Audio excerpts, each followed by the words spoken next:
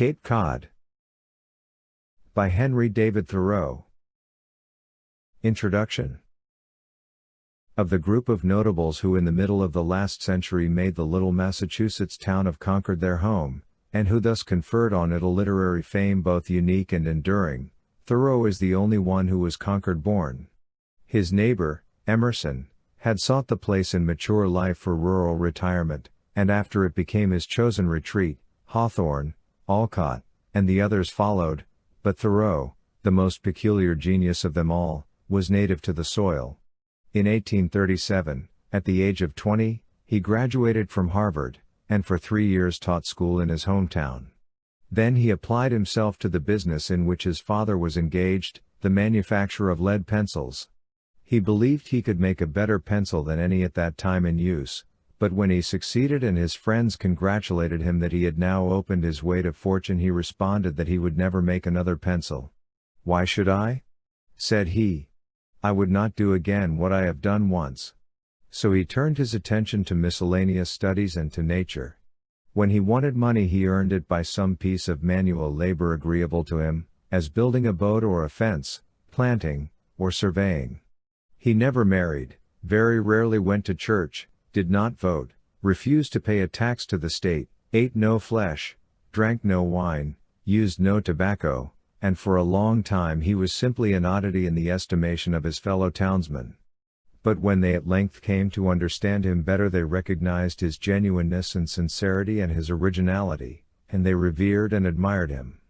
He was entirely independent of the conventional, and his courage to live as he saw fit and to defend and uphold what he believed to be right never failed him. Indeed, so devoted was he to principle and his own ideals that he seems never to have allowed himself one indifferent or careless moment. He was a man of the strongest local attachments, and seldom wandered beyond his native township. A trip abroad did not tempt him in the least. It would mean in his estimation just so much time lost for enjoying his own village, and he says, at best, Paris could only be a school in which to learn to live here, a stepping stone to Concord. He had a very pronounced antipathy to the average prosperous city man, and in speaking of persons of this class remarks, "They do a little business commonly each day in order to pay their board, and then they congregate in sitting rooms, and feebly fabulate and paddle in the social slush, and go unashamed to their beds and take on a new layer of sloth." The men he loved were those of a more primitive sort, unartificial, with the daring to cut loose from the trammels of fashion and inherited custom. Especially he liked the companionship of men who were in close contact with nature. A half-wild Irishman, or some rude farmer, or fisherman, or hunter, gave him real delight, and for this reason, Cape Cod appealed to him strongly. It was then a very isolated portion of the state, and its dwellers were just the sort of independent, self-reliant folk to attract him. In his account of his rambles there the human element has large place, and he lingers fondly over the characteristics of his chance acquaintances and notes every salient remark.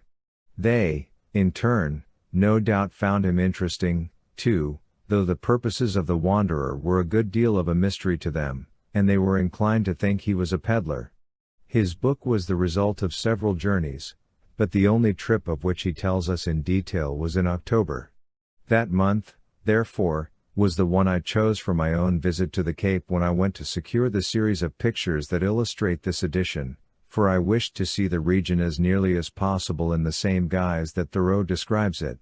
From Sandwich, where his record of Cape experiences begins, and where the inner shore first takes a decided turn eastward, I followed much the same route he had traveled in 1849, clear to Provincetown, at the very tip of the Hook. Thoreau has a good deal to say of the sandy roads and toilsome walking. In that respect there has been marked improvement, for latterly a large proportion of the main highway has been macadamed. Yet one still encounters plenty of the old yielding sand roads that make travel a weariness either on foot or in teams. Another feature to which the nature lover again and again refers is the windmills. The last of these ceased grinding a score of years ago, though several continue to stand in fairly perfect condition. There have been changes on the Cape, but the landscape in the main presents the same appearance it did in Thoreau's time. As to the people, if you see them in an unconventional way, tramping as Thoreau did, their individuality retains much of the interest that he discovered. Our author's report of his trip has a piquancy that is quite alluring. This might be said of all his books, for no matter what he wrote about, his comments were certain to be unusual, and it is as much or more for the revelations of his own tastes, thoughts, and idiosyncrasies that we read him as for the subject matter with which he deals. He had published only 2 books when he died in 1862 at the age of 44, and his Cape Cod did not appear until 1865. Nor did the public at first show any marked interest in his books. During his life, therefore, the circle of his admirers was very small, but his fame has steadily increased since, and the stimulus of his lively descriptions and observations seems certain of enduring appreciation. Clifton Johnson. Hadley, Massachusetts. 1. The Shipwreck. Wishing to get a better view than I had yet had of the ocean, which, we are told, covers more than 2/3 of the globe, but of which a man who lives a few miles inland may never see any trace, more than of another world, I made a visit to Cape Cod in October, 1849, another the succeeding June, and another to Truro in July, 1855, the first and last time with a single companion, the second time alone. I have spent, in all, about 3 weeks on the Cape, walked from East Ham to Provincetown twice on the Atlantic side, and once on the Bay side also, excepting 4 or 5 miles, and crossed the Cape half a dozen times on my way, but having come so fresh to the sea, I have got but little salted. My readers must expect only so much saltness as the land breeze acquires from blowing over an arm of the sea, or is tasted on the windows and the bark of trees 20 miles inland, after September gales. I have been accustomed to make excursions to the ponds within 10 miles of Concord, but latterly I have extended my excursions to the seashore. I did not see why I might not make a book on Cape Cod, as well as my neighbor on human culture. It is but another name for the same thing, and hardly a sandier phase of it. As for my title, I suppose that the word cape is from the French cap, which is from the Latin caput, a head, which is, perhaps, from the verb capere, to take, that being the part by which we take hold of a thing, take time by the forelock. It is also the safest part to take a serpent by. And as for cod, that was derived directly from that great store of codfish which Captain Bartholomew Gosnold caught there in 1602, which fish appears to have been so called from the Saxon word coddy, a case in which seeds are lodged, either from the form of the fish, or the quantity of spawn it contains, whence also, perhaps, codling, pomum cocktail, and coddle, to cook green like peas. Cape Cod is the bared and bended arm of Massachusetts, the shoulder is at Buzzard's Bay, the elbow, or crazy bone, at Cape Malibar, the wrist at Truro, and the sandy fist at Provincetown, behind which the state stands on her guard, with her back to the Green Mountains, and her feet planted on the floor of the ocean, like an athlete protecting her bay, boxing with northeast storms, and, ever and anon, heaving up her Atlantic adversary from the lap of earth, ready to thrust forward her other fist, which keeps guard the while upon her breast at Cape Ann. On studying the map, I saw that there must be an uninterrupted beach on the east or outside of the forearm of the Cape, more than 30 miles from the general line of the coast, which would afford a good sea view, but that, on account of an opening in the beach, forming the entrance to Nauset Harbor, in Orleans, I must strike it in East Ham, if I approached it by land, and probably I could walk then straight to Race Point, about 28 miles, and not meet with any obstruction. We left Concord, Massachusetts, on Tuesday, October 9, 1849. On reaching Boston, we found that the Provincetown steamer, which should have got in the day before, had not yet arrived, on account of a violent storm, and, as we noticed in the streets a handbill headed, Death. 145 lives lost at Cohasset, we decided to go by way of Cohasset. We found many Irish in the cars, going to identify bodies and to sympathize with the survivors, and also to attend the funeral which was to take place in the afternoon, and when we arrived at Cohasset, it appeared that nearly all the passengers were bound for the beach, which was about a mile distant, and many other persons were flocking in from the neighboring country. There were several hundreds of them streaming off over Cohasset Common in that direction, some on foot and some in wagons, and among them were some sportsmen in their hunting jackets, with their guns, and game bags, and dogs. As we passed the graveyard we saw a large hole, like a cellar, freshly dug there, and, just before reaching the shore, by a pleasantly winding and rocky road, we met several hay riggings and farm wagons coming away toward the meeting house, each loaded with 3 large, rough deal boxes. We did not need to ask what was in them. The owners of the wagons were made the undertakers. Many horses in carriages were fastened to the fences near the shore, and, for a mile or more, up and down, the beach was covered with people looking out for bodies, and examining the fragments of the wreck. There was a small island called Brook Island, with a hut on it, lying just off the shore. This is said to be the rockiest shore in Massachusetts, from Nantasket to Scituate, hard sienitic rocks, which the waves have laid bare, but have not been able to crumble. It has been the scene of many a shipwreck. The brig St. John, from Galway, Ireland, laden with emigrants, was wrecked on Sunday morning. It was now Tuesday morning, and the sea was still breaking violently on the rocks.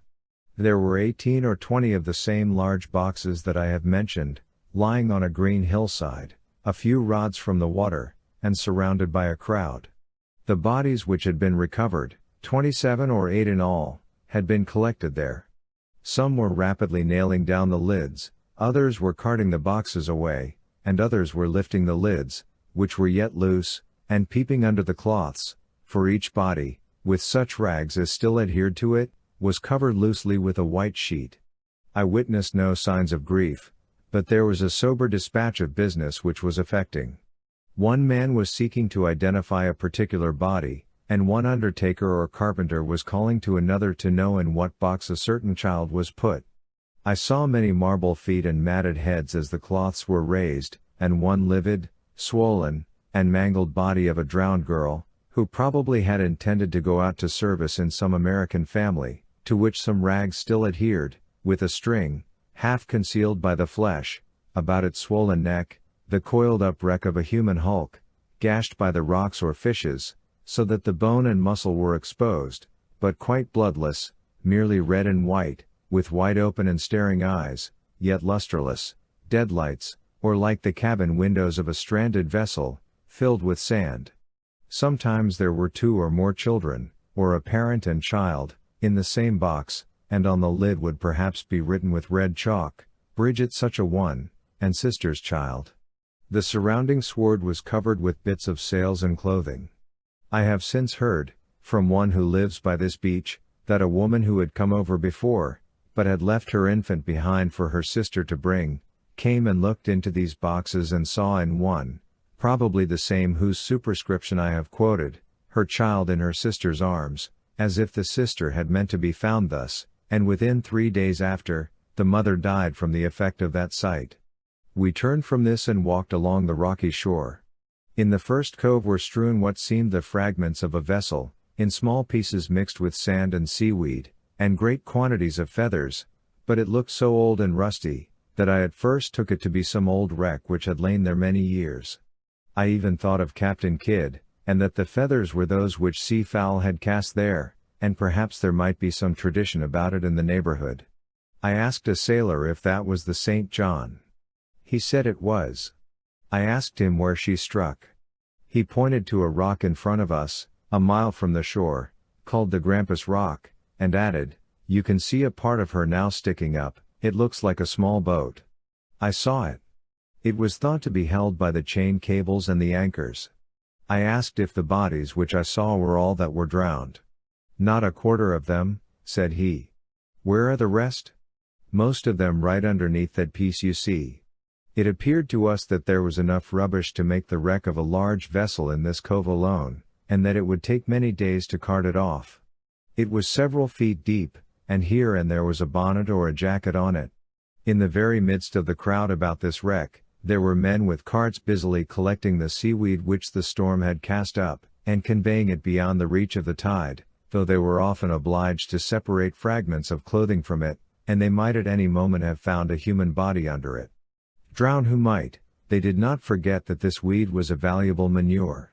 This shipwreck had not produced a visible vibration in the fabric of society.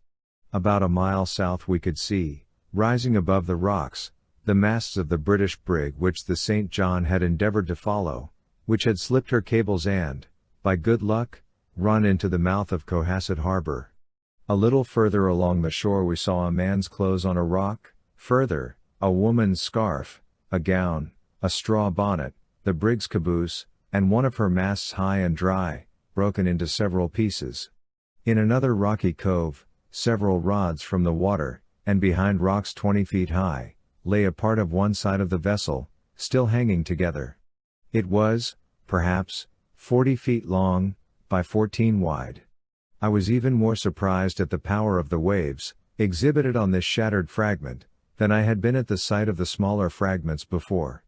The largest timbers and iron braces were broken superfluously, and I saw that no material could withstand the power of the waves, that iron must go to pieces in such a case, and an iron vessel would be cracked up like an eggshell on the rocks. Some of these timbers, however, were so rotten that I could almost thrust my umbrella through them. They told us that some were saved on this piece, and also showed where the sea had heaved it into this cove, which was now dry. When I saw where it had come in, and in what condition, I wondered that any had been saved on it. A little further on a crowd of men was collected around the mate of the St. John, who was telling his story. He was a slim-looking youth, who spoke of the captain as the master, and seemed a little excited. He was saying that when they jumped into the boat, she filled, and, the vessel lurching, the weight of the water in the boat caused the painter to break, and so they were separated. Whereat one man came away, saying, "Well, I don't see but he tells a straight story enough. You see, the weight of the water in the boat broke the painter. A boat full of water is very heavy," and so on, in a loud and impertinently earnest tone, as if he had a bet depending on it, but had no humane interest in the matter. Another, a large man, stood near by upon a rock, gazing into the sea, and chewing large quids of tobacco, as if that habit were forever confirmed with him. "Come," says another to his companion, "let's be off. We've seen the whole of it. It's no use to stay to the funeral." Further, we saw one standing upon a rock, who, we were told, was one that was saved. He was a sober-looking man, dressed in a jacket and grey pantaloons, with his hands in the pockets. I asked him a few questions, which he answered, but he seemed unwilling to talk about it, and soon walked away.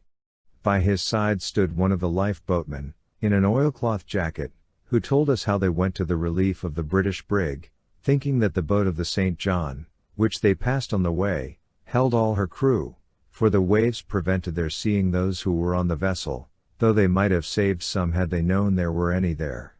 A little further was the flag of the St. John spread on a rock to dry, and held down by stones at the corners.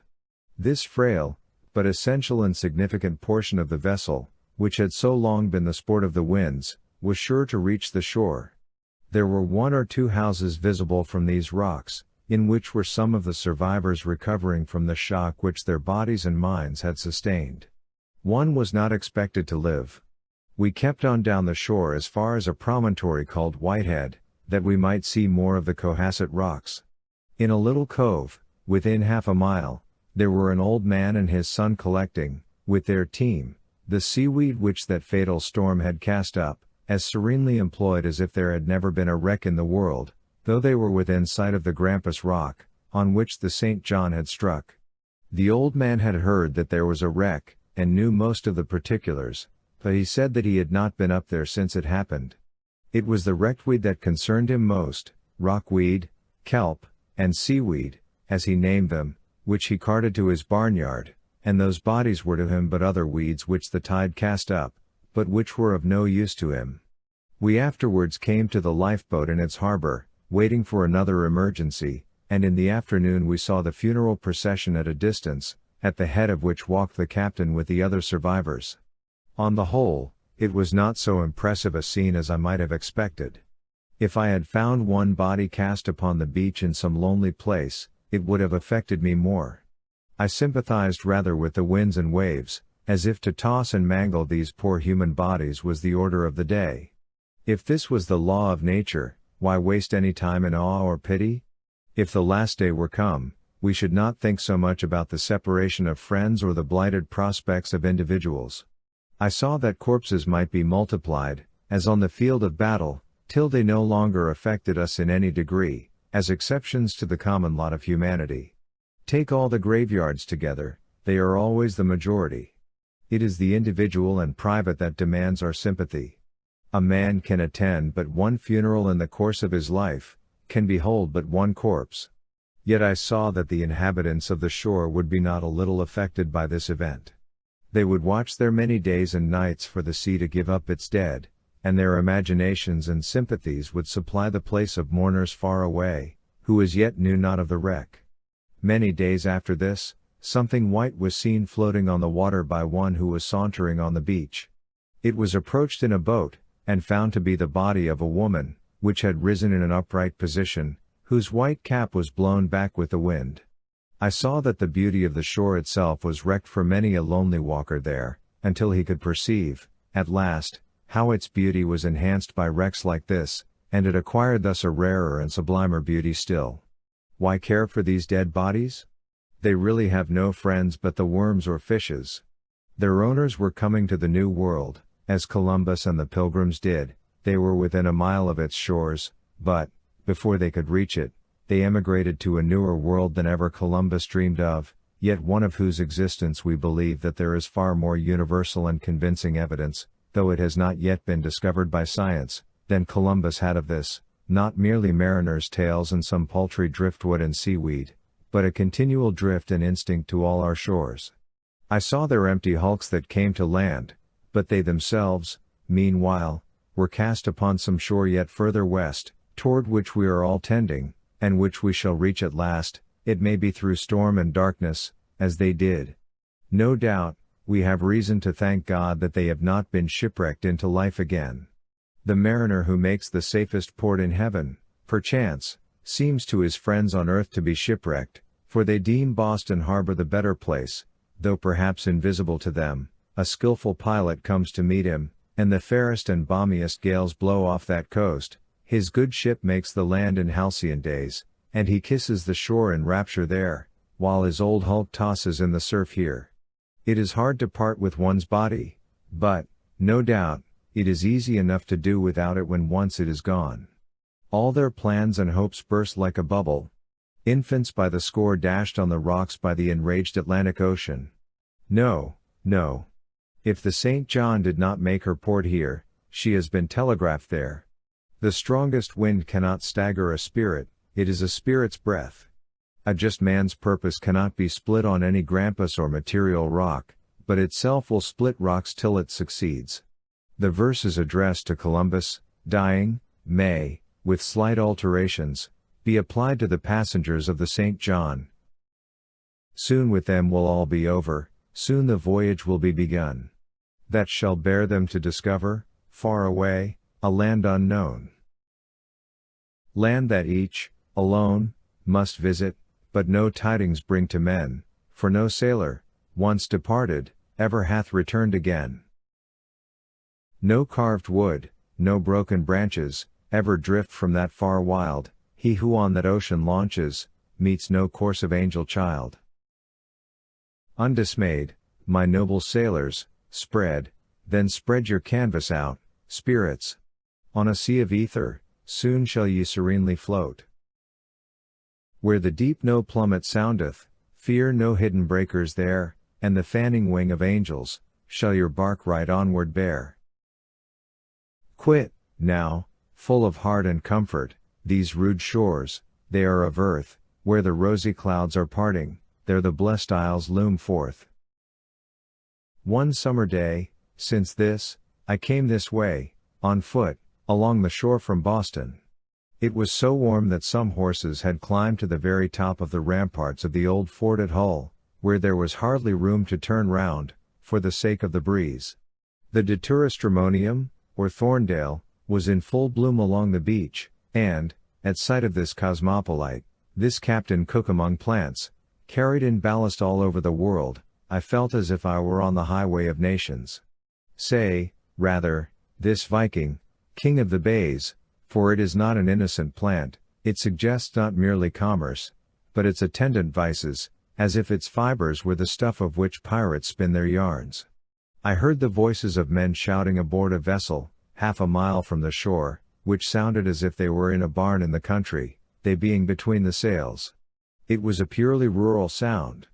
As I looked over the water, I saw the isles rapidly wasting away, the sea nibbling voraciously at the continent, the springing arch of a hill suddenly interrupted, as at Point Alderton, what botanists might call pre-morse, showing, by its curve against the sky, how much space it must have occupied, where now was water only. On the other hand, these wrecks of isles were being fancifully arranged into new shores, as at Hog Island, inside of Hull, where everything seemed to be gently lapsing into futurity.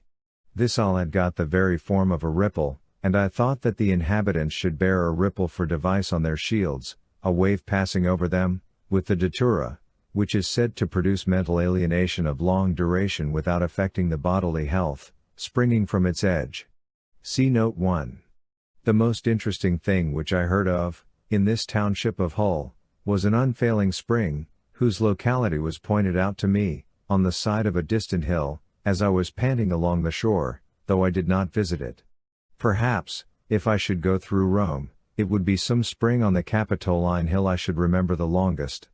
It is true, I was somewhat interested in the well at the old French fort, which was said to be 90 feet deep, with a cannon at the bottom of it. On Nantasket Beach I counted a dozen chaises from the public house. From time to time the riders turned their horses toward the sea, standing in the water for the coolness, and I saw the value of beaches to cities for the sea breeze and the bath. At Jerusalem village the inhabitants were collecting in haste, before a thundershower now approaching, the Irish moss which they had spread to dry. The shower passed on one side, and gave me a few drops only, which did not cool the air. I merely felt a puff upon my cheek, though, within sight, a vessel was capsized in the bay, and several others dragged their anchors, and were near going ashore. The sea bathing at Cohasset Rocks was perfect. The water was purer and more transparent than any I had ever seen. There was not a particle of mud or slime about it. The bottom being sandy, I could see the sea perch swimming about. The smooth and fantastically worn rocks, and the perfectly clean and tress-like rock weeds falling over you, and attached so firmly to the rocks that you could pull yourself up by them, greatly enhanced the luxury of the bath. The stripe of barnacles just above the weeds reminded me of some vegetable growth, the buds, and petals, and seed vessels of flowers. They lay along the seams of the rock like buttons on a waistcoat. It was one of the hottest days in the year, yet I found the water so icy cold that I could swim but a stroke or two, and thought that, in case of shipwreck, there would be more danger of being chilled to death than simply drowned. One immersion was enough to make you forget the dog days utterly. Though you were sweltering before, it will take you half an hour now to remember that it was ever warm. There were the tawny rocks, like lions couchant, defying the ocean, whose waves incessantly dashed against and scoured them with vast quantities of gravel. The water held in their little hollows, on the receding of the tide, was so crystalline that I could not believe it salt, but wished to drink it, and higher up were basins of fresh water left by the rain, all which, being also of different depths and temperature, were convenient for different kinds of baths. Also, the larger hollows in the smoothed rocks formed the most convenient of seats and dressing rooms. In these respects it was the most perfect seashore that I had seen. I saw in Cohasset, separated from the sea only by a narrow beach, a handsome but shallow lake of some 400 acres, which, I was told, the sea had tossed over the beach in a great storm in the spring, and, after the alewives had passed into it, it had stopped up its outlet, and now the alewives were dying, by thousands, and the inhabitants were apprehending a pestilence as the water evaporated. It had live rocky islets in it. This rock shore is called Pleasant Cove, on some maps. On the map of Cohasset, that name appears to be confined to the particular cove where I saw the wreck of the Street J. Aim. The ocean did not look, now, as if any were ever shipwrecked in it. It was not grand and sublime, but beautiful as a lake. Not a vestige of a wreck was visible, nor could I believe that the bones of many a shipwrecked man were buried in that pure sand. But to go on with our first excursion. Notes: 1. The Jamestown weed, or thorndale. This, being an early plant, was gathered very young for a boiled salad, by some of the soldiers sent thither, i.e. to Virginia, to quell the rebellion of Bacon, and some of them ate plentifully of it, the effect of which was a very pleasant comedy, for they turned natural fools upon it for several days. One would blow up a feather in the air, another would dart straws at it with much fury, and another, stark naked, was sitting up in a corner like a monkey, grinning and making mows at them. A fourth would fondly kiss and paw his companions, and sneer in their faces, with a countenance more antic than any in a Dutch droll. In this frantic condition they were confined, lest they should, in their folly, destroy themselves, though it was observed that all their actions were full of innocence and good nature. Indeed, they were not very cleanly. 1,000 such simple tricks they played, and after 11 days returned to themselves again, not remembering anything that had passed. Beverley's History of Virginia, page 120. 2. Stagecoach Views. After spending the night in Bridgewater, and picking up a few arrowheads there in the morning, we took the cars for Sandwich, where we arrived before noon. This was the terminus of the Cape Cod Railroad, though it is but the beginning of the Cape. As it rained hard, with driving mists, and there was no sign of its holding up, we here took that almost obsolete conveyance, the stage, for as far as it went that day, as we told the driver. We had forgotten how far a stage could go in a day, but we were told that the Cape roads were very heavy, though they added that, being of sand, the rain would improve them. This coach was an exceedingly narrow one, but as there was a slight spherical excess over 2 on a seat, the driver waited till 9 passengers had got in, without taking the measure of any of them, and then shut the door after 2 or 3 ineffectual slams, as if the fault were all in the hinges or the latch, while we timed our inspirations and expirations so as to assist him. We were now fairly on the Cape, which extends from Sandwich eastward 35 miles, and thence north and northwest 30 more, in all 65, and has an average breadth of about 5 miles. In the interior it rises to the height of 200, and sometimes perhaps 300 feet above the level of the sea. According to Hitchcock, the geologist of the state, it is composed almost entirely of sand, even to the depth of 300 feet in some places, though there is probably a concealed core of rock a little beneath the surface, and it is of diluvian origin, excepting a small portion at the extremity and elsewhere along the shores, which is alluvial. For the first half of the Cape large blocks of stone are found, here and there, mixed with the sand, but for the last 30 miles boulders, or even gravel, are rarely met with. Hitchcock conjectures that the ocean has, in course of time, eaten out Boston Harbor and other bays in the mainland, and that the minute fragments have been deposited by the currents at a distance from the shore, and formed this sandbank. Above the sand, if the surface is subjected to agricultural tests, there is found to be a thin layer of soil gradually diminishing from Barnstable to Truro, where it ceases, but there are many holes and rents in this weather-beaten garment not likely to be stitched in time, which reveal the naked flesh of the Cape, and its extremity is completely bare. I at once got out my book, the 8th volume of the collections of the Massachusetts Historical Society, printed in 1802, which contained some short notices of the Cape towns, and began to read up to where I was, for in the cars I could not read as fast as I traveled.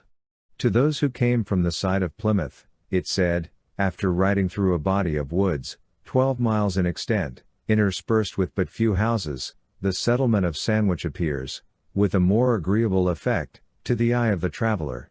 Another writer speaks of this as a beautiful village. But I think that our villages will bear to be contrasted only with one another, not with nature. I have no great respect for the writer's taste, who talks easily about beautiful villages, embellished, perchance, with a fulling mill, a handsome academy, or meeting house, and a number of shops for the different mechanic arts, where the green and white houses of the gentry, drawn up in rows, front on a street of which it would be difficult to tell whether it is most like a desert or a long stable yard. Such spots can be beautiful only to the weary traveler, or the returning native, or, perchance, the repentant misanthrope, not to him who, with unprejudiced senses, has just come out of the woods, and approaches one of them, by a bare road, through a succession of straggling homesteads where he cannot tell which is the almshouse. However, as for sandwich, I cannot speak particularly. Ours was but half a sandwich at most, and that must have fallen on the buttered side some time. I only saw that it was a closely built town for a small one, with glassworks to improve its sand, and narrow streets in which we turned round and round till we could not tell which way we were going, and the rain came in, first on this side, and then on that, and I saw that they in the houses were more comfortable than we in the coach. My book also said of this town, the inhabitants, in general, are substantial livers. That is, I suppose, they do not live like philosophers, but, as the stage did not stop long enough for us to dine, we had no opportunity to test the truth of this statement. It may have referred, however, to the quantity of oil they would yield. It further said, the inhabitants of Sandwich generally manifest a fond and steady adherence to the manners, employments, and modes of living which characterize their fathers, which made me think that they were, after all, very much like all the rest of the world, and it added that this was a resemblance, which, at this day, will constitute no impeachment of either their virtue or taste, which remark proves to me that the writer was one with the rest of them. No people ever lived by cursing their fathers, however great a curse their fathers might have been to them. But it must be confessed that ours was old authority, and probably they have changed all that now. Our route was along the bay side, through Barnstable, Yarmouth, Dennis, and Brewster, to Orleans, with a range of low hills on our right, running down the Cape. The weather was not favorable for wayside views, but we made the most of such glimpses of land and water as we could get through the rain. The country was, for the most part, bare, or with only a little scrubby wood left on the hills. We noticed in Yarmouth, and, if I do not mistake, in Dennis, large tracts where pitch pines were planted 4 or 5 years before. They were in rows, as they appeared when we were abreast of them, and, excepting that there were extensive vacant spaces, seemed to be doing remarkably well. This, we were told, was the only use to which such tracts could be profitably put. Every higher eminence had a pole set up on it, with an old storm coat or sail tied to it, for a signal, that those on the south side of the Cape, for instance, might know when the Boston packets had arrived on the north. It appeared as if this use must absorb the greater part of the old clothes of the Cape, leaving but few rags for the peddlers. The windmills on the hills, large weather-stained octagonal structures, and the salt works scattered all along the shore, with their long rows of vats resting on piles driven into the marsh, their low, turtle-like roofs, and their slighter windmills, were novel and interesting objects to an inlander. The sand by the roadside was partially covered with bunches of a moss-like plant, Hudsonia tomentosa, which a woman in the stage told us was called poverty grass, because it grew where nothing else would. I was struck by the pleasant equality which reigned among the stage company, and their broad and invulnerable good humor. They were what is called free and easy, and met one another to advantage, as men who had at length learned how to live. They appeared to know each other when they were strangers, they were so simple and downright. They were well met, in an unusual sense, that is, they met as well as they could meet, and did not seem to be troubled with any impediment. They were not afraid nor ashamed of one another, but were contented to make just such a company as the ingredients allowed. It was evident that the same foolish respect was not here claimed for mere wealth and station that is in many parts of New England, yet some of them were the first people, as they are called, of the various towns through which we passed. Retired sea captains, in easy circumstances, who talked of farming as sea captains are wont, an erect, respectable, and trustworthy-looking man, in his wrapper, some of the salt of the earth, who had formerly been the salt of the sea, or a more courtly gentleman, who, perchance, had been a representative to the general court in his day, or a broad, red-faced Cape Cod man, who had seen too many storms to be easily irritated, or a fisherman's wife, who had been waiting a week for a coaster to leave Boston, and had at length come by the cars. A strict regard for truth obliges us to say that the few women whom we saw that day looked exceedingly pinched up. They had prominent chins and noses, having lost all their teeth, and a sharp W would represent their profile. They were not so well preserved as their husbands, or perchance they were well preserved as dried specimens. Their husbands, however, were pickled, but we respect them not the less for all that. Our own dental system is far from perfect. Still we kept on in the rain, or, if we stopped, it was commonly at a post office, and we thought that writing letters, and sorting them against our arrival, must be the principal employment of the inhabitants of the Cape this rainy day. The post office appeared a singularly domestic institution here. Ever and anon the stage stopped before some low shop or dwelling, and a wheelwright or shoemaker appeared in his shirt sleeves and leather apron, with spectacles newly donned, holding up Uncle Sam's bag, as if it were a slice of homemade cake, for the travelers, while he retailed some piece of gossip to the driver, really as indifferent to the presence of the former as if they were so much baggage. In one instance we understood that a woman was the postmistress, and they said that she made the best one on the road, but we suspected that the letters must be subjected to a very close scrutiny there. While we were stopping for this purpose at Dennis, we ventured to put our heads out of the windows, to see where we were going, and saw rising before us, through the mist, singular barren hills, all stricken with poverty grass, looming up as if they were in the horizon, though they were close to us, and we seemed to have got to the end of the land on that side, notwithstanding that the horses were still headed that way. Indeed, that part of Dennis which we saw was an exceedingly barren and desolate country, of a character which I can find no name for, such a surface, perhaps, as the bottom of the sea made dry land day before yesterday. It was covered with poverty grass, and there was hardly a tree in sight, but here and there a little weather-stained, one-storied house, with a red roof, for often the roof was painted, though the rest of the house was not, standing bleak and cheerless, yet with a broad foundation to the land, where the comfort must have been all inside. Yet we read in the Gazetteer, for we carried that too with us, that, in 1837, 150 masters of vessels, belonging to this town, sailed from the various ports of the Union. There must be many more houses in the south part of the town, else we cannot imagine where they all lodge when they are at home, if ever they are there, but the truth is, their houses are floating ones, and their home is on the ocean. There were almost no trees at all in this part of Dennis, nor could I learn that they talked of setting out any. It is true, there was a meeting house, set round with Lombardy poplars, in a hollow square, the rows fully as straight as the studs of a building, and the corners as square, but, if I do not mistake, every one of them was dead. I could not help thinking that they needed a revival here. Our book said that, in 1795, there was erected in Dennis an elegant meeting house, with a steeple. Perhaps this was the one, though whether it had a steeple, or had died down so far from sympathy with the poplars, I do not remember. Another meeting house in this town was described as a neat building, but of the meeting house in Chatham, a neighboring town, for there was then but one, nothing is said, except that it is in good repair, both which remarks, I trust, may be understood as applying to the church's spiritual as well as material.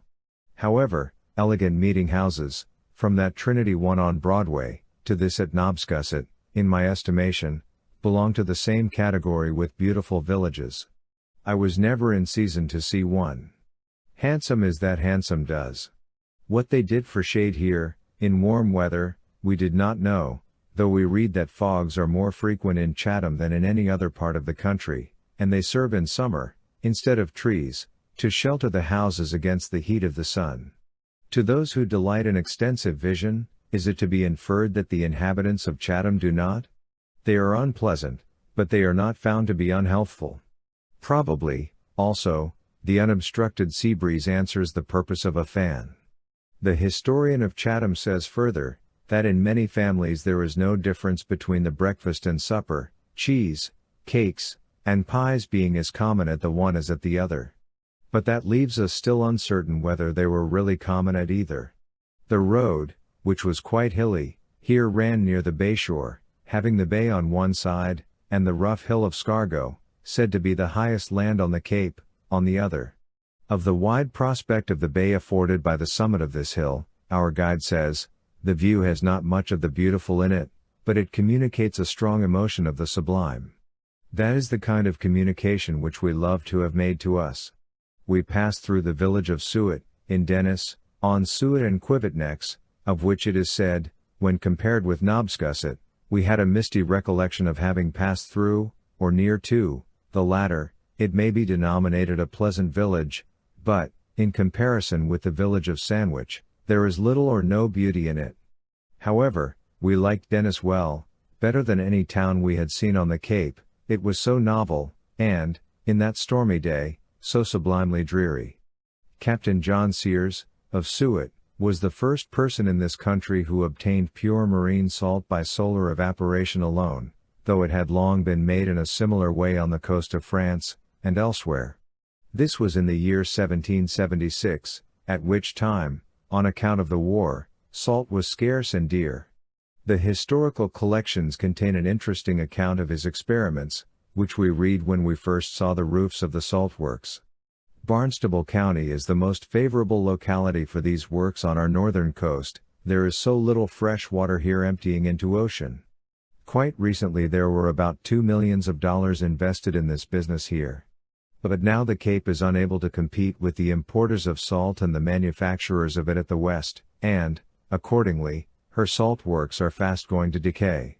From making salt, they turn to fishing more than ever.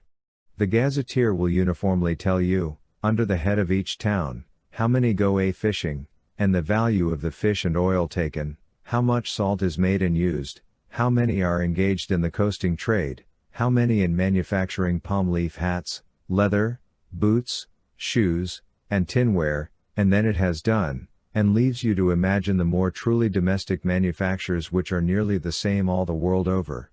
Late in the afternoon, we rode through Brewster, so named after Elder Brewster, for fear he would be forgotten else. Who has not heard of Elder Brewster?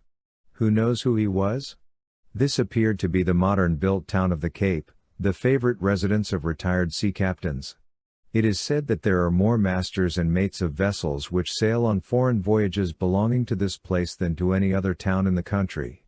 There were many of the modern American houses here, such as they turn out at Cambridgeport, standing on the sand. You could almost swear that they had been floated down Charles River, and drifted across the bay. I call them American, because they are paid for by Americans, and put up by American carpenters, but they are little removed from lumber, only Eastern stuff disguised with white paint, the least interesting kind of driftwood to me. Perhaps we have reason to be proud of our naval architecture, and need not go to the Greeks, or the Goths, or the Italians, for the models of our vessels. Sea captains do not employ a Cambridgeport carpenter to build their floating houses, and for their houses on shore, if they must copy any, it would be more agreeable to the imagination to see one of their vessels turned bottom upward, in the Numidian fashion. We read that, at certain seasons, the reflection of the sun upon the windows of the houses in Wellfleet and Truro, across the inner side of the elbow of the Cape, is discernible with the naked eye, at a distance of 18 miles and upward, on the county road. This we were pleased to imagine, as we had not seen the sun for 24 hours. The same author, the Reverend John Simpkins, said of the inhabitants, a good while ago, no persons appear to have a greater relish for the social circle and domestic pleasures. They are not in the habit of frequenting taverns, unless on public occasions. I know not of a proper idler or tavern haunter in the place. This is more than can be said of my townsmen. At length we stopped for the night at Higgins's Tavern, in Orleans, feeling very much as if we were on a sandbar in the ocean, and not knowing whether we should see land or water ahead when the mist cleared away. We here overtook 2 Italian boys, who had waded thus far down the Cape through the sand, with their organs on their backs, and were going on to Provincetown. What a hard lot, we thought, if the Provincetown people should shut their doors against them. Whose yard would they go to next? Yet we concluded that they had chosen wisely to come here, where other music than that of the surf must be rare. Thus the great civilizer sends out its emissaries, sooner or later, to every sandy cape and lighthouse of the New World which the census-taker visits, and summons the savage there to surrender. 3. The Plains of Nauset. The next morning, Thursday, October 11th, it rained, as hard as ever, But we were determined to proceed on foot, nevertheless. We first made some inquiries with regard to the practicability of walking up the shore on the Atlantic side to Provincetown, whether we should meet with any creeks or marshes to trouble us. Higgins said that there was no obstruction, and that it was not much farther than by the road, but he thought that we should find it very heavy walking in the sand. It was bad enough in the road, a horse would sink in up to the fetlocks there. But there was one man at the tavern who had walked it, and he said that we could go very well, though it was sometimes inconvenient and even dangerous walking under the bank, when there was a great tide, with an easterly wind, which caused the sand to cave. For the first 4 or 5 miles we followed the road, which here turns to the north on the elbow, the narrowest part of the cape, that we might clear an inlet from the ocean, a part of Nauset Harbor, in Orleans, on our right. We found the traveling good enough for walkers on the sides of the roads, though it was heavy for horses in the middle. We walked with our umbrellas behind us, since it blowed hard as well as rained, with driving mists, as the day before, and the wind helped us over the sand at a rapid rate. Everything indicated that we had reached a strange shore. The road was a mere lane, winding over bare swells of bleak and barren-looking land. The houses were few and far between, besides being small and rusty, though they appeared to be kept in good repair, and their dooryards, which were the unfenced cape, were tidy, or, rather, they looked as if the ground around them was blown clean by the wind. Perhaps the scarcity of wood here, and the consequent absence of the woodpile and other wooden traps, had something to do with this appearance. They seemed, like mariners ashore, to have sat right down to enjoy the firmness of the land, without studying their postures or habiliments. To them it was merely terra firma and cognita, not yet fertilize and jucunda. Every landscape which is dreary enough has a certain beauty to my eyes, and in this instance its permanent qualities were enhanced by the weather. Everything told of the sea, even when we did not see its waste or hear its roar. For birds there were gulls, and for carts in the fields, boats turned bottom upward against the houses, and sometimes the rib of a whale was woven into the fence by the roadside. The trees were, if possible, rarer than the houses, excepting apple trees, of which there were a few small orchards in the hollows.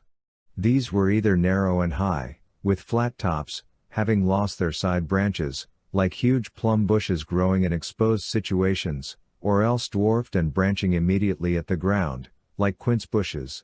They suggested that, under like circumstances, all trees would at last acquire like habits of growth.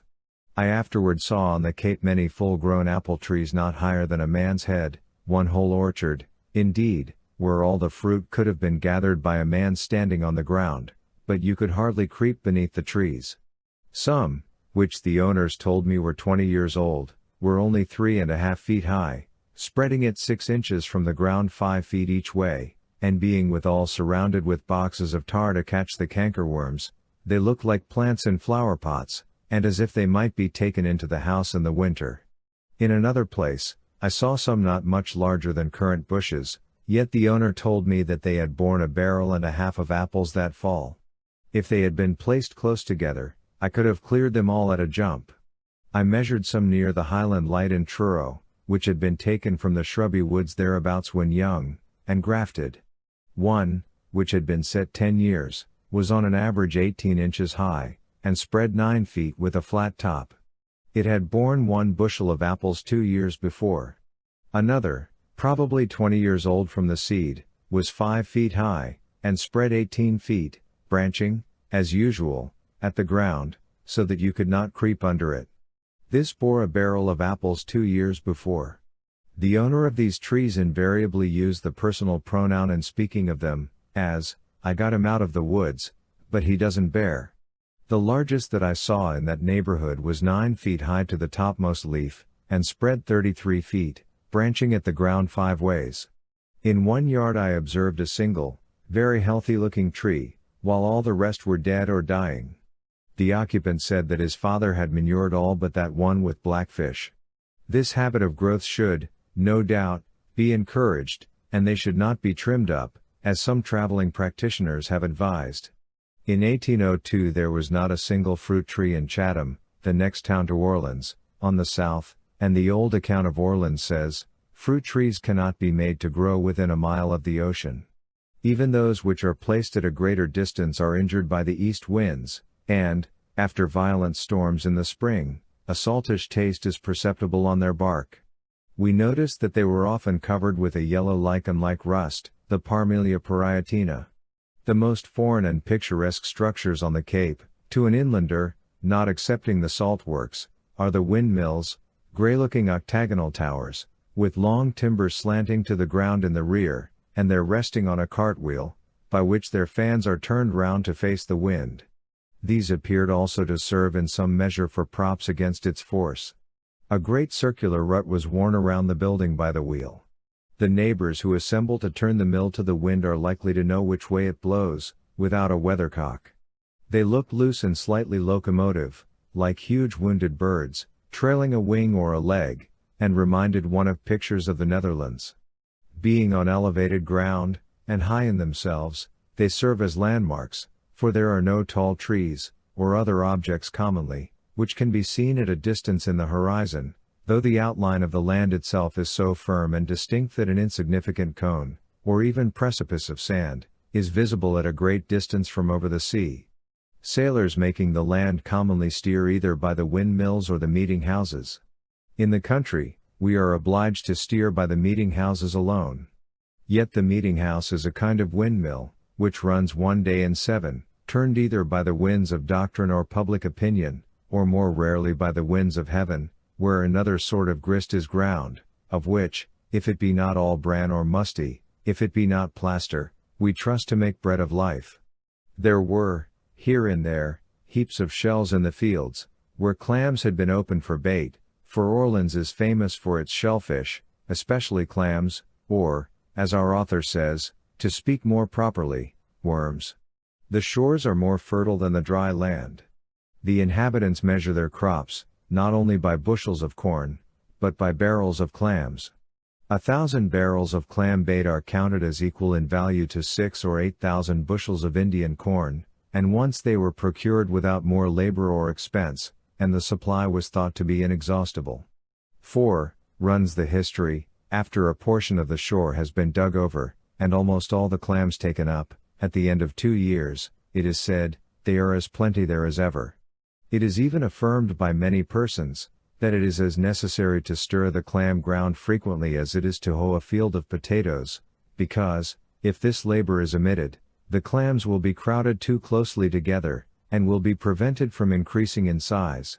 But we were told that the small clam, Maya arenaria, was not so plenty here as formerly. Probably the clam ground has been stirred too frequently, after all. Nevertheless, one man, who complained that they fed pigs with them and so made them scarce, told me that he dug and opened $126 worth in one winter, in Truro.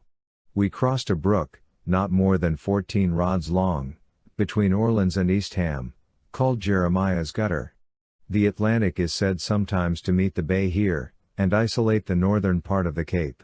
The streams of the Cape are necessarily formed on a minute scale, since there is no room for them to run, without tumbling immediately into the sea, and beside, we found it difficult to run ourselves in that sand, when there was no want of room.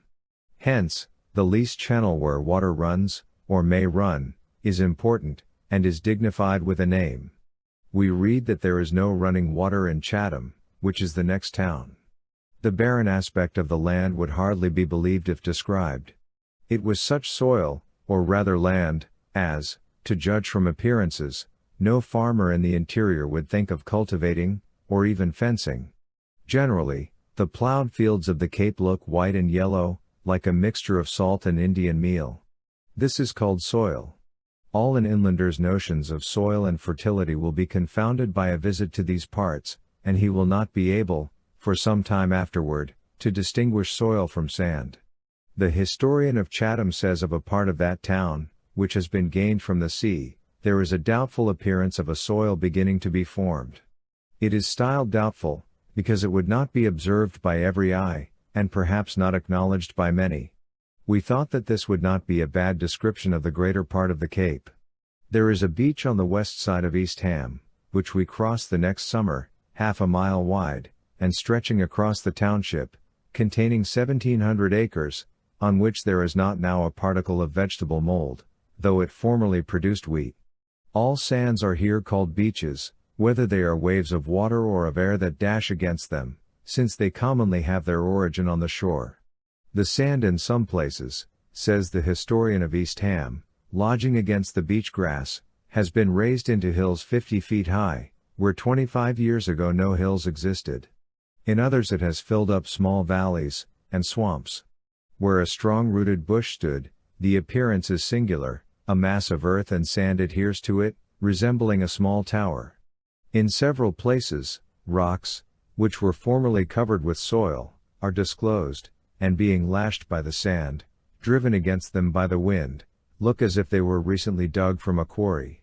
We were surprised to hear of the great crops of corn which are still raised in East Ham, notwithstanding the real and apparent barrenness.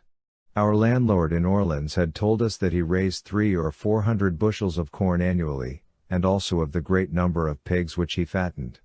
In Champlain's Voyages, there is a plate representing the Indian cornfields hereabouts, with their wigwams in the midst, as they appeared in 1605, and it was here that the pilgrims, to quote their own words, bought 8 or 10 hogsheads of corn and beans of the Nauset Indians, in 1622, to keep themselves from starving.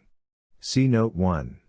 In 1667 the town of East Ham voted that every housekeeper should kill 12 blackbirds or 3 crows, which did great damage to the corn, and this vote was repeated for many years. In 1695 an additional order was passed, namely, that every unmarried man in the township shall kill 6 blackbirds, or 3 crows, while he remains single, as a penalty for not doing it, shall not be married until he obey this order. The blackbirds, however, still molest the corn. I saw them at it the next summer, and there were many scarecrows, if not scare blackbirds, in the fields, which I often mistook for men. From which I concluded that either many men were not married, or many blackbirds were. Yet they put but 3 or 4 kernels in a hill, and let fewer plants remain than we do. In the account of East Ham, in the historical collections, printed in 1802, it is said, that more corn is produced than the inhabitants consume, and about 1,000 bushels are annually sent to market. The soil being free from stones, a plow passes through it speedily, and after the corn has come up, a small Cape horse, somewhat larger than a goat, will, with the assistance of 2 boys, easily hoe 3 or 4 acres in a day. Several farmers are accustomed to produce 500 bushels of grain annually, and not long since one raised 800 bushels on 60 acres. Similar accounts are given today. Indeed, the recent accounts are in some instances suspectable repetitions of the old, and I have no doubt that their statements are as often founded on the exception as the rule, and that by far the greater number of acres are as barren as they appear to be. It is sufficiently remarkable that any crops can be raised here, and it may be owing, as others have suggested, to the amount of moisture in the atmosphere, the warmth of the sand, and the rareness of frosts. A miller, who was sharpening his stones, told me that, 40 years ago, he had been to a husking here, where 500 bushels were husked in one evening, and the corn was piled 6 feet high or more, in the midst, but now, 15 or 18 bushels to an acre were an average yield. I never saw fields of such puny and unpromising looking corn as in this town. Probably the inhabitants are contented with small crops from a great surface easily cultivated. It is not always the most fertile land that is the most profitable, and this sand may repay cultivation, as well as the fertile bottoms of the West. It is said, moreover, that the vegetables raised in the sand, without manure, are remarkably sweet, the pumpkins especially, though when their seed is planted in the interior they soon degenerate. I can testify that the vegetables here, when they succeed at all, look remarkably green and healthy, though perhaps it is partly by contrast with the sand. Yet the inhabitants of the Cape towns, generally, do not raise their own meal or pork. Their gardens are commonly little patches, that have been redeemed from the edges of the marshes and swamps. All the morning we had heard the sea roar on the eastern shore, which was several miles distant, for it still felt the effects of the storm in which the St. John was wrecked, though a schoolboy, whom we overtook, hardly knew what we meant. his ears were so used to it. He would have more plainly heard the same sound in a shell. It was a very inspiriting sound to walk by, filling the whole air, that of the sea dashing against the land, heard several miles inland. Instead of having a dog to growl before your door, to have an Atlantic Ocean to growl for a whole cape. On the whole, we were glad of the storm, which would show us the ocean in its angriest mood. Charles Darwin was assured that the roar of the surf on the coast of Chiloé, after a heavy gale, could be heard at night a distance of 21 sea miles across a hilly and wooded country. We conversed with the boy we have mentioned, who might have been 8 years old, making him walk the while under the lee of our umbrella, for we thought it as important to know what was life on the Cape to a boy as to a man. We learned from him where the best grapes were to be found in that neighborhood. He was carrying his dinner in a pail, and, without any impertinent questions being put by us, it did at length appear of what it consisted. The homeliest facts are always the most acceptable to an inquiring mind. At length, before we got to East Ham Meeting House, we left the road and struck across the country for the eastern shore at Nauset lights, 3 lights close together, 2 or 3 miles distant from us. They were so many that they might be distinguished from others, but this seemed a shiftless and costly way of accomplishing that object. We found ourselves at once on an apparently boundless plain, without a tree or a fence, or, with 1 or 2 exceptions, a house in sight. Instead of fences, the earth was sometimes thrown up into a slight ridge. My companion compared it to the rolling prairies of Illinois. In the storm of wind and rain which raged when we traversed it, it no doubt appeared more vast and desolate than it really is. As there were no hills, but only here and there a dry hollow in the midst of the waste, and the distant horizon was concealed by mist, we did not know whether it was high or low. A solitary traveler whom we saw perambulating in the distance loomed like a giant. He appeared to walk slouchingly, as if held up from above by straps under his shoulders, as much as supported by the plain below. Men and boys would have appeared alike at a little distance, there being no object by which to measure them. Indeed, to an inlander, the Cape landscape is a constant mirage. This kind of country extended a mile or 2 each way. These were the Plains of Nauset, once covered with wood, where in winter the winds howl and the snow blows right merrily in the face of the traveler. I was glad to have got out of the towns, where I am wont to feel unspeakably mean and disgraced, to have left behind me for a season the bar rooms of Massachusetts, where the full-grown are not weaned from savage and filthy habits, still sucking a cigar. My spirits rose in proportion to the outward dreariness. The towns need to be ventilated. The gods would be pleased to see some pure flames from their altars. They are not to be appeased with cigar smoke. As we thus skirted the backside of the towns, for we did not enter any village, till we got to Provincetown, we read their histories under our umbrellas, rarely meeting anybody. The old accounts are the richest in topography, which was what we wanted most, and, indeed, in most things else, for I find that the readable parts of the modern accounts of these towns consist, in a great measure, of quotations, acknowledged and unacknowledged, from the older ones, without any additional information of equal interest, town histories, which at length run into a history of the church of that place, that being the only story they have to tell, and conclude by quoting the Latin epitaphs of the old pastors, having been written in the good old days of Latin and of Greek. They will go back to the ordination of every minister and tell you faithfully who made the introductory prayer, and who delivered the sermon, who made the ordaining prayer, and who gave the charge, who extended the right hand of fellowship, and who pronounced the benediction, also how many ecclesiastical councils convened from time to time to inquire into the orthodoxy of some minister, and the names of all who composed them. As it will take us an hour to get over this plain, and there is no variety in the prospect, peculiar as it is, I will read a little in the history of East Ham the while. When the committee from Plymouth had purchased the territory of East Ham of the Indians, it was demanded, who laid claim to Billingsgate? Which was understood to be all that part of the Cape north of what they had purchased. The answer was, there was not any who owned it. Then, said the committee, that land is ours. The Indians answered, that it was. This was a remarkable assertion and admission. The Pilgrims appear to have regarded themselves as not any's representatives. Perhaps this was the first instance of that quiet way of speaking for a place not yet occupied, or at least not improved as much as it may be, which their descendants have practiced, and are still practicing so extensively. Not any seems to have been the sole proprietor of all America before the Yankees. But history says that, when the Pilgrims had held the lands of Billingsgate many years, at length appeared an Indian, who styled himself Lieutenant Anthony, who laid claim to them, and of him they bought them. Who knows but a Lieutenant Anthony may be knocking at the door of the White House some day? At any rate, I know that if you hold a thing unjustly, there will surely be the devil to pay at last. Thomas Prince, who was several times the governor of the Plymouth colony, was the leader of the settlement of Eastham.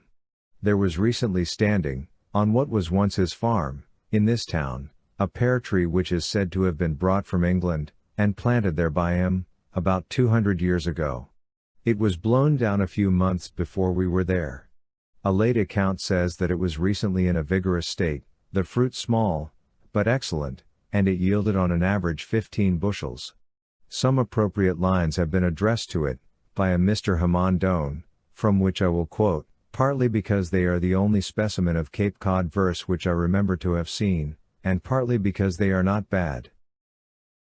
200 years have, on the wings of time, passed with their joys and woes, since thou, old tree, put forth thy first leaves in this foreign clime, transplanted from the soil beyond the sea.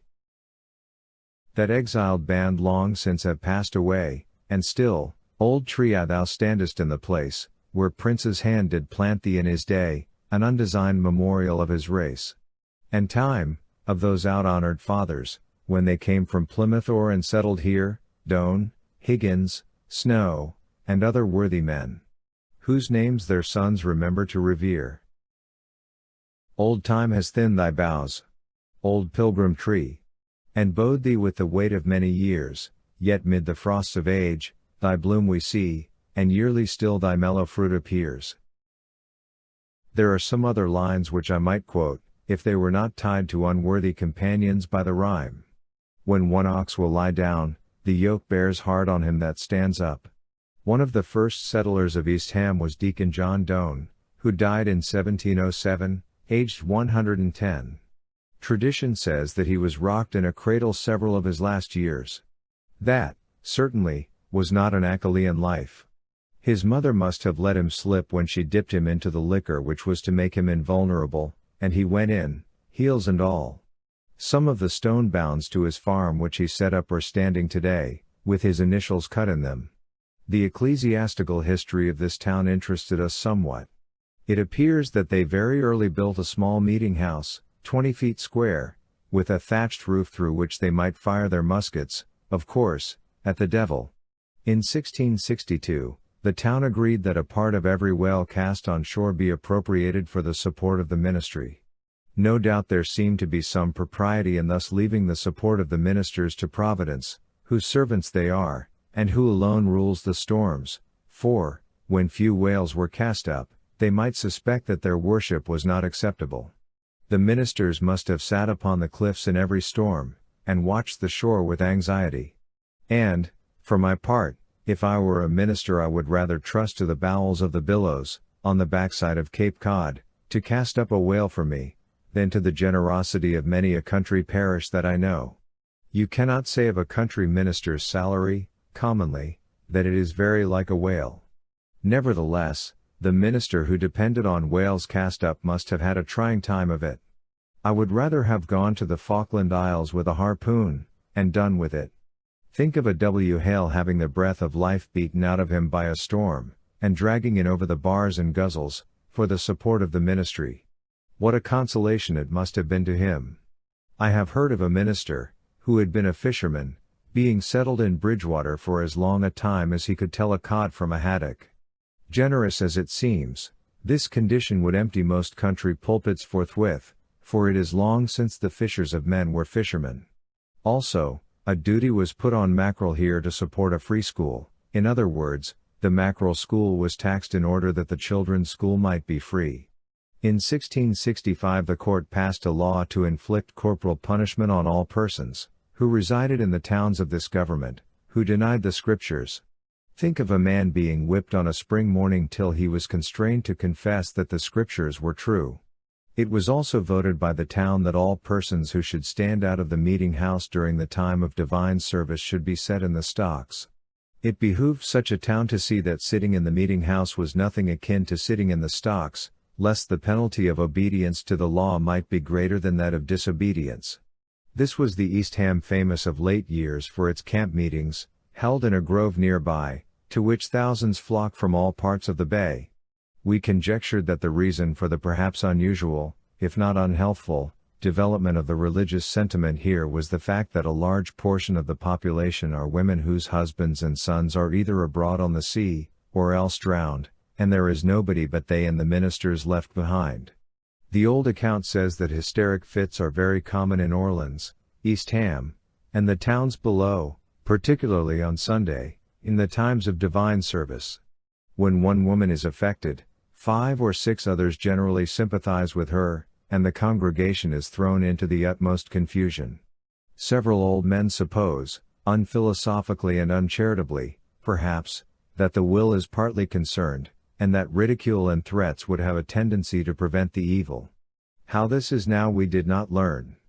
We saw one singularly masculine woman, however, in a house on this very plain, who did not look as if she was ever troubled with hysterics, or sympathized with those that were, or, perchance, life itself was to her a hysteric fit, a Nauset woman, of a hardness and coarseness such as no man ever possesses or suggests. It was enough to see the vertebrae and sinews of her neck, and her set jaws of iron, which would have bitten a bored nail in two in their ordinary action, braced against the world, talking like a man of war's man in petticoats, or as if shouting to you through a breaker, who looked as if it made her head ache to live, hard enough for any enormity. I looked upon her as one who had committed infanticide, who never had a brother, unless it were some withins, that died in infancy, for what need of him? And whose father must have died before she was born. This woman told us that the camp meetings were not held the previous summer for fear of introducing the cholera, and that they would have been held earlier this summer, but the rye was so backward that straw would not have been re-adverb for them, for they he in straw. There are sometimes 150 ministers, and 5,000 hearers assembled. The ground, which is called Millennium Grove, is owned by a company in Boston, and is the most suitable, or rather unsuitable, for this purpose of any that I saw on the Cape.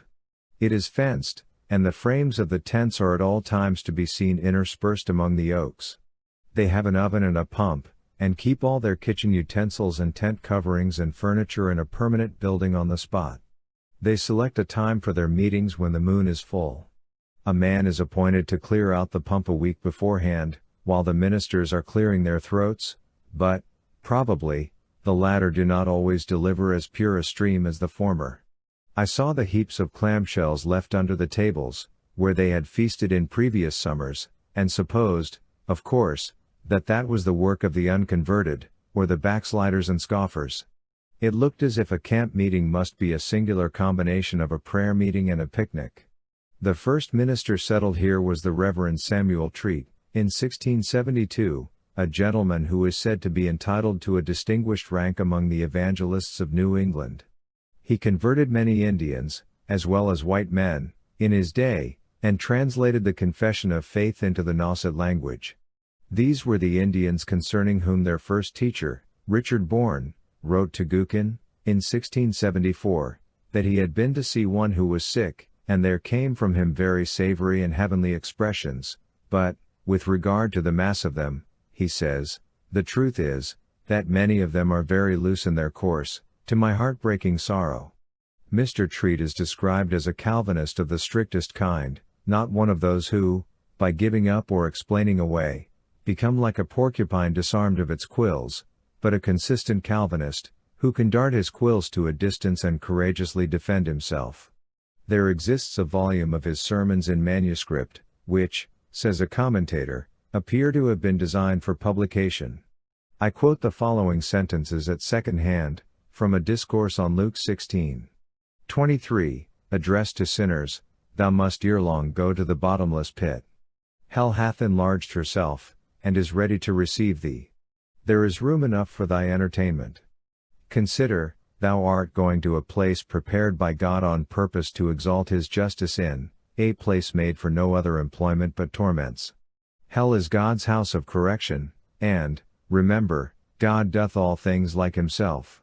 When God would show his justice, and what is the weight of his wrath, he makes a hell where it shall, indeed, appear to purpose. Woe to thy soul when thou shalt be set up as a butt for the arrows of the Almighty. Consider, God himself shall be the principal agent in thy misery, his breath is the bellows which blows up the flame of hell forever, and if he punish thee, if he meet thee in his fury, he will not meet thee as a man, he will give thee an omnipotent blow. Some think sinning ends with this life, but it is a mistake. The creature is held under an everlasting law, the damned increase in sin and hell. Possibly, the mention of this may please thee. But, remember, there shall be no pleasant sins there, no eating, drinking, singing, dancing, wanton dalliance, and drinking stolen waters, but damned sins, bitter, hellish sins, sins exasperated by torments, cursing God, spite, rage, and blasphemy. The guilt of all thy sins shall be laid upon thy soul, and be made so many heaps of fuel. Sinner, I beseech thee, realize the truth of these things. Do not go about to dream that this is derogatory to God's mercy, and nothing but a vain fable to scare children out of their wits withal. God can be merciful, though he make thee miserable. He shall have monuments enough of that precious attribute, shining like stars in the place of glory, and singing eternal hallelujahs to the praise of him that redeemed them, though, to exalt the power of his justice, he damns sinners heaps upon heaps. But, continues the same writer, with the advantage of proclaiming the doctrine of terror, which is naturally productive of a sublime and impressive style of eloquence, triumphat veneso gloriae curu orator, qui pectus angit, iridit, et implet terroribus. Vid. Burnet, De Stat. Mort, p. 309, he could not attain the character of a popular preacher. His voice was so loud that it could be heard at a great distance from the meeting-house, even amidst the shrieks of hysterical women, and the winds that howled over the plains of Nauset, but there was no more music in it than in the discordant sounds with which it was mingled. The effect of such preaching, it is said, was that his hearers were several times, in the course of his ministry, awakened and alarmed, and on one occasion a comparatively innocent young man was frightened nearly out of his wits, and Mr. Treat had to exert himself to make hell seem somewhat cooler to him, yet we are assured that Treat's manners were cheerful, his conversation pleasant, and sometimes facetious, but always decent. He was fond of a stroke of humor, and a practical joke, and manifested his relish for them by long and loud fits of laughter. This was the man of whom a well-known anecdote is told, which doubtless many of my readers have heard, but which, nevertheless, I will venture to quote. After his marriage with the daughter of Mr. Willard, pastor of the South Church in Boston, he was sometimes invited by that gentleman to preach in his pulpit. Mr. Willard possessed a graceful delivery, a masculine and harmonious voice, and, though he did not gain much reputation by his body of divinity, which is frequently sneered at, particularly by those who have read it, yet in his sermons are strength of thought and energy of language. The natural consequence was that he was generally admired. Mr. Treat, having preached one of his best discourses to the congregation of his father-in-law, in his usual unhappy manner, excited universal disgust, and several nice judges waited on Mr. Willard, and begged that Mr. Treat, who was a worthy, pious man, it was true, but a wretched preacher, might never be invited into his pulpit again. To this request Mr. Willard made no reply, but he desired his son-in-law to lend him the discourse, which being left with him, he delivered it without alteration to his people a few weeks after. They ran to Mr. Willard and requested a copy for the press. "See the difference," they cried, "between yourself and your son-in-law. You have preached a sermon on the same text as Mr. Treat's, but whilst his was contemptible, yours is excellent." As is observed in a note, Mr. Willard, after producing the sermon in the handwriting of Mr. Treat, might have addressed these sage critics in the words of Phaedrus, "En hic declaret, quales situs Judases." See Note 2. Mr. Treat died of a stroke of the palsy, just after the memorable storm known as the Great Snow, which left the ground around his house entirely bare, but he heaped up the snow in the road to an uncommon height. Through this an arched way was dug, by which the Indians bore his bod to the grave. The reader will imagine us, all the while, steadily traversing that extensive plain in a direction a little north of east toward Nauset Beach, and reading under our umbrellas as we sailed, while it blowed hard with mingled mist and rain, as if we were approaching a fit anniversary of Mr. Treat's funeral. We fancied that it was such a moor as that on which somebody perished in the snow, as is related in the lights and shadows of Scottish life. The next minister settled here was the Reverend Samuel Osborne, who was born in Ireland, and educated at the University of Dublin. He is said to have been a man of wisdom and virtue, and taught his people the use of peat, and the art of drying and preparing it, which as they had scarcely any other fuel, was a great blessing to them. He also introduced improvements in agriculture. But, notwithstanding his many services, as he embraced the religion of Arminius, some of his flock became dissatisfied. At length, an ecclesiastical council, consisting of 10 ministers, with their churches, sat upon him, and they, naturally enough, spoiled his usefulness. The council convened at the desire of 2 divine philosophers, Joseph Doane and Nathaniel Freeman. In their report they say, "It appears to the council that the Reverend Mr. Osborne hath, in his preaching to this people, said, that what Christ did and suffered doth nothing abate or diminish our obligation to obey the law of God, and that Christ's suffering and obedience were for himself, both parts of which, we think, contain dangerous error. Also, it hath been said, and doth appear to this council, that the Reverend Mr. Osborne, both in public and in private, asserted that there are no promises in the Bible but what are conditional, which we think, also, to be an error, and do say that there are promises which are absolute and without any condition, such as the promise of a new heart, and that he will write his law in our hearts. Also, they say, it hath been alleged, and doth appear to us, that Mr. Osborne hath declared, that obedience is a considerable cause of a person's justification, which, we think, contains very dangerous error. And many the like distinctions they made, such as some of my readers, probably, are more familiar with than I am. So, far in the east, among the Yazidis, or worshippers of the devil, so called, the Chaldeans, and others, according to the testimony of travelers, you may still hear these remarkable disputations on doctrinal points going on. Osborne was, accordingly, dismissed, and he removed to Boston, where he kept school for many years.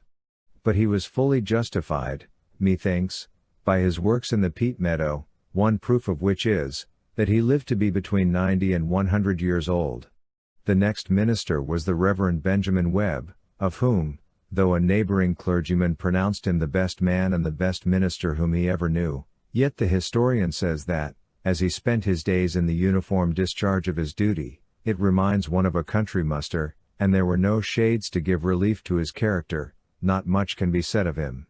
Pity the devil did not plant a few shade trees along his avenues, his heart was as pure as the new fallen snow, which completely covers every dark spot in a field, his mind was as serene as the sky in a mild evening in June, when the moon shines without a cloud. Name any virtue, and that virtue he practiced, name any vice, and that vice he shunned.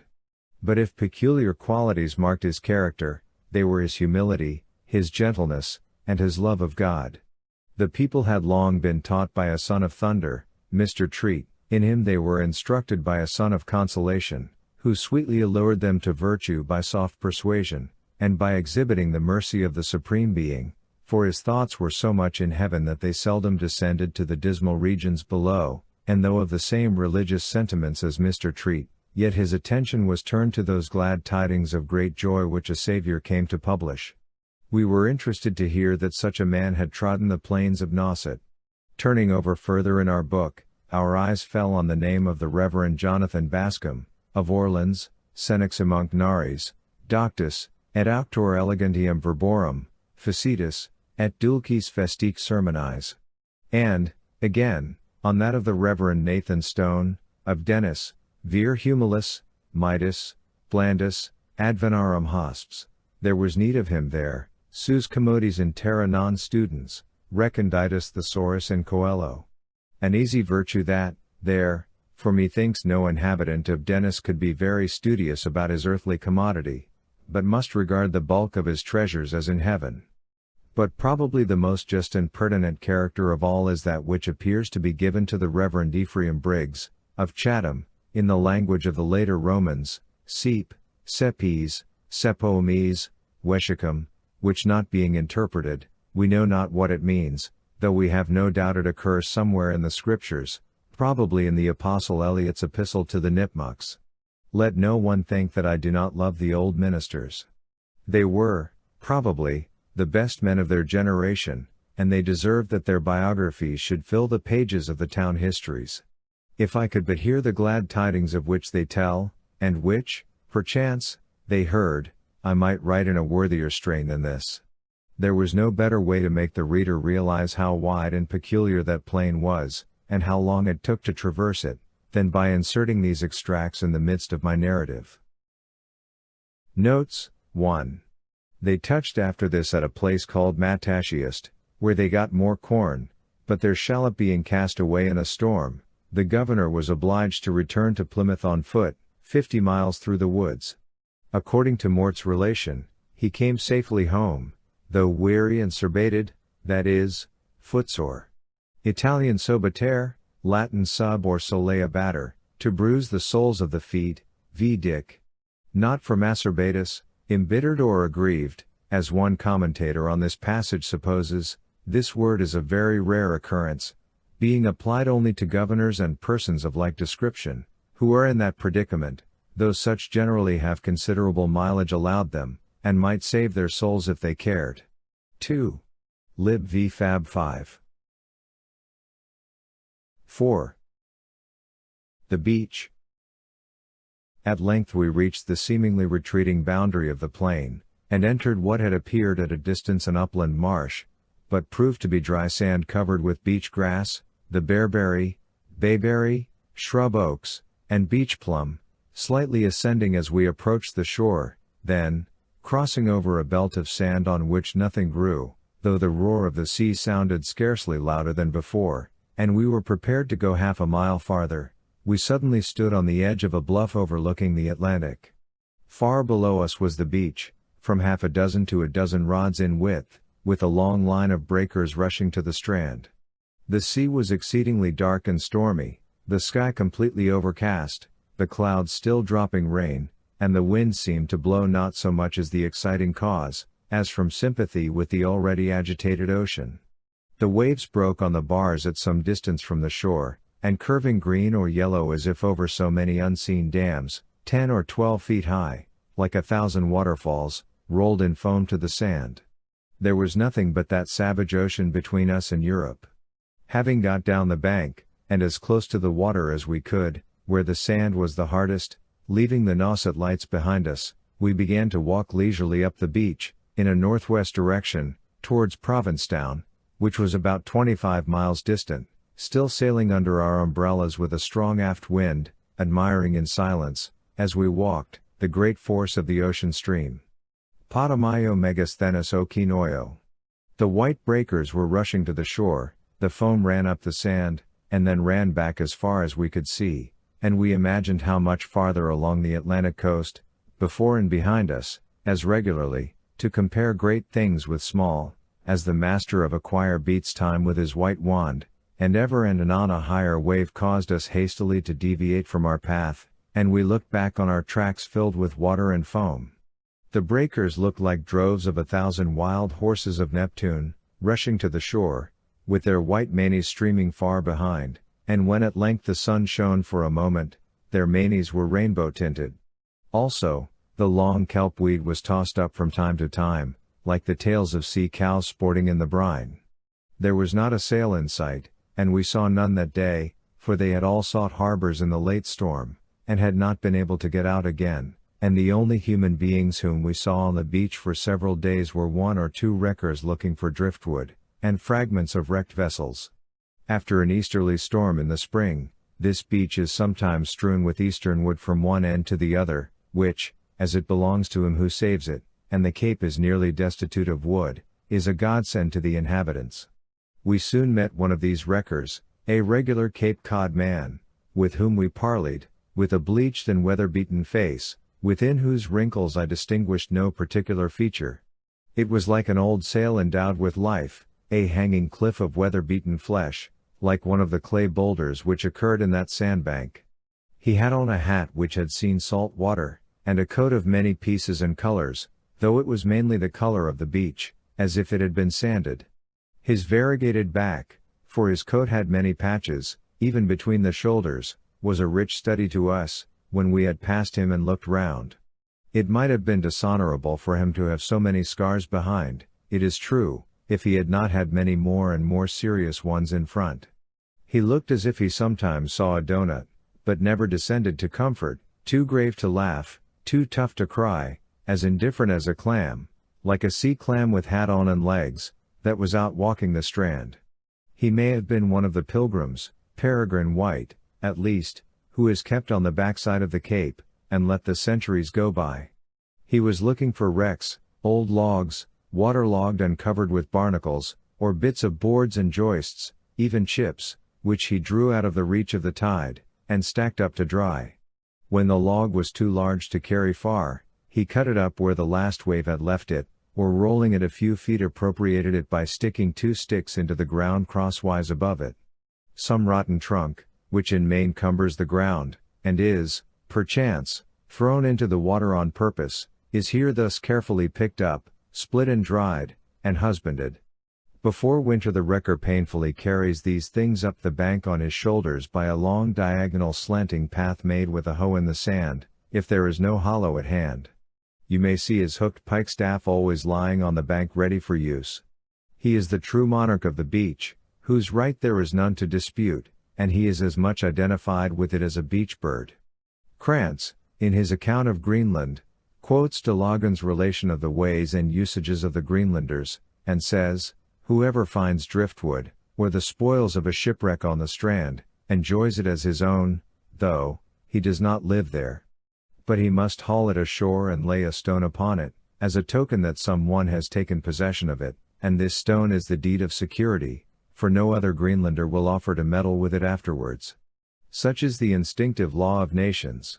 We have also this account of driftwood in Krantz, as he, the founder of nature, has denied this frigid rocky region the growth of trees. He has bid the streams of the ocean to convey to its shores a great deal of wood, which accordingly comes floating thither, part without ice, but the most part along with it, and lodges itself between the islands. Were it not for this, we Europeans should have no wood to burn there, and the poor Greenlanders, who, it is true, do not use wood, but train, for burning, wood, however, have no wood to roof their houses, to erect their tents, as also to build their boats, and to shaft their arrows, yet there grew some small but crooked alders, etc., by which they must procure their maintenance, clothing and train for warmth, light, and cooking. Among this wood are great trees torn up by the roots, which by driving up and down for many years and rubbing on the ice, are quite bare of branches and bark, and corroded with great woodworms. A small part of this driftwood are willows, alder and birch trees, which come out of the bays in the south of, i.e. Greenland, also large trunks of aspen trees, which must come from a greater distance, but the greatest part is pine and fir. We find also a good deal of a sort of wood finely veined, with few branches. This I fancy is larchwood, which likes to decorate the sides of lofty, stony mountains. There is also a solid, reddish wood, of a more agreeable fragrance than the common fir, with visible cross veins, which I take to be the same species as the beautiful silver firs, or zerbal, that have the smell of cedar, and grow on the high Gryson hills, and the Switzers wainscot their rooms with them. The wrecker directed us to a slight depression, called Snow's Hollow, by which we ascended the bank, for elsewhere, if not difficult, it was inconvenient to climb it on account of the sliding sand, which filled our shoes. This sandbank, the backbone of the Cape, rose directly from the beach to the height of 100 feet or more above the ocean. It was with singular emotions that we first stood upon it and discovered what a place we had chosen to walk on. On our right, beneath us, was the beach of smooth and gently sloping sand, a dozen rods in width. Next, the endless series of white breakers. Further still, The light green water over the bar, which runs the whole length of the forearm of the cape, and beyond this stretched the unwearied and illimitable ocean. On our left, extending back from the very edge of the bank, was a perfect desert of shining sand, from 30 to 80 rods in width, skirted in the distance by small sandhills 15 or 20 feet high, between which, however, in some places, the sand penetrated as much farther. Next commenced the region of vegetation, a succession of small hills and valleys covered with shrubbery, now glowing with the brightest imaginable autumnal tints, and beyond this were seen, here and there, the waters of the bay. Here, in Wellfleet, this pure sand plateau, known to sailors as the tablelands of East Ham, on account of its appearance, as seen from the ocean, and because it once made a part of that town, full 50 rods in width, and in many places much more, and sometimes full 150 feet above the ocean, stretched away northward from the southern boundary of the town, without a particle of vegetation, as level almost as a table, for 2.5 or 3 miles, or as far as the eye could reach, slightly rising towards the ocean, then stooping to the beach, by as steep a slope as sand could lie on, and as regular as a military engineer could desire. It was like the escarped rampart of a stupendous fortress, whose glassy was the beach, and whose champagne the ocean. From its surface we overlooked the greater part of the cape. In short, we were traversing a desert, with the view of an autumnal landscape of extraordinary brilliancy, a sort of promised land, on the one hand, and the ocean on the other. Yet, though the prospect was so extensive, and the country for the most part destitute of trees, a house was rarely visible, we never saw one from the beach, and the solitude was that of the ocean and the desert combined. 1,000 men could not have seriously interrupted it, but would have been lost in the vastness of the scenery as their footsteps in the sand. The whole coast is so free from rocks, that we saw but one or two for more than 20 miles. The sand was soft like the beach, and trying to the eyes when the sun shone. A few piles of driftwood, which some wreckers had painfully brought up the bank and stacked up there to dry, being the only objects in the desert, looked indefinitely large and distant, even like wigwams, though, when we stood near them, they proved to be insignificant little jags of wood. For 16 miles, commencing at the Nauset lights, the bank held its height, though farther north it was not so level as here, but interrupted by slight hollows, and the patches of beach grass and bayberry frequently crept into the sand to its edge. There are some pages entitled A Description of the Eastern Coast of the County of Barnstable, printed in 1802, pointing out the spots on which the trustees of the Humane Society have erected huts called charity or humane houses, and other places where shipwrecked seamen may look for shelter. 2,000 copies of this were dispersed, that every vessel which frequented this coast might be provided with one. I have read this shipwrecked seaman's manual with a melancholy kind of interest, for the sound of the surf, or, you might say, the moaning of the sea, is heard all through it, as if its author were the sole survivor of a shipwreck himself. Of this part of the coast he says, this Highland approaches the ocean with steep and lofty banks, which it is extremely difficult to climb, especially in a storm. In violent tempests, during very high tides, the sea breaks against the foot of them, rendering it then unsafe to walk on the strand which lies between them and the ocean. Should the seaman succeed in his attempt to ascend them, he must forbear to penetrate into the country, as houses are generally so remote that they would escape his research during the night. He must pass on to the valleys by which the banks are intersected. These valleys, which the inhabitants call hollows, run at right angles with the shore, and in the middle or lowest part of them a road leads from the dwelling houses to the sea. By the word road must not always be understood a visible cart track. There were these two roads for us, an upper and a lower one, the bank and the beach, both stretching 28 miles northwest, from Nauset Harbor to Race Point, without a single opening into the beach, and with hardly a serious interruption of the desert. If you were to ford the narrow and shallow inlet at Nauset Harbor, where there is not more than 8 feet of water on the bar at full sea, you might walk 10 or 12 miles farther, which would make a beach 40 miles long, and the bank and beach, on the east side of Nantucket, are but a continuation of these. I was comparatively satisfied.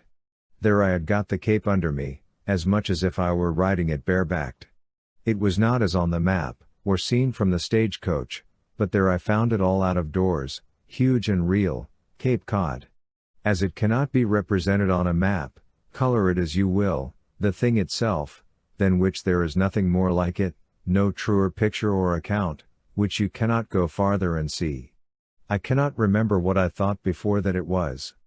They commonly celebrate those beaches only which have a hotel on them, not those which have a humane house alone. But I wished to see that seashore where man's works are wrecks, to put up at the true Atlantic house, where the ocean is landlord as well as sea lord, and comes ashore without a wharf for the landing, where the crumbling land is the only invalid, or at best is but dry land, and that is all you can say of it.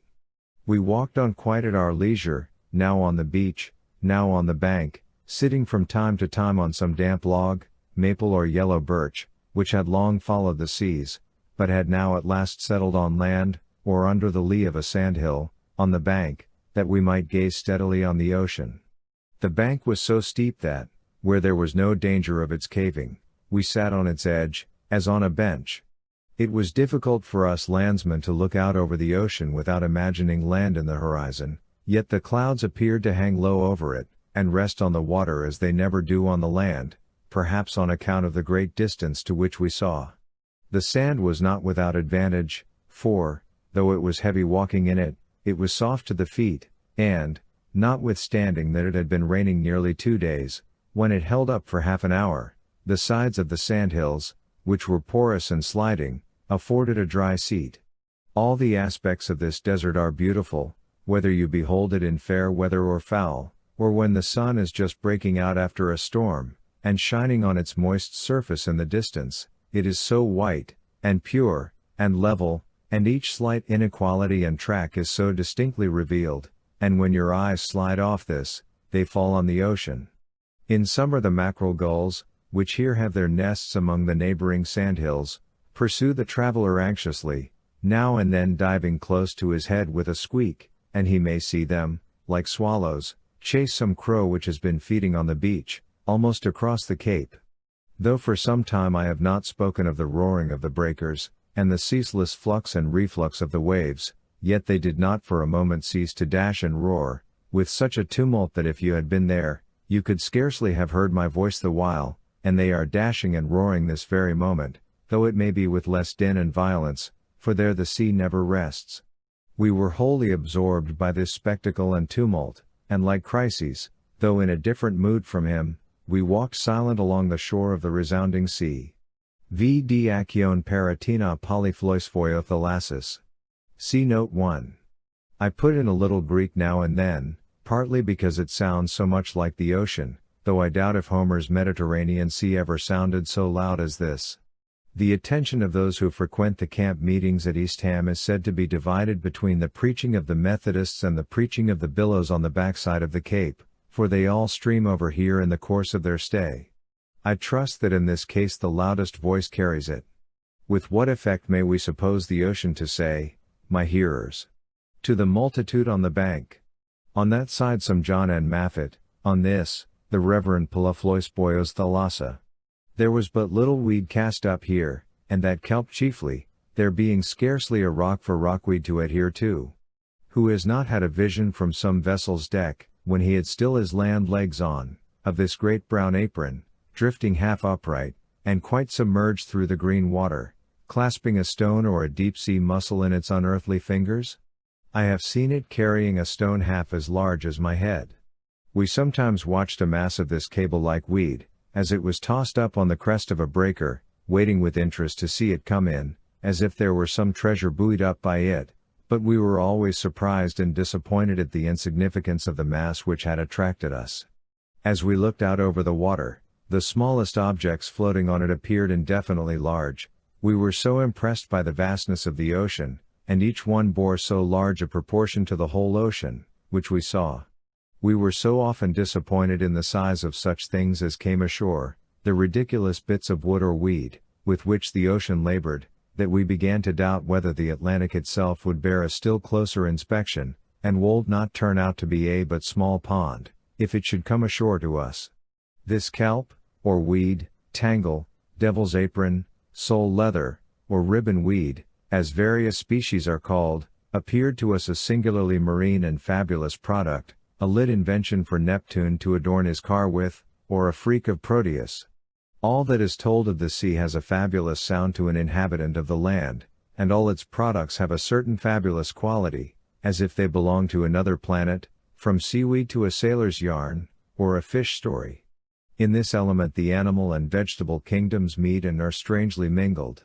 One species of kelp, according to Bory St. Vincent, has a stem 1500 feet long, and hence is the longest vegetable known, and a brig's crew spent 2 days to no purpose collecting the trunks of another kind cast ashore on the Falkland Islands, mistaking it for driftwood.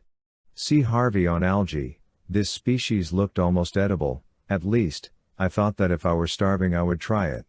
One sailor told me that the cows ate it. It cut like cheese, for I took the earliest opportunity to sit down and deliberately whittle up a fathom or two of it, that I might become more intimately acquainted with it, see how it cut, and if it were hollow all the way through.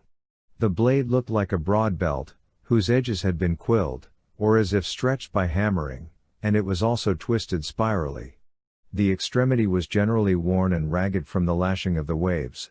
A piece of the stem which I carried home shrunk to 1/4 of its size a week afterward, and was completely covered with crystals of salt like frost.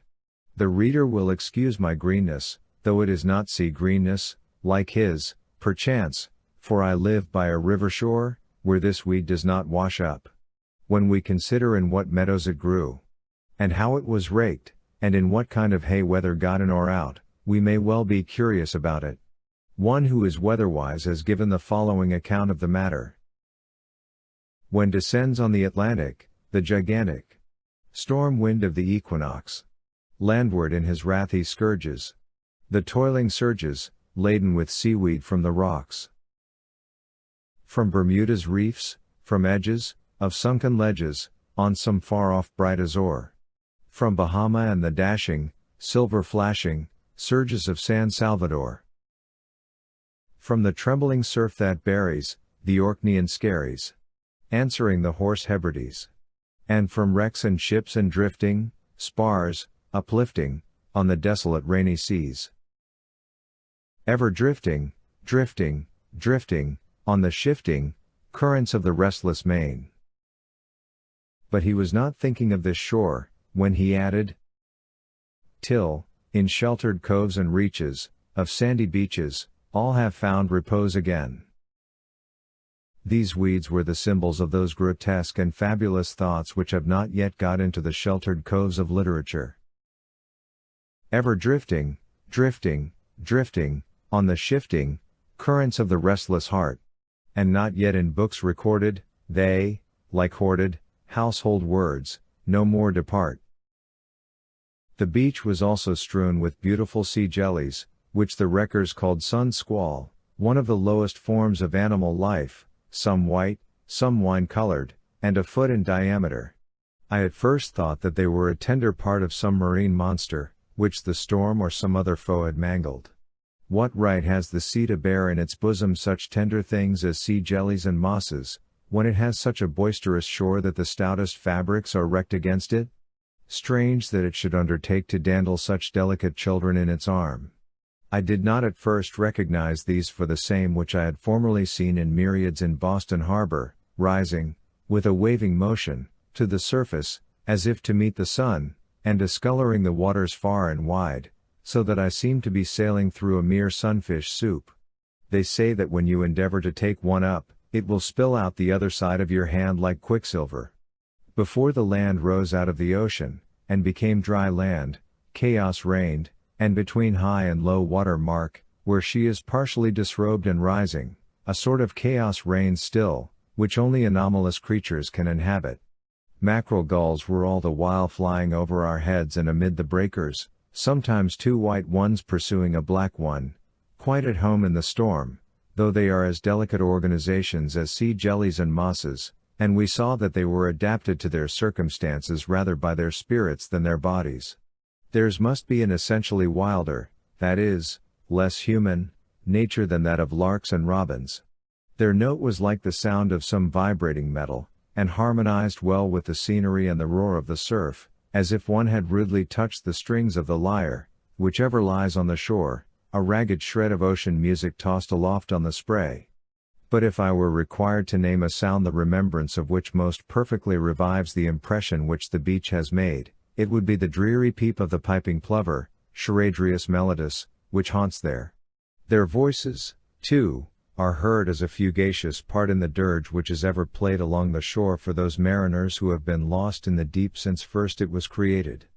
But through all this dreariness we seem to have a pure and unqualified strain of eternal melody, for always the same strain which is a dirge to one household is a morning song of rejoicing to another. A remarkable method of catching gulls, derived from the Indians, was practiced in Wellfleet in 1794. The gull house, it is said, is built with crotchets, fixed in the ground on the beach, poles being stretched across for the top, and the sides made close with stakes and seaweed. The poles on the top are covered with lean whale. The man being placed within, is not discovered by the fowls, and while they are contending for and eating the flesh, he draws them in, one by one, between the poles, until he has collected 40 or 50. Hence, perchance, a man is said to be gulled, when he is taken in. We read that one sort of gulls is called by the Dutch mallymuck, i.e. the foolish fly, because they fall upon a whale as eagerly as a fly, and, indeed, all gulls are foolishly bold and easy to be shot. The Norwegians call this bird havest, sea horse, and the English translator says, it is probably what we call boobies. If they have eaten too much, they throw it up, and eat it again till they are tired. It is this habit in the gulls of parting with their property, disgorging the contents of their stomachs to the skuas, which has given rise to the terms gull, guller, and gulling, among men. We also read that they used to kill small birds which roosted on the beach at night, by making a fire with hog's lard and a frying pan. The Indians probably used pine torches, the birds flocked to the light, and were knocked down with a stick. We noticed holes dug near the edge of the bank, where gunners conceal themselves to shoot the large gulls which coast up and down fishing, for these are considered good to eat. We found some large clams of the species Mictra solidissima, which the storm had torn up from the bottom, and cast ashore. I selected one of the largest, about 6 inches in length, and carried it along, thinking to try an experiment on it. We soon after met a wrecker, with a grapple and a rope, who said that he was looking for tow cloth, which had made part of the cargo of the ship Franklin, which was wrecked here in the spring, at which time 9 or 10 lives were lost. The reader may remember this wreck, from the circumstance that a letter was found in the captain's valise, which washed ashore, directing him to wreck the vessel before he got to America, and from the trial which took place in consequence. The wrecker said that tow cloth was still cast up in such storms as this. He also told us that the clam which I had was the sea clam, or hen, and was good to eat. We took our nooning under a sandhill, covered with beach grass, in a dreary little hollow, on the top of the bank, while it alternately rained and shined. There, having reduced some damp driftwood, which I had picked up on the shore, to shavings with my knife, I kindled a fire with a match and some paper and cooked my clam on the embers for my dinner, for breakfast was commonly the only meal which I took in a house on this excursion. When the clam was done, one valve held the meat and the other the liquor. Though it was very tough, I found it sweet and savory, and ate the whole with a relish. Indeed, with the addition of a cracker or two, it would have been a bountiful dinner. I noticed that the shells were such as I had seen in the sugar kit at home. Tied to a stick, they formerly made the Indians hoe hereabouts. At length, by mid-afternoon, after we had had 2 or 3 rainbows over the sea, the showers ceased, and the heavens gradually cleared up, though the wind still blowed as hard and the breakers ran as high as before. Keeping on, we soon after came to a charity house, which we looked into to see how the shipwrecked mariner might fare.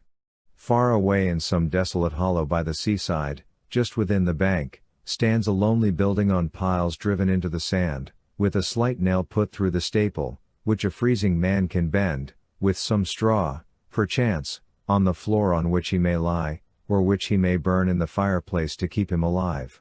Perhaps this hut has never been required to shelter a shipwrecked man, and the benevolent person who promised to inspect it annually, to see that the straw and matches are here, and that the boards will keep off the wind, has grown remiss and thinks that storms and shipwrecks are over, and this very night a perishing crew may pry open its door with their numbed fingers and leave half their number dead here by morning. When I thought what must be the condition of the families which alone would ever occupy or had occupied them, what must have been the tragedy of the winter evenings spent by human beings around their hearths, these houses, though they were meant for human dwellings, did not look cheerful to me. They appeared but a stage to the grave. The gulls flew around and screamed over them, the roar of the ocean in storms, and the lapse of its waves in calms, alone resounds through them, all dark and empty within, year out, except, perchance, on one memorable night. Houses of entertainment for shipwrecked men. What kind of sailors' homes were they? Each hut, says the author of the description of the eastern coast of the county of Barnstable, stands on piles, is 8 feet long, 8 feet wide, and 7 feet high, a sliding door is on the south, a sliding shutter on the west, and a pole, rising 15 feet above the top of the building, on the east. Within it is supplied either with straw or hay, and is further accommodated with a bench. They have varied little from this model now. There are similar huts at the Isle of Sable and Anticosti, on the north, and how far south along the coast I know not. It is pathetic to read the minute and faithful directions which he gives to seamen who may be wrecked on this coast, to guide them to the nearest charity house, or other shelter, for, as is said of East Ham, though there are a few houses within a mile of the shore, yet in a snowstorm, which rages here with excessive fury, it would be almost impossible to discover them either by night or by day. You hear their imaginary guide thus marshalling, cheering, directing the dripping, shivering, freezing troop along. At the entrance of this valley the sand has gathered, so that at present a little climbing is necessary. Passing over several fences and taking heed not to enter the wood on the right hand, at the distance of 3/4 of a mile a house is to be found. This house stands on the south side of the road, and not far from it on the south is Pamet River, which runs from east to west through body of salt marsh. To him cast ashore in East Ham, he says, the meeting house is without a steeple, but it may be distinguished from the dwelling houses near it by its situation, which is between 2 small groves of locusts, one on the south and one on the north, that on the south being 3 times as long as the other. About 1.25 miles from the hut, west by north, appear the top and arms of a windmill. And so on for many pages. We did not learn whether these houses had been the means of saving any lives, though this writer says, of one erected at the head of Stouts Creek in Truro, that it was built in an improper manner, having a chimney in it, and was placed on a spot where no beach grass grew. The strong winds blew the sand from its foundation and the weight of the chimney brought it to the ground, so that in January of the present year, 1802, it was entirely demolished. This event took place about 6 weeks before the Brutus was cast away. If it had remained, it is probable that the whole of the unfortunate crew of that ship would have been saved, as they gained the shore a few rods only from the spot where the hut had stood. This charity house, as the wrecker called it, this humane house, as some call it, that is, the one to which we first came, had neither window nor sliding shutter, nor clapboards, nor paint. As we have said, there was a rusty nail put through the staple. However, as we wished to get an idea of a humane house, and we hoped that we should never have a better opportunity, we put our eyes, by turns, to a knothole in the door, and after long looking, without seeing, into the dark, not knowing how many shipwrecked men's bones we might see at last, looking with the eye of faith, knowing that, though to him that knocketh it may not always be opened, yet to him that looketh long enough through a knothole the inside shall be visible, for we had had some practice at looking inward, by steadily keeping our other ball covered from the light meanwhile, putting the outward world behind us, ocean and land, and the beach, till the pupil became enlarged and collected the rays of light that were wandering in that dark, for the pupil shall be enlarged by looking. There never was so dark a night but a faithful and patient eye, however small, might at last prevail over it. After all this, I say, things began to take shape to our vision, if we may use this expression, where there was nothing but emptiness, and we obtained the long wished for insight. Though we thought at first that it was a hopeless case, After several minutes' steady exercise of the divine faculty, our prospects began decidedly to brighten, and we were ready to exclaim with the blind bard of paradise lost and regained. Hail, holy light! Offspring of heaven firstborn! Or of the eternal co-eternal beam! May I express thee unblamed? A little longer, and a chimney rushed red on our sight. In short, when our vision had grown familiar with the darkness, we discovered that there were some stones and some loose wads of wool on the floor, and an empty fireplace at the further end, but it was not supplied with matches, or straw, or hay, that we could see, nor accommodated with a bench. Indeed, it was the wreck of all cosmical beauty there within. Turning our backs on the outward world, we thus looked through the knot-hole into the humane house, into the very bowels of mercy, and for bread we found a stone.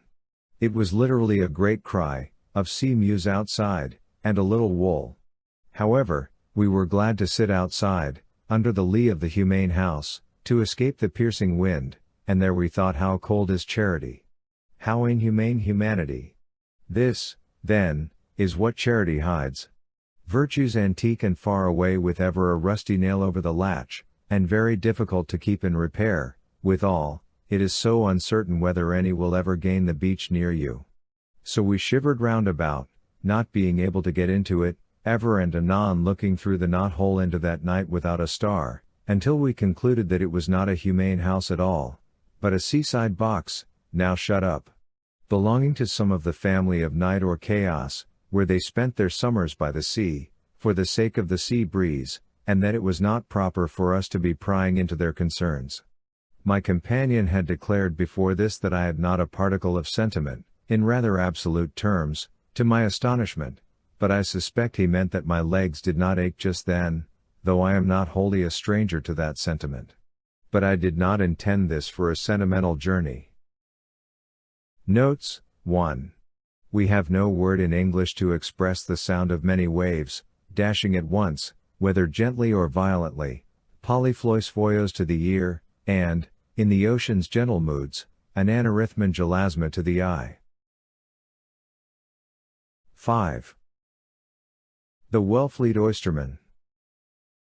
Having walked about 8 miles since we struck the beach, and passed the boundary between Wellfleet and Truro, a stone post in the sand, for even this sand comes under the jurisdiction of one town or another, we turned inland over barren hills and valleys, whither the sea, for some reason, did not follow us, and, tracing up a hollow, discovered 2 or 3 sober-looking houses within half a mile, uncommonly near the eastern coast. Their garrets were apparently so full of chambers, that their roofs could hardly lie down straight, and we did not doubt that there was room for us there. Houses near the sea are generally low and broad. These were a story and a half high, but if you merely counted the windows in their gable ends, you would think that there were many stories more, or, at any rate, that the half-story was the only one thought worthy of being illustrated. The great number of windows in the ends of the houses, and their irregularity in size and position, here and elsewhere on the Cape, struck us agreeably, as if each of the various occupants who had their cunabula behind had punched a hole where his necessities required it, and, according to his size and stature, without regard to outside effect. There were windows for the grown folks, and windows for the children, 3 or 4 apiece, as a certain man had a large hole cut in his barn door for the cat, and another smaller one for the kitten. Sometimes they were so low under the eaves that I thought they must have perforated the plate beam for another apartment, and I noticed some which were triangular, to fit that part more exactly. The ends of the houses had thus as many muzzles as a revolver, and, if the inhabitants have the same habit of staring out the windows that some of our neighbors have, a traveler must stand a small chance with them. Generally, the old-fashioned and unpainted houses on the Cape looked more comfortable, as well as picturesque, than the modern and more pretending ones, which were less in harmony with the scenery, and less firmly planted. These houses were on the shores of a chain of ponds, 7 in number, the source of a small stream called Herring River, which empties into the bay. There are many herring rivers on the Cape, they will, perhaps, be more numerous than herrings soon. We knocked at the door of the first house, but its inhabitants were all gone away. In the meanwhile, we saw the occupants of the next one looking out the window at us, and before we reached it an old woman came out and fastened the door of her bulkhead, and went in again. Nevertheless, we did not hesitate to knock at her door, when a grisly-looking man appeared, whom we took to be 60 or 70 years old.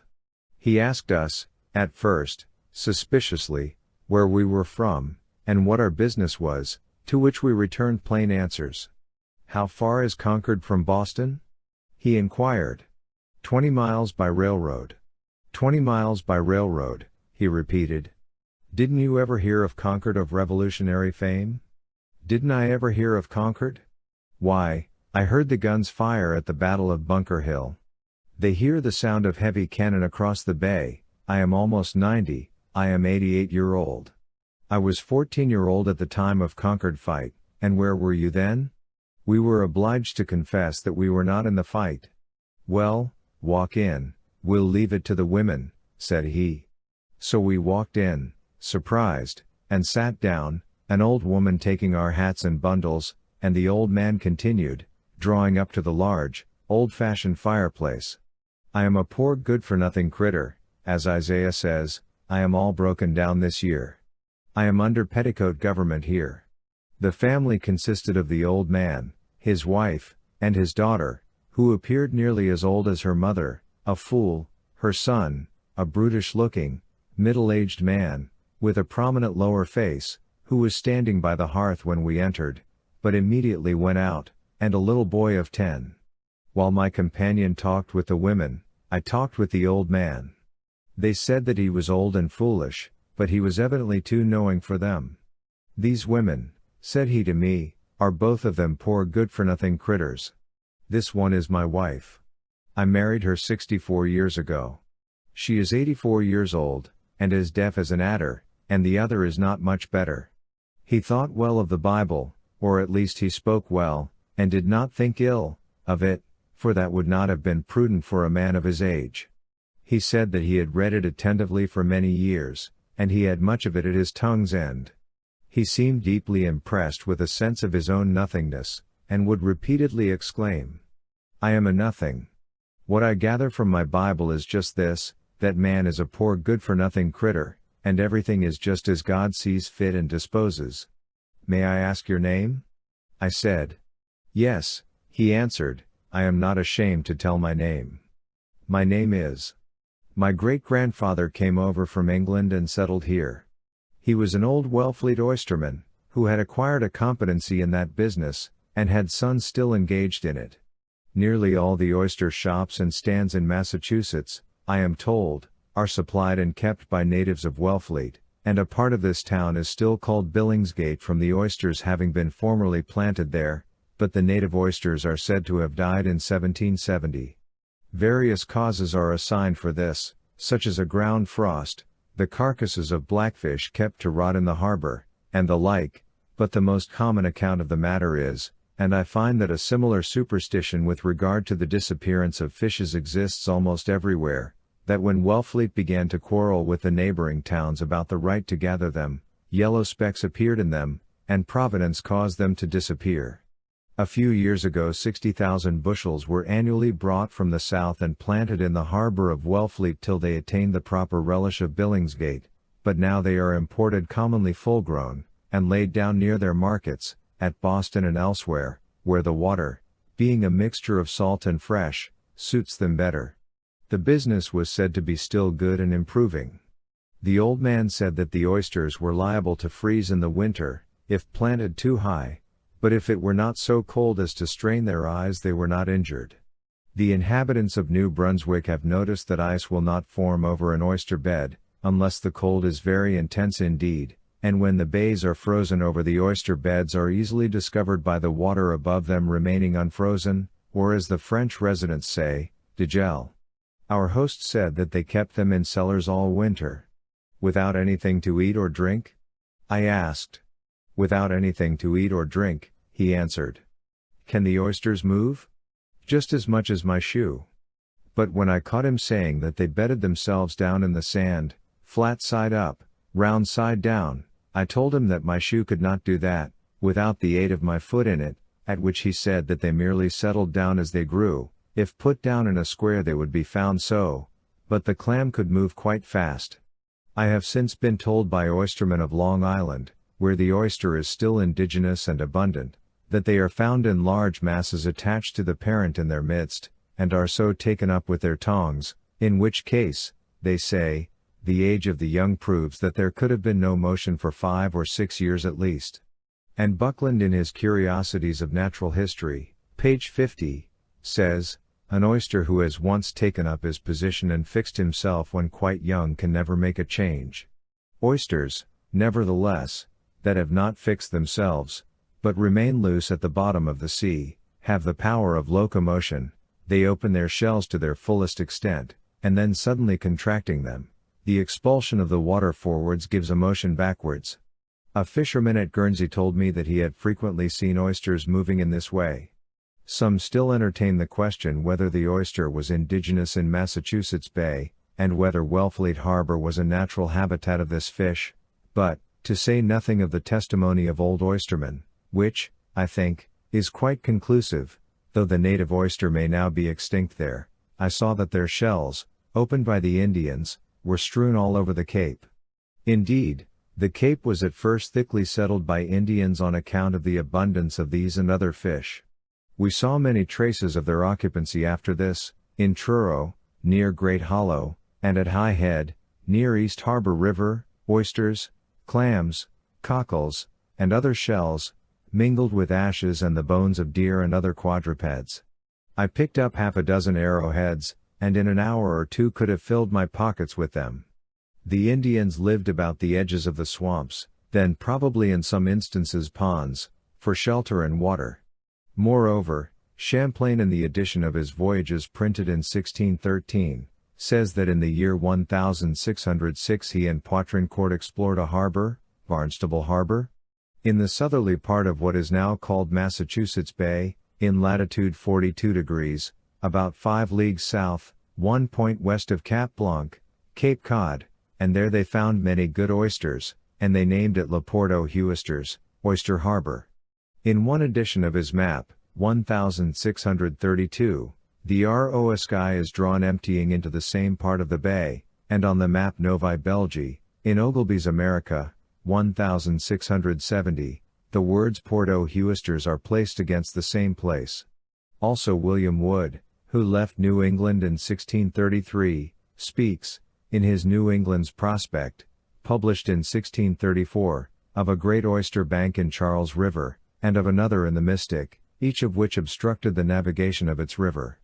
The oysters, says he, be great ones in form of a shoehorn, some be a foot long, these breed on certain banks that are bare every spring tide. This fish without the shell is so big, that it must admit of a division before you can well get it into your mouth. Oysters are still found there. Also, see Thomas Morton's New English Canaan, page 90, our host told us that the sea clam, or hen, was not easily obtained, it was raked up, but never on the Atlantic side, only cast ashore there in small quantities in storms. The fisherman sometimes wades in water several feet deep, and thrusts a pointed stick into the sand before him. When this enters between the valves of a clam, he closes them on it, and is drawn out. It has been known to catch and hold coot and teal which were preying on it. I chanced to be on the bank of the Acushnet at New Bedford one day since this, watching some ducks, when a man informed me that, having let out his young ducks to seek their food amid the samphire, salicornia, and other weeds along the riverside at low tide that morning, at length he noticed that one remained stationary, amid the weeds, something preventing it from following the others, and going to it he found its foot tightly shut in a quahog shell. He took up both together, carried them to his home, and his wife opening the shell with a knife released the duck and cooked the quahog. The old man said that the great clams were good to eat, but that they always took out a certain part which was poisonous, before they cooked them. People said it would kill a cat. I did not tell him that I had eaten a large one entire that afternoon, but began to think that I was tougher than a cat. He stated that peddlers came round there, and sometimes tried to sell the women folks a skimmer, but he told them that their women had got a better skimmer than they could make, in the shell of their clams, It was shaped just right for this purpose. They call them skim-alls in some places. He also said that the sun squall was poisonous to handle, and when the sailors came across it, they did not meddle with it, but heaved it out of their way. I told him that I had handled it that afternoon, and had felt no ill effects as yet. But he said it made the hands itch, especially if they had previously been scratched, or if I put it into my bosom I should find out what it was. He informed us that no ice ever formed on the backside of the Cape, or not more than once in a century, and but little snow lay there, it being either absorbed or blown or washed away. Sometimes in winter, when the tide was down, the beach was frozen, and afforded a hard road up the backside for some 30 miles, as smooth as a floor. One winter when he was a boy, he and his father took right out into the backside before daylight, and walked to Provincetown and back to dinner. When I asked what they did with all that barren-looking land, where I saw so few cultivated fields, nothing, he said. Then why fence your fields? To keep the sand from blowing and covering up the whole. The yellow sand, said he, has some life in it, but the white little or none. When, in answer to his questions, I told him that I was a surveyor, he said that they who surveyed his farm were accustomed, where the ground was uneven, to loop up each chain as high as their elbows, that was the allowance they made, and he wished to know if I could tell him why they did not come out according to his deed, or twice alike. He seemed to have more respect for surveyors of the old school, which I did not wonder at. King George III, said he, laid out a road 4 rods wide and straight the whole length of the Cape, but where it was now he could not tell. This story of the surveyors reminded me of a Long Islander, who once, when I had made ready to jump from the bow of his boat to the shore, and he thought that I underrated the distance and would fall short, though I found afterward that he judged of the elasticity of my joints by his own, told me that when he came to a brook which he wanted to get over, he held up one leg, and then, if his foot appeared to cover any part of the opposite bank, he knew that he could jump it. Why, I told him, to say nothing of the Mississippi, and other small watery streams, I could blot out a star with my foot, but I would not engage to jump that distance, and asked how he knew when he had got his leg at the right elevation. But he regarded his legs as no less accurate than a pair of screw dividers or an ordinary quadrant, and appeared to have a painful recollection of every degree and minute in the arc which they described, and he would have had me believe that there was a kind of hitch in his hip joint which answered the purpose. I suggested that he should connect his 2 ankles by a string of the proper length, which should be the chord of an arc, measuring his jumping ability on horizontal surfaces, assuming one leg to be a perpendicular to the plane of the horizon, which, however, may have been too bold an assumption in this case. Nevertheless, this was a kind of geometry in the legs which it interested me to hear of. Our host took pleasure in telling us the names of the ponds, most of which we could see from his windows, and making us repeat them after him, to see if we had got them right.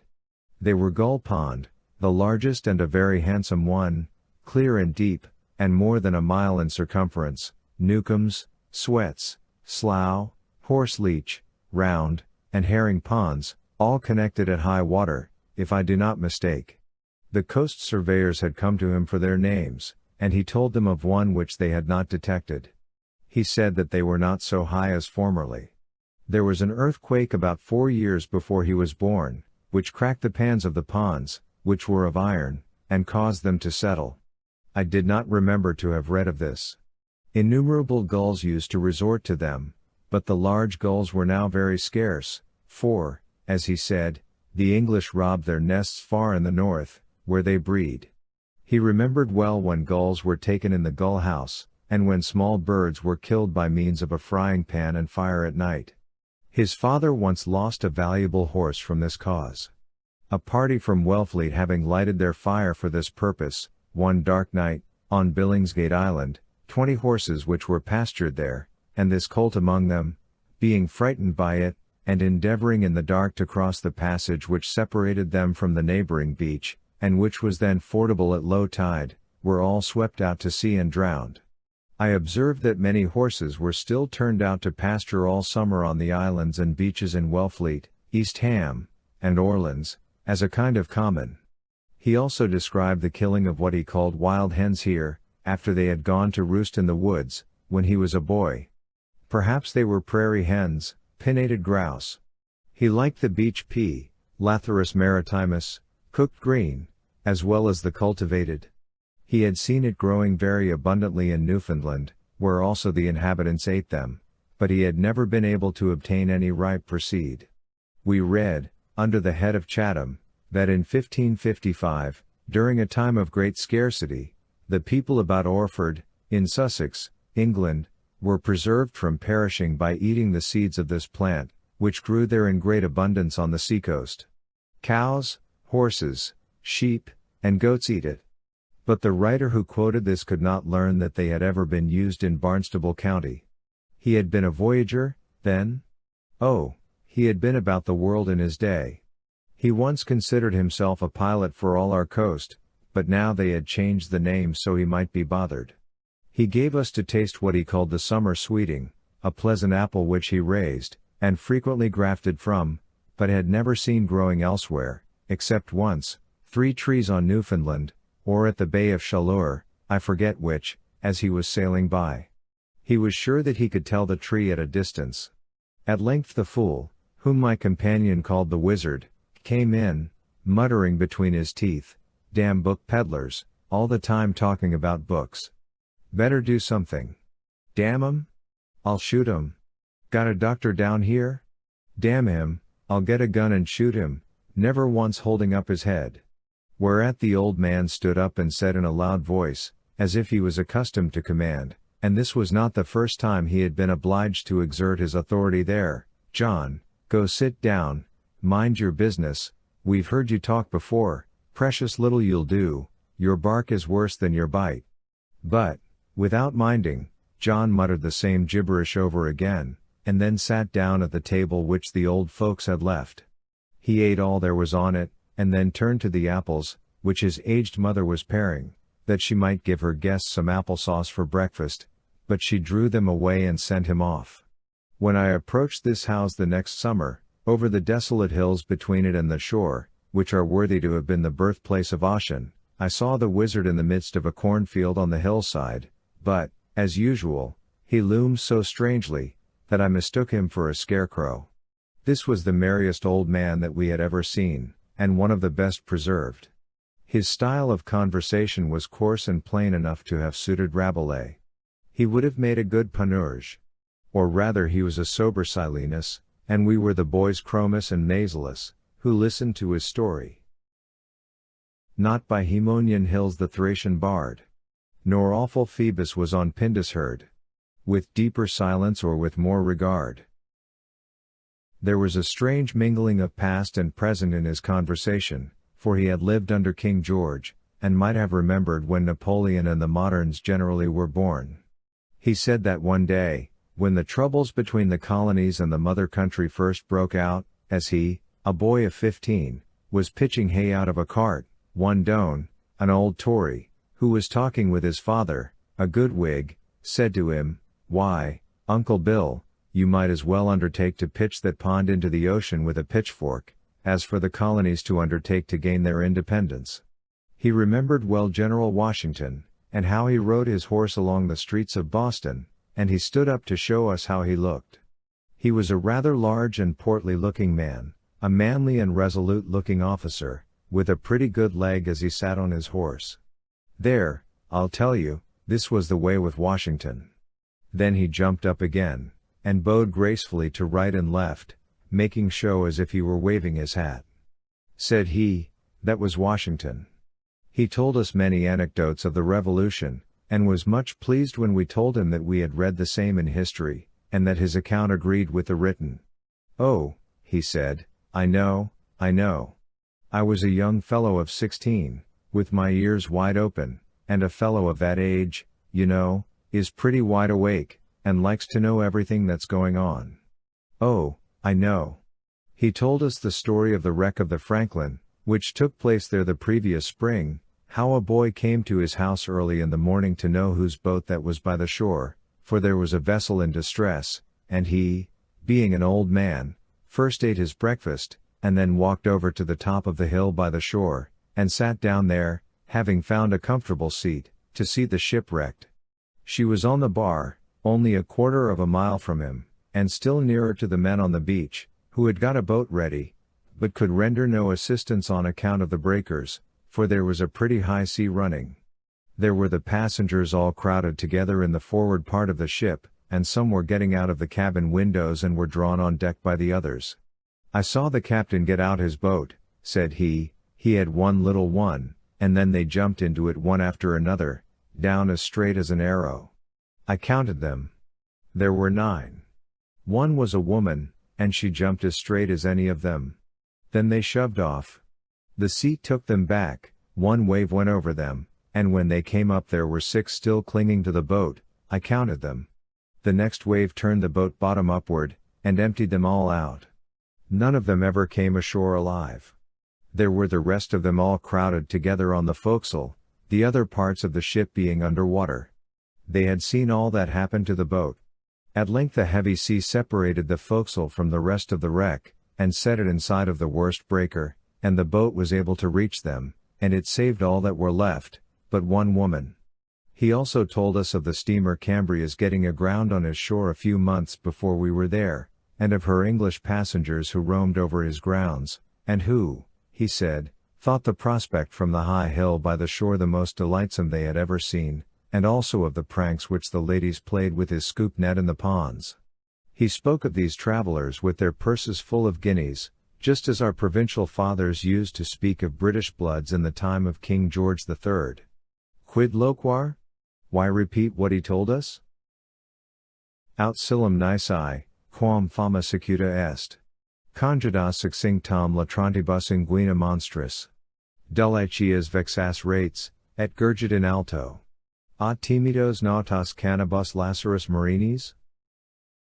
In the course of the evening I began to feel the potency of the clam which I had eaten, and I was obliged to confess to our host that I was no tougher than the cat he told of, but he answered, that he was a plain-spoken man, and he could tell me that it was all imagination.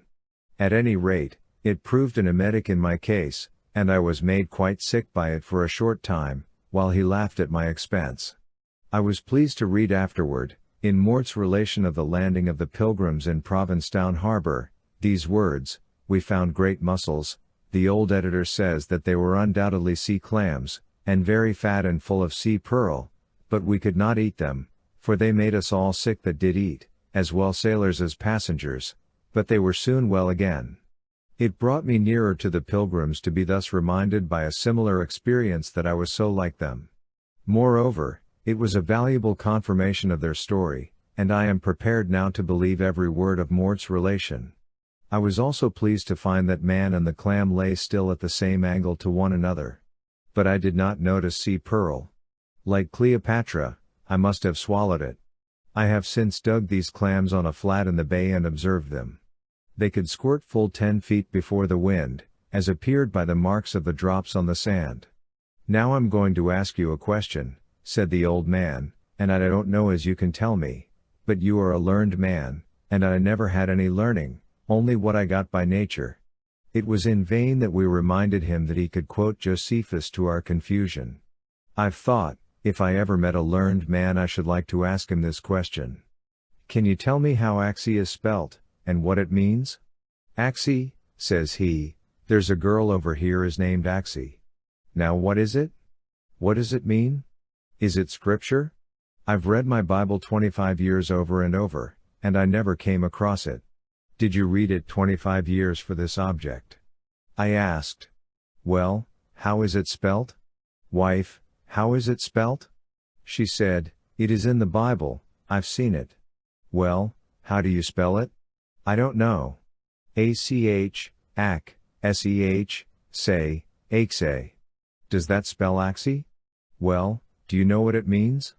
asked he, turning to me. "No," I replied, "I never heard the sound before. There was a schoolmaster down here once, and they asked him what it meant, and he said it had no more meaning than a beanpole." I told him that I held the same opinion with the schoolmaster. I had been a schoolmaster myself, and had had strange names to deal with. I also heard of such names as Zaleth, Bariah, Amaziah, Betuel, and Shirjashub, hereabouts. At length the little boy, who had a seat quite in the chimney corner, took off his stockings and shoes, warmed his feet, and having had his sore leg freshly salved, went off to bed. Then the fool made bare his naughty-looking feet and legs, and followed him, and finally the old man exposed his calves also to our gaze. We had never had the good fortune to see an old man's legs before, and were surprised to find them fair and plump as an infant's, and we thought that he took a pride in exhibiting them. He then proceeded to make preparations for retiring, discoursing meanwhile with panurgic plainness of speech on the ills to which old humanity is subject. We were a rare haul for him. He could commonly get none but ministers to talk to, though sometimes 10 of them at once, and he was glad to meet some of the laity at leisure. The evening was not long enough for him. As I had been sick, the old lady asked if I would not go to bed. It was getting late for old people, but the old man, who had not yet done his stories, said, "You ain't particular, are you?" "Oh, no," said I am in no hurry. I believe I have weathered the Clam Cape." "They are good," said he, "I wish I had some of them now." "They never hurt me," said the old lady. "But then you took out the part that killed a cat," said I. At last we cut him short in the midst of his stories, which he promised to resume in the morning. Yet, after all, one of the old ladies who came into our room in the night to fasten the fireboard, which rattled, as she went out took the precaution to fasten us in. Old women are by nature more suspicious than old men. However, the winds howled around the house, and made the fireboards as well as the casements rattle well that night.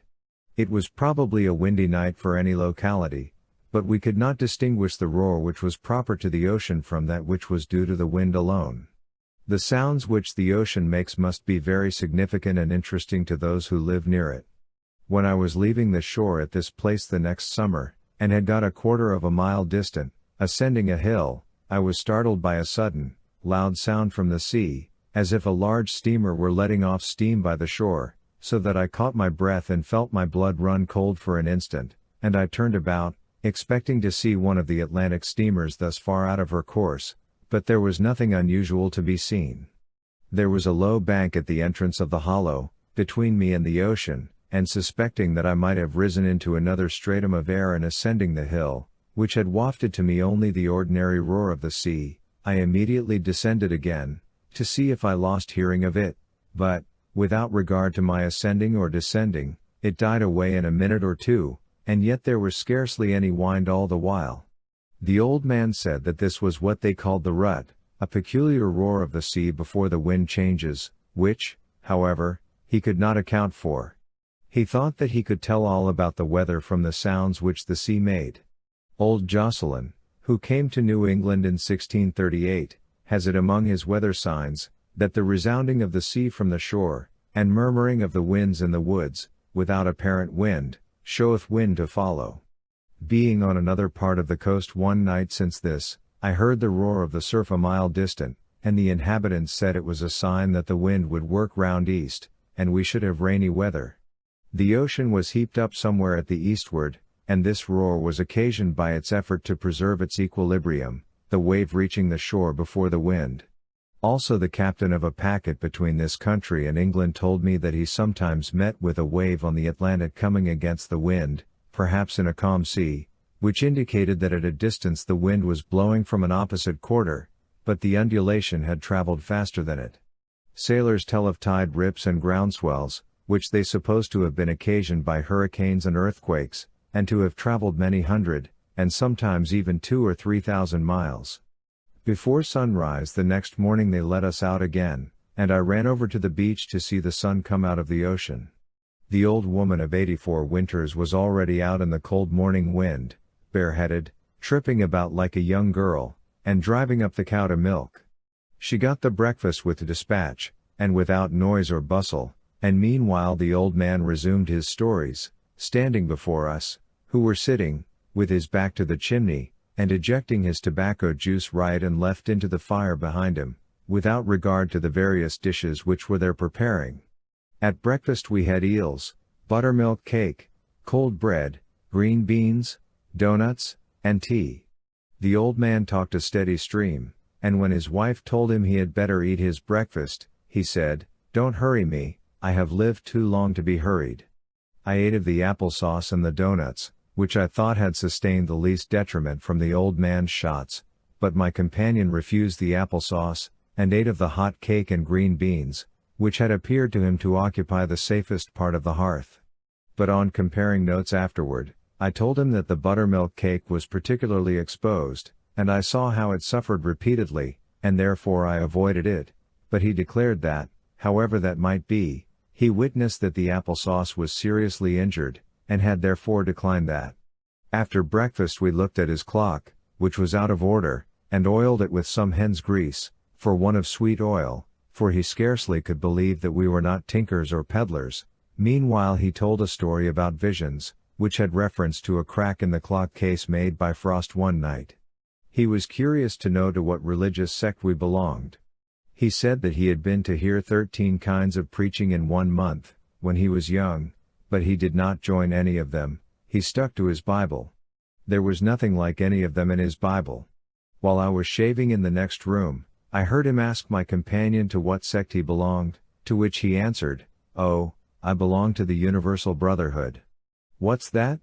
he asked. "Sons of Temperance?" Finally, filling our pockets with doughnuts, which he was pleased to find that we called by the same name that he did, and paying for our entertainment, we took our departure, but he followed us out of doors, and made us tell him the names of the vegetables which he had raised from seeds that came out of the Franklin. They were cabbage, broccoli, and parsley. As I had asked him the names of so many things, he tried me in turn with all the plants which grew in his garden, both wild and cultivated. It was about half an acre, which he cultivated wholly himself. Besides the common garden vegetables, there were yellow dock, lemon balm, hyssop, gilgo over the ground, mouse ear, chickweed, Roman wormwood, elecampane, and other plants. As we stood there, I saw a fishhawk stoop to pick a fish out of his pond. "There," said I, "he has got a fish." "Well," said the old man, who was looking all the while, but could see nothing, "he didn't dive, he just wet his claws." And, sure enough, he did not this time, though it is said that they often do, but he merely stooped low enough to pick him out with his talons, but as he bore his shining prey over the bushes, it fell to the ground, and we did not see that he recovered it. That is not their practice. Thus, having had another crack with the old man, he standing bareheaded under the eaves, he directed us athwart the fields, and we took to the beach again for another day, it being now late in the morning. It was but a day or two after this that the safe of the Provincetown bank was broken open and robbed by 2 men from the interior, and we learned that our hospitable entertainers did at least transiently harbor the suspicion that we were the men. 6. The beach again.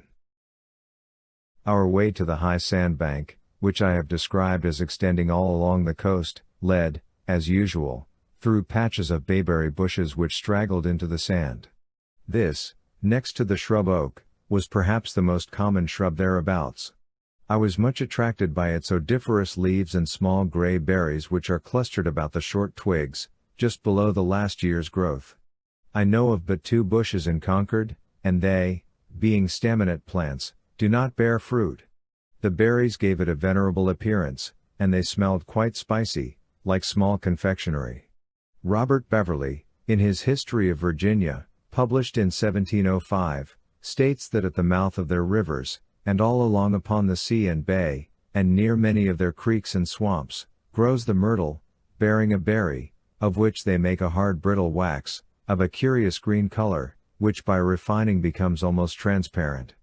Of this they make candles, which are never greasy to the touch nor melt with lying in the hottest weather, neither does the snuff of these ever offend the smell, like that of a tallow candle, but, instead of being disagreeable, if an accident puts a candle out, it yields a pleasant fragrancy to all that are in the room, insomuch that nice people often put them out on purpose to have the incense of the expiring snuff. The melting of these berries is said to have been first found out by a surgeon in New England, who performed wonderful things with a salve made of them. From the abundance of berries still hanging on the bushes, we judged that the inhabitants did not generally collect them for tallow, though we had seen a piece in the house we had just left. I have since made some tallow myself.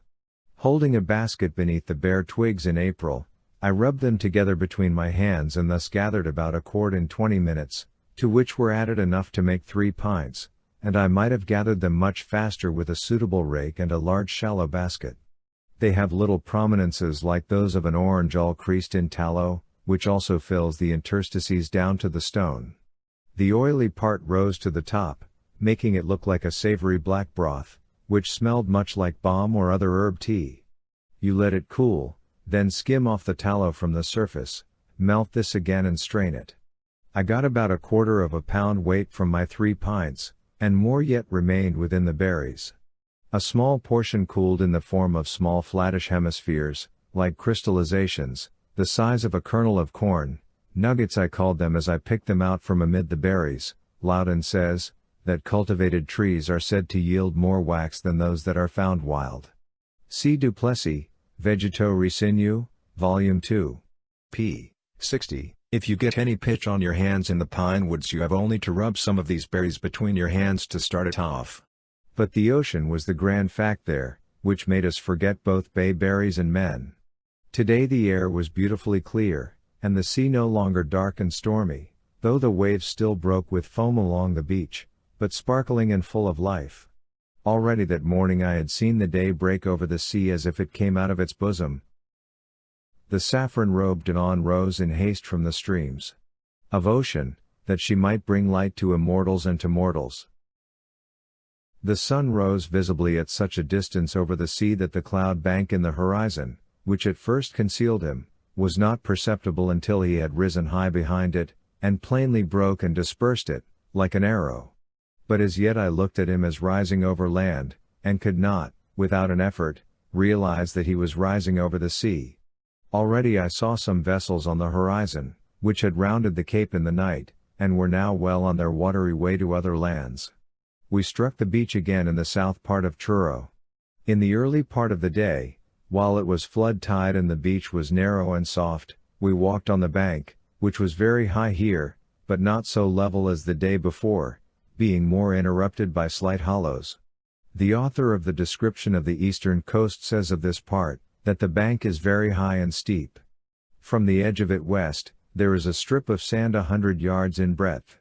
Then succeeds low brushwood, 1/4 mile wide, and almost impassable. After which comes a thick, perplexing forest, in which not a house is to be discovered. Seamen, therefore, though the distance between these two hollows, Newcombs and Brush hollows, is great, must not attempt to enter the wood, as in a snowstorm they must undoubtedly perish. This is still a true description of the country, except that there is not much high wood left. There were many vessels, like gulls, skimming over the surface of the sea, now half concealed in its troughs, their dolphin strikers ploughing the water, now tossed on the top of the billows. One, a bark standing down parallel with the coast, suddenly furled her sails, came to anchor, and swung round in the wind, near us, only half a mile from the shore. At first we thought that her captain wished to communicate with us, and perhaps we did not regard the signal of distress, which a mariner would have understood, and he cursed us for cold-hearted wreckers who turned our backs on him. For hours we could still see her anchored there behind us, and we wondered how she could afford to loiter so long in her course. Or was she a smuggler who had chosen that wild beach to land her cargo on? Or did they wish to catch fish, or paint their vessel? Ere long other barks, and brigs, and schooners, which had in the meanwhile doubled the cape, sailed by her in the smacking breeze, and our consciences were relieved. Some of these vessels lagged behind, while others steadily went ahead. We narrowly watched their rig, and the cut of their jibs, and how they walked the water, for there was all the difference between them that there is between living creatures. But we wondered that they should be remembering Boston and New York and Liverpool, steering for them, out there, as if the sailor might forget his peddling business on such a grand highway. They had perchance brought oranges from the Western Isles, and were they carrying back the peel? We might as well transport our old traps across the ocean of eternity. Is that but another trading flood, with its blessed isles? Is heaven such a harbor as the Liverpool docks? Still held on without a break, the inland barrens and shrubbery, the desert and the high sand bank with its even slope, the broad white beach, the breakers, the green water on the bar, and the Atlantic Ocean, and we traversed with delight new reaches of the shore. We took another lesson in sea horses' manes and sea cows' tails, in sea jellies and sea clams, with our new gained experience. The sea ran hardly less than the day before. It seemed with every wave to be subsiding, because such was our expectation, and yet when hours had elapsed we could see no difference. But there it was, balancing itself, the restless ocean by our side, lurching in its gait. Each wave left the sand all braided or woven, as it were, with a coarse woof and warp, and a distinct raised edge to its rapid work. We made no haste, since we wished to see the ocean at our leisure, and indeed that soft sand was no place in which to be in a hurry, for 1 mile there was as good as 2 elsewhere. Besides, we were obliged frequently to empty our shoes of the sand which one took in climbing or descending the bank. As we were walking close to the water's edge this morning we turned round, by chance, and saw a large black object which the waves had just cast up on the beach behind us, yet too far off for us to distinguish what it was, and when we were about to return to it, 2 men came running from the bank, where no human beings had appeared before, as if they had come out of the sand, in order to save it before another wave took it.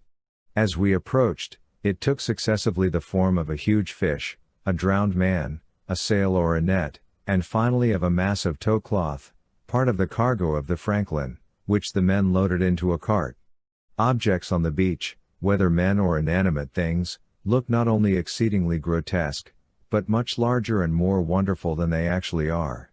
Lately, when approaching the seashore several degrees south of this, I saw before me, seemingly half a mile distant, what appeared like bold and rugged cliffs on the beach, 15 feet high, and whitened by the sun and waves, but after a few steps it proved to be low heaps of rags, part of the cargo of a wrecked vessel, scarcely more than a foot in height. Once also it was my business to go in search of the relics of a human body, mangled by sharks, which had just been cast up, a week after a wreck. Having got the direction from a lighthouse, I should find it a mile or 2 distant over the sand, a dozen rods from the water, covered with a cloth, by a stick stuck up. I expected that I must look very narrowly to find so small an object, but the sandy beach, half a mile wide, and stretching farther than the eye could reach, was so perfectly smooth and bare, and the mirage toward the sea so magnifying, that when I was half a mile distant the insignificant sliver which marked the spot looked like a bleached spar, and the relics were as conspicuous as if they lay in state on that sandy plain, or a generation had labored to pile up their cairn there. Close at hand they were simply some bones with a little flesh adhering to them, in fact, only a slight inequality in the sweep of the shore. There was nothing at all remarkable about them, and they were singularly inoffensive both to the senses and the imagination. But as I stood there they grew more and more imposing. They were alone with the beach and the sea, whose hollow roar seemed addressed to them, and I was impressed as if there was an understanding between them and the ocean which necessarily left me out, with my sniveling sympathies. That dead body had taken possession of the shore, and reigned over it as no living one could, in the name of a certain majesty which belonged to it. We afterward saw many small pieces of tow cloth washed up, and I learned that it continued to be found in good condition, even as late as November in that year, half a dozen bolts at a time. We eagerly filled our pockets with the smooth round pebbles which in some places, even here, were thinly sprinkled over the sand, together with flat circular shells, scotel.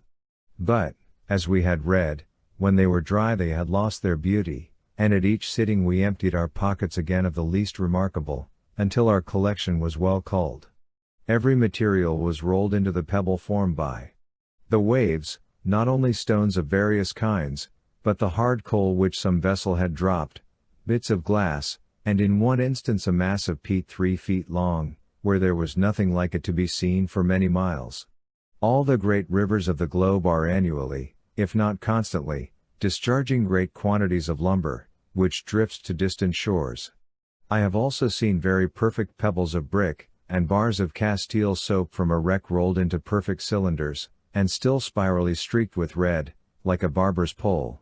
When a cargo of rags is washed ashore, every old pocket and bag-like recess will be filled to bursting with sand by being rolled on the beach, and on one occasion, the pockets in the clothing of the wrecked being thus puffed up, even after they had been ripped open by wreckers, deluded me into the hope of identifying them by the contents.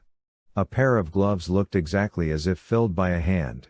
The water in such clothing is soon wrung out and evaporated, but the sand, which works itself into every seam, is not so easily got rid of. Sponges, which are picked up on the shore, as is well known, retain some of the sand of the beach to the latest day, in spite of every effort to extract it. I found one stone on the top of the bank, of a dark gray color, shaped exactly like a giant clam, Microsolidissima, and of the same size, and, what was more remarkable, one half of the outside had shelled off and lay near it, of the same form and depth with one of the valves of this clam, while the other half was loose, leaving a solid core of a darker color within it. I afterward saw a stone resembling a razor clam, but it was a solid one. It appeared as if the stone, in the process of formation, had filled the mold which a clamshell furnished, or the same law that shaped the clam had made a clam of stone. Dead clams, with shells full of sand, are called sand clams. There were many of the large clam shells filled with sand, and sometimes one valve was separately filled exactly even, as if it had been heaped and then scraped. Even, among the many small stones on the top of the bank, I found one arrowhead. Beside the giant clam and barnacles, we found on the shore a small clam, Mesidesma arctata, which I dug with my hands in numbers on the bars, and which is sometimes eaten by the inhabitants, in the absence of the Maya arenaria, on this side. Most of their empty shells had been perforated by some foe. Also, the Astarte castanea, the edible mussel, Mytilus edulis, on the few rocks, and washed up in curious bunches of 40 or 50, held together by its rope-like byssus. The scallop shell, Pecten concentricus, used for card racks and pin cushions. Cockles, or cuckoos, Nautica heroes, and their remarkable nidus, called sand circle, looking like the top of a stone jug without the stopple, and broken on one side, or like a flaring dickey made of sandpaper. Also, Cancellaria couthai, and periwinkles, Fusus decemcostatus. We afterward saw some other kinds on the bayside. Gould states that this cape has Hitler proved a barrier to the migrations of many species of mollusca. Of the 197 species, which he described in 1840 as belonging to Massachusetts, 83 do not pass to the south shore, and 50 are not found on the north shore of the cape. Among crustacea, there were the shells of crabs and lobsters, often bleached quite white high up the beach, sea or beach fleas, Amphipeda, and the cases of the horseshoe crab, or saucepan fish, Limulus polyphemus, of which we saw many alive on the bayside, where they feed pigs on them. Their tails were used as arrowheads by the Indians. Of radiata, there were the sea chestnut or egg, Echinus granulatus, commonly divested of its spines, flat circular shells, Scutella parma, covered with chocolate-colored spines, but becoming smooth and white, with 5 petal-like figures, a few starfishes or 5 fingers, Asterias rubens, and sunfishes or sea jellies, Arale.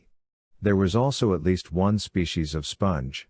The plants which I noticed here and there on the pure sandy shelf, between the ordinary high water mark and the foot of the bank, were sea rocket, Cacul americana, saltwort, Salsala kali, sea sandwort, Honkenia peploides, sea burdock, Xanthium echinatum, seaside spurge, Euphorbia poildinifolia, also, beach grass, Arundo, Sama, or Calamagrostis arenaria, seaside goldenrod, Solidago sempervirens, and the beach pea, Lathyrus maritimus. Sometimes we helped a wrecker turn over a larger log than usual, or we amused ourselves with rolling stones down the bank, but we rarely could make one reach the water, the beach was so soft and wide, or we bathed in some shallow within a bar, where the sea covered us with sand at every flux, though it was quite cold and windy. The ocean there is commonly but a tantalizing prospect in hot weather, for with all that water before you, there is, as we were afterward told, no bathing on the Atlantic side, on account of the undertow and the rumor of sharks. At the lighthouse both in East Ham and Truro, the only houses quite on the shore, they declared, the next year, that they would not bathe there for any sum, for they sometimes saw the sharks tossed up and quiver for a moment on the sand. Others laughed at these stories, but perhaps they could afford to because they never bathed anywhere. One old record told us that he killed a regular man-eating shark 14 feet long, and hauled him out with his oxen, where we had bathed, and another, that his father caught a smaller one of the same kind that was stranded there, by standing him up on his snout so that the waves could not take him. They will tell you tough stories of sharks all over the Cape, which I do not presume to doubt utterly, how they will sometimes upset a boat, or tear it in pieces, to get at the man in it. I can easily believe in the undertow, but I have no doubt that one shark in a dozen years is enough to keep up the reputation of a beach 100 miles long. I should add, however, that in July we walked on the bank here 1/4 of a mile parallel with a fish about 6 feet in length, possibly a shark, which was prowling slowly along within 2 rods of the shore. It was of a pale brown color, singularly film-like and indistinct in the water, as if all nature abetted this child of ocean, and showed many darker transverse bars or rings whenever it came to the surface. It is well known that different fishes even of the same species are colored by the water they inhabit. We saw it go into a little cove or bathing tub, where we had just been bathing, where the water was only 4 or 5 feet deep at that time, and after exploring it go slowly out again, but we continued to bathe there, only observing first from the bank if the cove was preoccupied. We thought that the water was fuller of life, more aerated perhaps than that of the bay, like soda water, for we were as particular as young salmon, and the expectation of encountering a shark did not subtract anything from its life-giving qualities. Sometimes we sat on the wet beach and watched the beach birds, sandpipers, and others, trotting along close to each wave, and waiting for the sea to cast up their breakfast. The former, Charadrius mellitus, ran with great rapidity and then stood stock still remarkably erect and hardly to be distinguished from the beach. The wet sand was covered with small skipping sea fleas, which apparently make a part of their food. These last are the little scavengers of the beach, and are so numerous that they will devour large fishes, which have been cast up, in a very short time. One little bird not larger than a sparrow, it may have been a phalarope, would alight on the turbulent surface where the breakers were 5 or 6 feet high, and float buoyantly there like a duck, cunningly taking to its wings and lifting itself a few feet through the air over the foaming crest of each breaker, but sometimes outriding safely a considerable billow which hid it some seconds, when its instinct told it that it would not break. It was a little creature thus to sport with the ocean, but it was as perfect a success in its way as the breakers in theirs. There was also an almost uninterrupted line of coots rising and falling with the waves, a few rods from the shore, the whole length of the cape. They made as constant a part of the ocean's border as the pads or pickerel weed do of that of a pond. We read the following as to the storm petrel, Thalassodroma wilsonv, which is seen in the bay as well as on the outside. The feathers on the breast of the storm petrel are, like those of all swimming birds, waterproof, but substances not susceptible of being wetted with water are, for that very reason, the best fitted for collecting oil from its surface. That function is performed by the feathers on the breast of the storm petrels as they touch on the surface, and though that may not be the only way in which they procure their food, it is certainly that in which they obtain great part of it. They dash along till they have loaded their feathers and then they pause upon the wave and remove the oil with their bills. Thus we kept on along the gently curving shore, seeing 2 or 3 miles ahead at once, along this ocean sidewalk, where there was none to turn out for, with the middle of the road the highway of nations on our right, and the sand cliffs of the Cape on our left. We saw this forenoon a part of the wreck of a vessel, probably the Franklin, a large piece 15 feet square, and still freshly painted. With a grapple and a line we could have saved it, for the waves repeatedly washed it within cast, but they as often took it back. It would have been a lucky haul for some poor wrecker, for I have been told that one man who paid $3 or $4 for a part of the wreck of that vessel, sold $50 or $60 worth of iron out of it.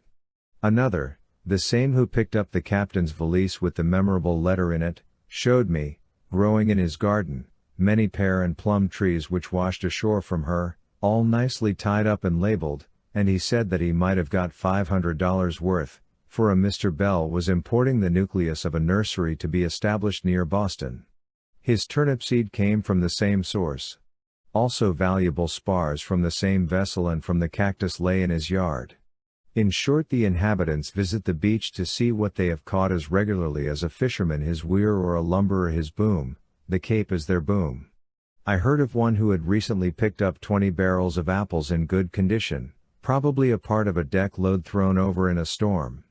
Though there are wreck masters appointed to look after valuable property which must be advertised, yet undoubtedly a great deal of value is secretly carried off. But are we not all wreckers contriving that some treasure may be washed up on our beach, that we may secure it, and do we not infer the habits of these Nauset and Barnegat wreckers from the common modes of getting a living? The sea, vast and wild as it is, bears thus the waste and wrecks of human art to its remotest shore. There is no telling what it may not vomit up. It lets nothing lie, not even the giant clams which cling to its bottom. It is still heaving up the tow cloth of the Franklin, and perhaps a piece of some old pirate ship, wrecked more than 100 years ago, comes ashore today. Some years since, when a vessel was wrecked here which had nutmegs in her cargo, they were strewn all along the beach, and for a considerable time were not spoiled by the salt water. Soon afterward, a fisherman caught a cod which was full of them.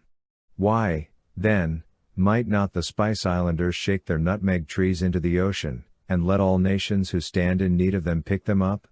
However, after a year, I found that the nutmegs from the Franklin had become soft. You might make a curious list of articles which fishes have swallowed, sailors' open clasp knives, and bright tin snuff boxes, not knowing what was in them, and jugs, and jewels, and Jonah. The other day I came across the following scrap in a newspaper. A religious fish. A short time ago, mine host steward, of the Denton Hotel, purchased a rock fish, weighing about 60 pounds. On opening it he found in it a certificate of membership of the M.E. Church, which we read as follows: Member. Methodist E. Church. Founded A.D. 1784. Quarterly ticket. 18. Minister. For our light affliction, which is but for a moment, worketh for us a far more exceeding and eternal weight of glory. 2 Cor. 4. 17. Oh, what are all my sufferings here? If, Lord, thou count me meet. With that enraptured host he appear, and worship at thy feet. The paper was of course in a crumpled and wet condition, but on exposing it to the sun, and ironing the kinks out of it, it became quite legible.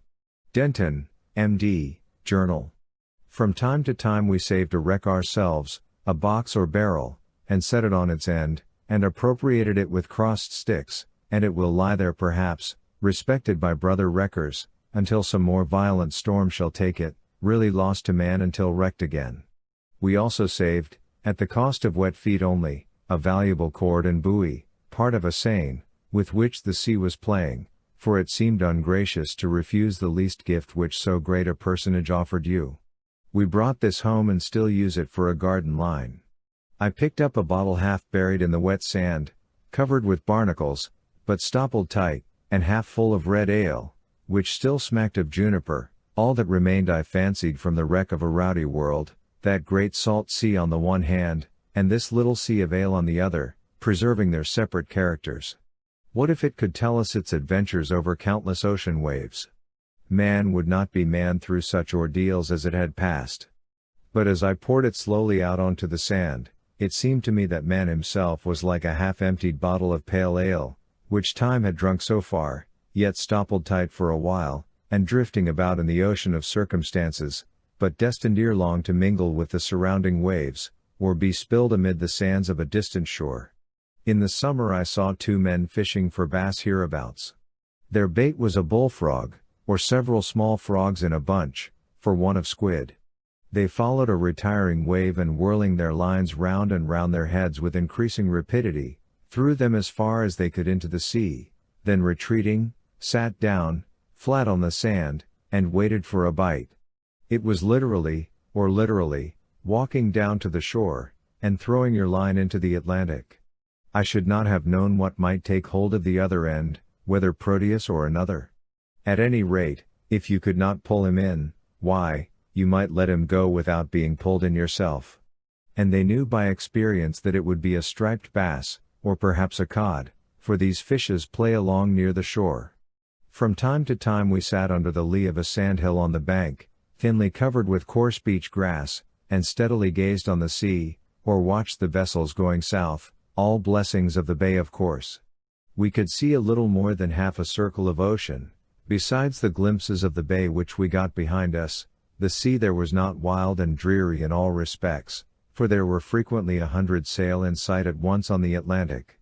You can commonly count about 80 in a favorable summer day, and pilots sometimes land and ascend the bank to look out for these which require their services.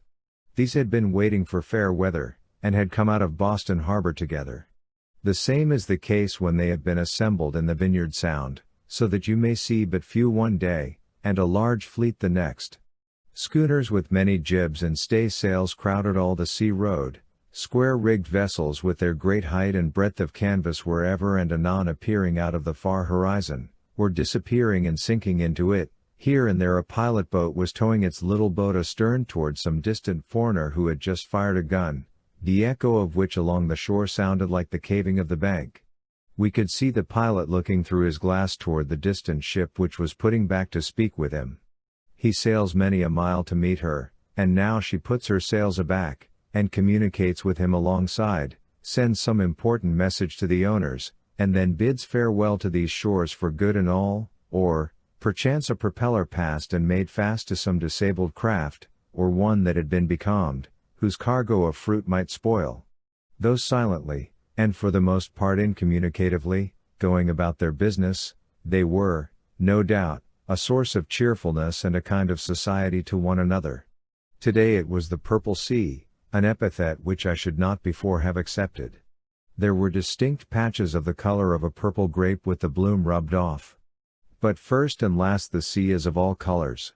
Well writes Gilpin concerning the brilliant hues which are continually playing on the surface of a quiet ocean, and this was not too turbulent at a distance from the shore.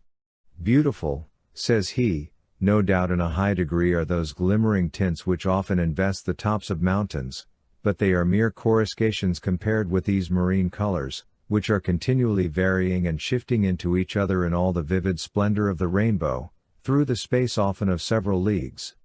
Commonly, in calm weather, for half a mile from the shore, where the bottom tinges it, the sea is green, or greenish, as are some ponds, then blue for many miles, often with purple tinges, bounded in the distance by a light almost silvery stripe, beyond which there is generally a dark blue rim, like a mountain ridge in the horizon, as if, like that, it owed its color to the intervening atmosphere.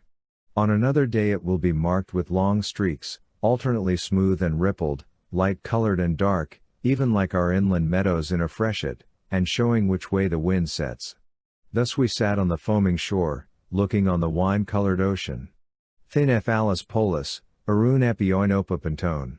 Here and there was a darker spot on its surface, the shadow of a cloud, though the sky was so clear that no cloud would have been noticed otherwise, and no shadow would have been seen on the land, where a much smaller surface is visible at once. So, distant clouds and showers may be seen on all sides by a sailor in the course of a day, which do not necessarily portend rain where he is. In July we saw similar dark blue patches where schools of menhaden rippled the surface, scarcely to be distinguished from the shadows of clouds. Sometimes the sea was spotted with them far and wide, such is its inexhaustible fertility. Close at hand you see their back fin, which is very long and sharp, projecting 2 or 3 inches above water. From time to time also we saw the white bellies of the bass playing along the shore. It was a poetic recreation to watch those distant sails steering for half-fabulous ports, whose very names are a mysterious music to our ears, Fayal, and Babel Mandel, and Chagres, and Panama, bound to the famous Bay of San Francisco, and the golden streams of Sacramento and San Joaquin, to Feather River and the American Fork, where Sutter's Fort presides, and inland stands the city de Los Angeles. It is remarkable that men do not sail the sea with more expectation. Nothing remarkable was ever accomplished in a prosaic mood. The heroes and discoverers have found true more than was previously believed, only when they were expecting and dreaming of something more than their contemporaries dreamed of, or even themselves discovered, that is, when they were in a frame of mind fitted to behold the truth. Referred to the world's standard, they are always insane. Even savages have indirectly surmised as much. Humboldt, speaking of Columbus approaching the New World, says, "The grateful coolness of the evening air, the ethereal purity of the starry firmament, the balmy fragrance of flowers, wafted to him by the land breeze, all led him to suppose, as we are told by Herrera, in the Decades, that he was approaching the Garden of Eden, the sacred abode of our first parents.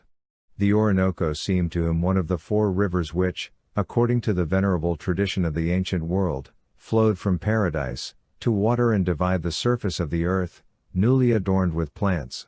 So even the expeditions for the discovery of El Dorado, and of the Fountain of Youth, led to real, if not compensatory discoveries. We discerned vessels so far off, when once we began to look, that only the tops of their masts in the horizon were visible, and it took a strong intention of the eye, and its most favorable side, to see them at all, and sometimes we doubted if we were not counting our eyelashes.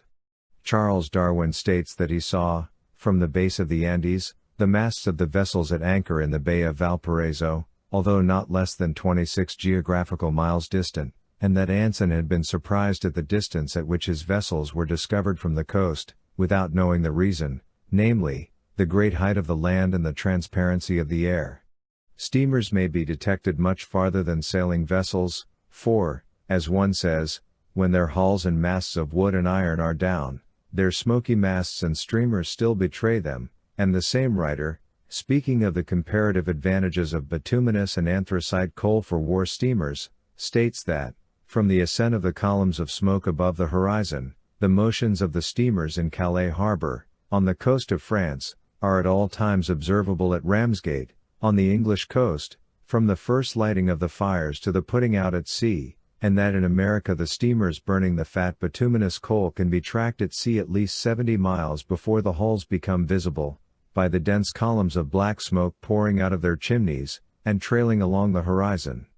Though there were numerous vessels at this great distance in the horizon on every side, yet the vast spaces between them, like the spaces between the stars, far as they were distant from us, so were they from one another, nay, some were twice as far from each other as from us, impressed us with a sense of the immensity of the ocean, the unfruitful ocean, as it has been called, and we could see what proportion man and his works bear to the globe. As we looked off, and saw the water growing darker and darker and deeper the farther we looked, till it was awful to consider, and it appeared to have no relation to the friendly land, either as shore or bottom. Of what use is a bottom if it is out of sight, if it is 2 or 3 miles from the surface, and you are to be drowned so long before you get to it, though it were made of the same stuff with your native soil? Over that ocean, where, as the Veda says, there is nothing to give support, nothing to rest upon, nothing to cling to, I felt that I was a land animal. The man in a balloon even may commonly alight on the earth in a few moments, but the sailor's only hope is that he may reach the distant shore. I could then appreciate the heroism of the old navigator. Sir Humphrey Gilbert, of whom it is related that, being overtaken by a storm when on his return from America, in the year 1583, far northeastward from where we were, sitting abaft with a book in his hand, just before he was swallowed up in the deep, he cried out to his comrades in the Hind, as they came within hearing, "We are as near to heaven by sea as by land." I saw that it would not be easy to realize. On Cape Cod, the next most eastern land you hear of is St. George's Bank. The fishermen tell of George's, Cassius, and other sunken lands which they frequent.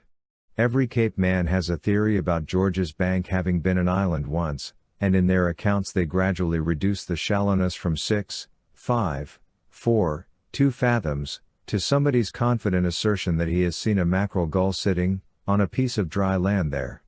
It reminded me, when I thought of the shipwrecks which had taken place there, of the Isle of Demons, laid down off this coast in old charts of the New World. There must be something monstrous, methinks, in a vision of the sea bottom from over some bank 1,000 miles from the shore, more awful than its imagined bottomlessness, a drowned continent, all livid and frothing at the nostrils, like the body of a drowned man, which is better sunk deep than near the surface. I have been surprised to discover from a steamer the shallowness of Massachusetts Bay itself.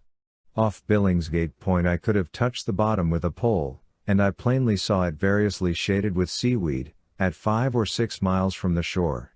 This is the shoal ground of the Cape, it is true, but elsewhere the bay is not much deeper than a country pond. We are told that the deepest water in the English Channel between Shakespeare's Cliff and Cape Grisnez, in France, is 180 feet, and Guyot says that the Baltic Sea has a depth of only 120 feet between the coasts of Germany and those of Sweden, and the Adriatic between Venice and Trieste has a depth of only 130 feet. A pond in my native town, only half a mile long, is more than 100 feet deep. The ocean is but a larger lake. At midsummer you may sometimes see a strip of glassy smoothness on it, a few rods in width and many miles long, as if the surface there were covered with a thin pellicle of oil, just as on a country pond, a sort of standstill, you would say, at the meeting or parting of two currents of air, if it does not rather mark the unrippled steadiness of a current of water beneath, for sailors tell of the ocean and land breeze meeting between the fore and aft sails of a vessel, while the latter are full, the former being suddenly taken aback. Daniel Webster, in one of his letters describing blue fishing off Martha's Vineyard, referring to those smooth places, which fishermen and sailors call slicks, says, "We met with them yesterday, and our boatmen made for them, whenever discovered." He said they were caused by the bluefish chopping up their prey. That is to say, those voracious fellows get into a school of menhaden, which are too large to swallow whole, and they bite them into pieces to suit their tastes. And the oil from this butchery, rising to the surface, makes the slick. Yet this same placid ocean, as civil now as a city's harbor, a place for ships and commerce, will ere long be lashed into sudden fury, and all its caves and cliffs will resound with tumult. It will ruthlessly heave these vessels to and fro, break them in pieces in its sandy or stony jaws, and deliver their crews to sea monsters. It will play with them like seaweed, distend them like dead frogs, and carry them about, now high, now low, to show to the fishes, giving them a nibble. This gentle ocean will toss and tear the rag of a man's body like the father of mad bulls, and his relatives may be seen seeking the remnants for weeks along the strand. From some quiet inland hamlet they have rushed weeping to the unheard of shore, and now stand uncertain where a sailor has recently been buried amid the sandhills. It is generally supposed that they who have long been conversant with the ocean can foretell by certain indications, such as its roar and the notes of sea-fowl, when it will change from calm to storm, but probably no such ancient mariner as we dream of exists. They know no more, at least, than the older sailors do about this voyage of life on which we are all embarked. Nevertheless, we love to hear the sayings of old sailors, and their accounts of natural phenomena, which totally ignore, and are ignored by, science, and possibly they have not always looked over the gunwale so long in vain.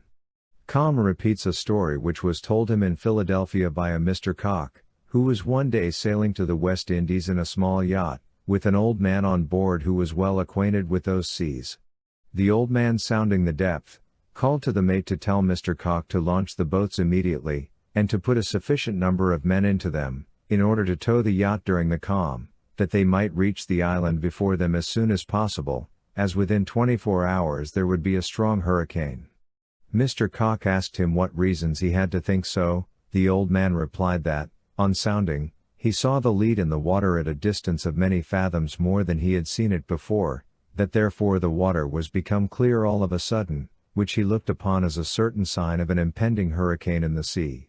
The sequel of the story is that, by good fortune and by dint of rowing they managed to gain a safe harbor before the hurricane had reached its height, but it finally raged with so much violence that not only many ships were lost and houses unroofed, but even their own vessel in harbor was washed so far on shore that several weeks elapsed before it could be got off. The Greeks would not have called the ocean atrietos, or unfruitful, though it does not produce wheat, if they had viewed it by the light of modern science, for naturalists now assert that the sea, and not the land, is the principal seat of life, though not of vegetable life. Darwin affirms that our most thickly inhabited forests appear almost as deserts when we come to compare them with the corresponding regions of the ocean. Agassiz and Gould tell us that the sea teems with animals of all classes, far beyond the extreme point of flowering plants, but they add that experiments of dredging in very deep water have also taught us that the abyss of the ocean is nearly a desert, so that modern investigations, to quote the words of Desser, merely go to confirm the great idea which was vaguely anticipated by the ancient poets and philosophers, that the ocean is the origin of all things. Yet marine animals and plants hold a lower rank in the scale of being than land animals and plants. There is no instance known, says Desser, of an animal becoming aquatic in its perfect state, after having lived in its lower stage on dry land. But as in the case of the tadpole, the progress invariably points towards the dry land. In short, the dry land itself came through and out of the water in its way to the heavens, for, in going back through the geological ages, we come to an epoch when, according to all appearances, the dry land did not exist, and when the surface of our globe was entirely covered with water. We looked on the sea, then, once more, not as a triedos, or unfruitful, but as it has been more truly called, the laboratory of continents. Though we have indulged in some placid reflections of late, the reader must not forget that the dash and roar of the waves were incessant. Indeed, it would be well if he were to read with a large conch shell at his ear. But notwithstanding that it was very cold and windy today, it was such a cold as we thought would not cause one to take cold who was exposed to it, owing to the saltness of the air and the dryness of the soil. Yet the author of the old description of Wellfleet says, the atmosphere is very much impregnated with saline particles, which, perhaps, with the great use of fish, and the neglect of cider and spruce beer, may be a reason why the people are more subject to sore mouths and throats than in other places. 7. Across the Cape. When we have returned from the seaside, we sometimes ask ourselves why we did not spend more time in gazing at the sea, but very soon the traveler does not look at the sea more than at the heavens. As for the interior, if the elevated sandbar in the midst of the ocean can be said to have any interior, it was an exceedingly desolate landscape, with rarely a cultivated or cultivable field in sight. We saw no villages, and seldom a house, for these are generally on the bay side. It was a succession of shrubby hills and valleys, now wearing an autumnal tint.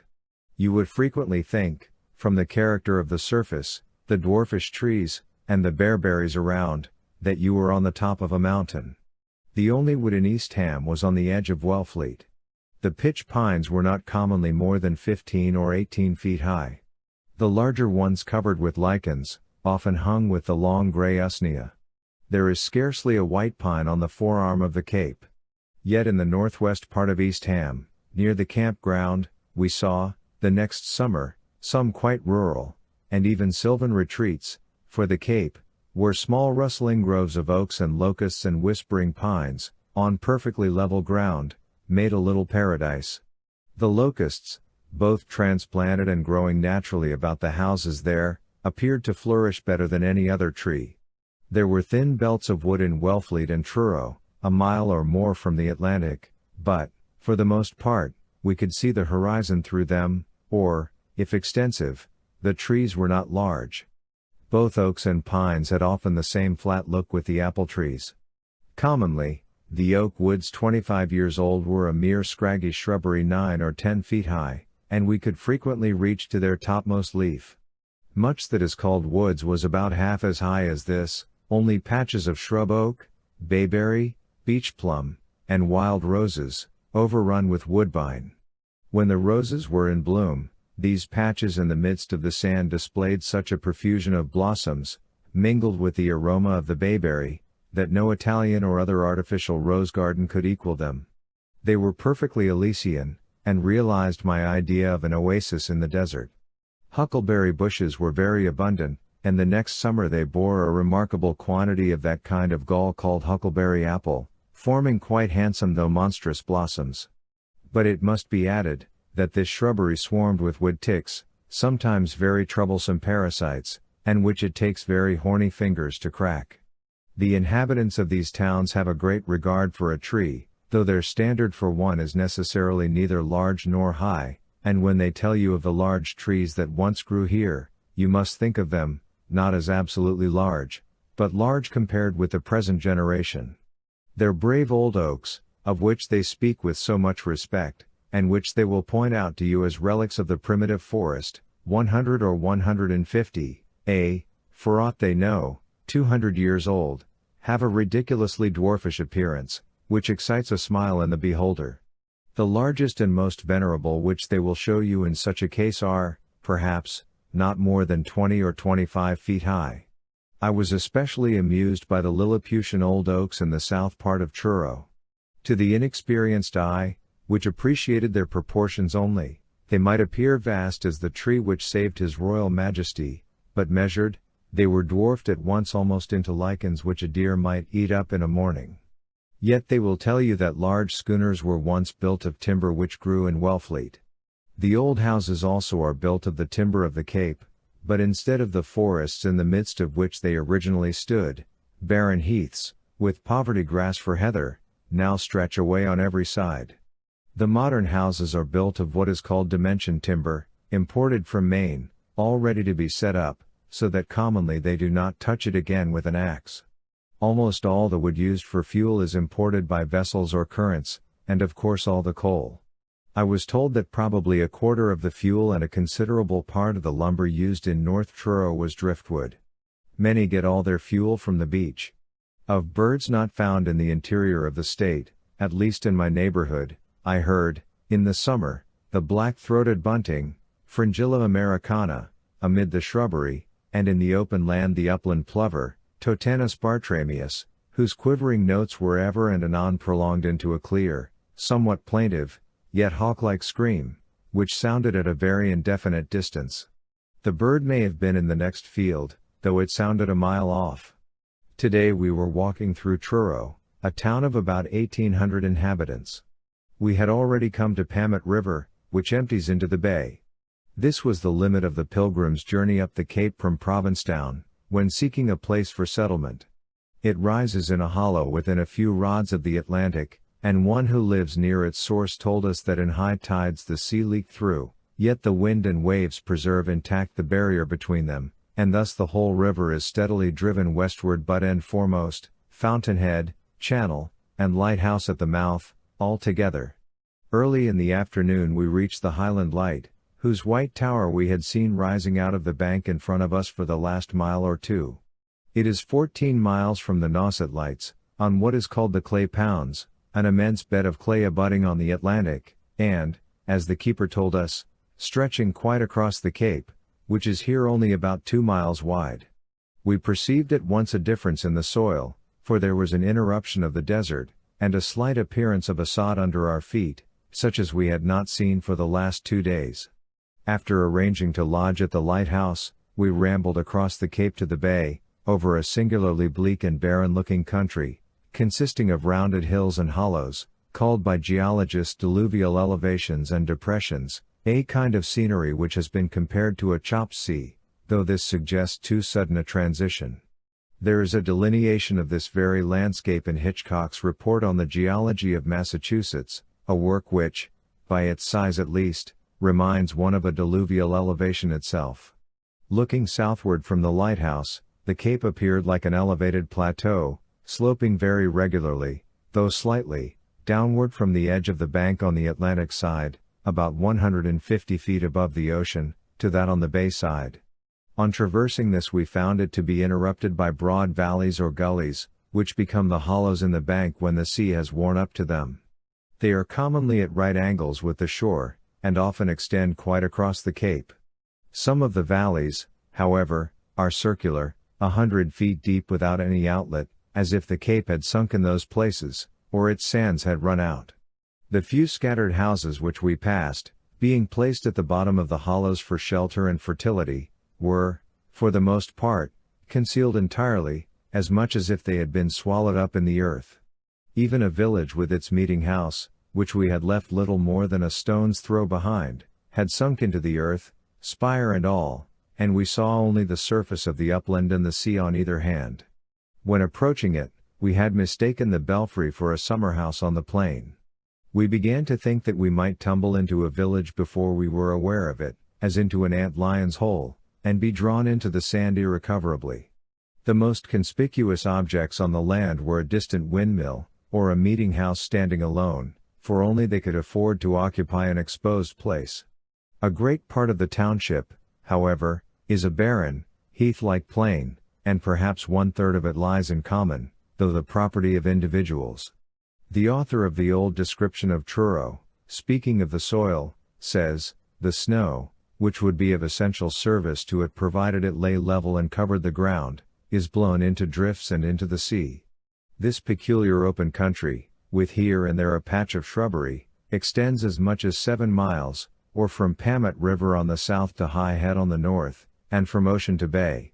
To walk over it makes on a stranger such an impression as being at sea, and he finds it impossible to estimate distances in any weather. A windmill or a herd of cows may seem to be far away in the horizon, yet, after going a few rods, he will be close upon them. He is also deluded by other kinds of mirage. When, in the summer, I saw a family blueberrying a mile off, walking about amid the dwarfish bushes which did not come up higher than their ankles, they seemed to me to be a race of giants, 20 feet high at least. The highest and sandiest portion next the Atlantic was thinly covered with beach grass and indigo weed. Next to this the surface of the upland generally consisted of white sand and gravel, like coarse salt, through which a scanty vegetation found its way up. It will give an ornithologist some idea of its barrenness if I mention that the next June, the month of grass, I found a nighthawk's eggs there, and that almost any square rod thereabouts, taken at random, would be an eligible site for such a deposit. The killdeer plover, which loves a similar locality, also drops its eggs there, and fills the air above with its din. This upland also produced cladonia lichens, poverty grass, savory-leaved aster, Diplopappus linearifolius, mouse ear, bearberry, etc. On a few hillsides the savory-leaved aster and mouse ear alone made quite a dense sward, said to be very pretty when the aster is in bloom. In some parts the two species of poverty grass, Hudsonia tomentosa and ericoides, which deserve a better name, reign for miles in littly hemispherical tufts or islets, like moss, scattered over the waste. They linger in bloom there till the middle of July.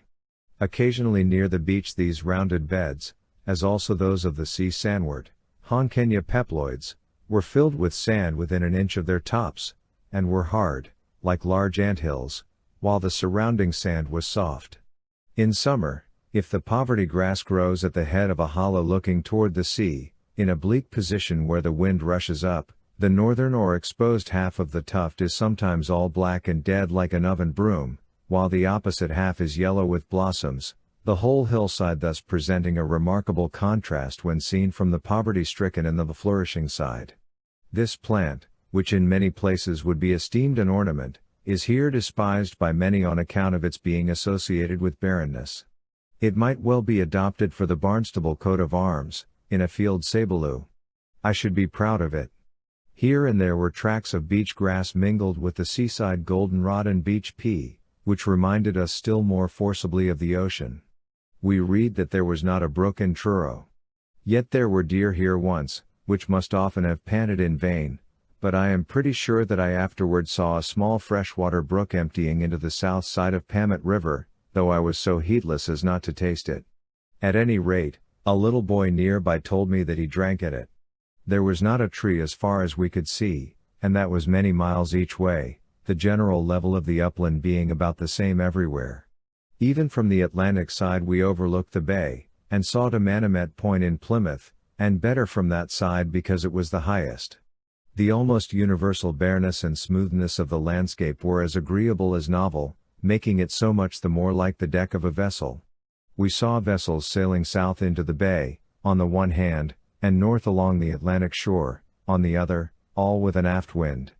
The single road which runs lengthwise the cape, now winding over the plain, now through the shrubbery which scrapes the wheels of the stage, was a mere cart track in the sand, commonly without any fences to confine it, and continually changing from this side to that, to harder ground, or sometimes to avoid the tide.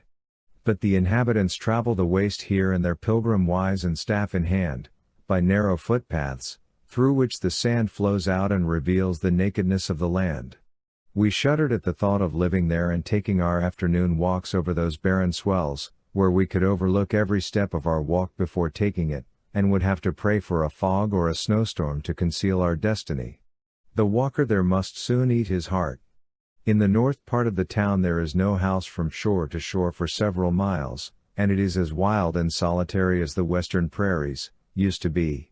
Indeed, one who has seen every house in Truro will be surprised to hear of the number of the inhabitants, but perhaps 500 of the men and boys of this small town were then abroad on their fishing grounds.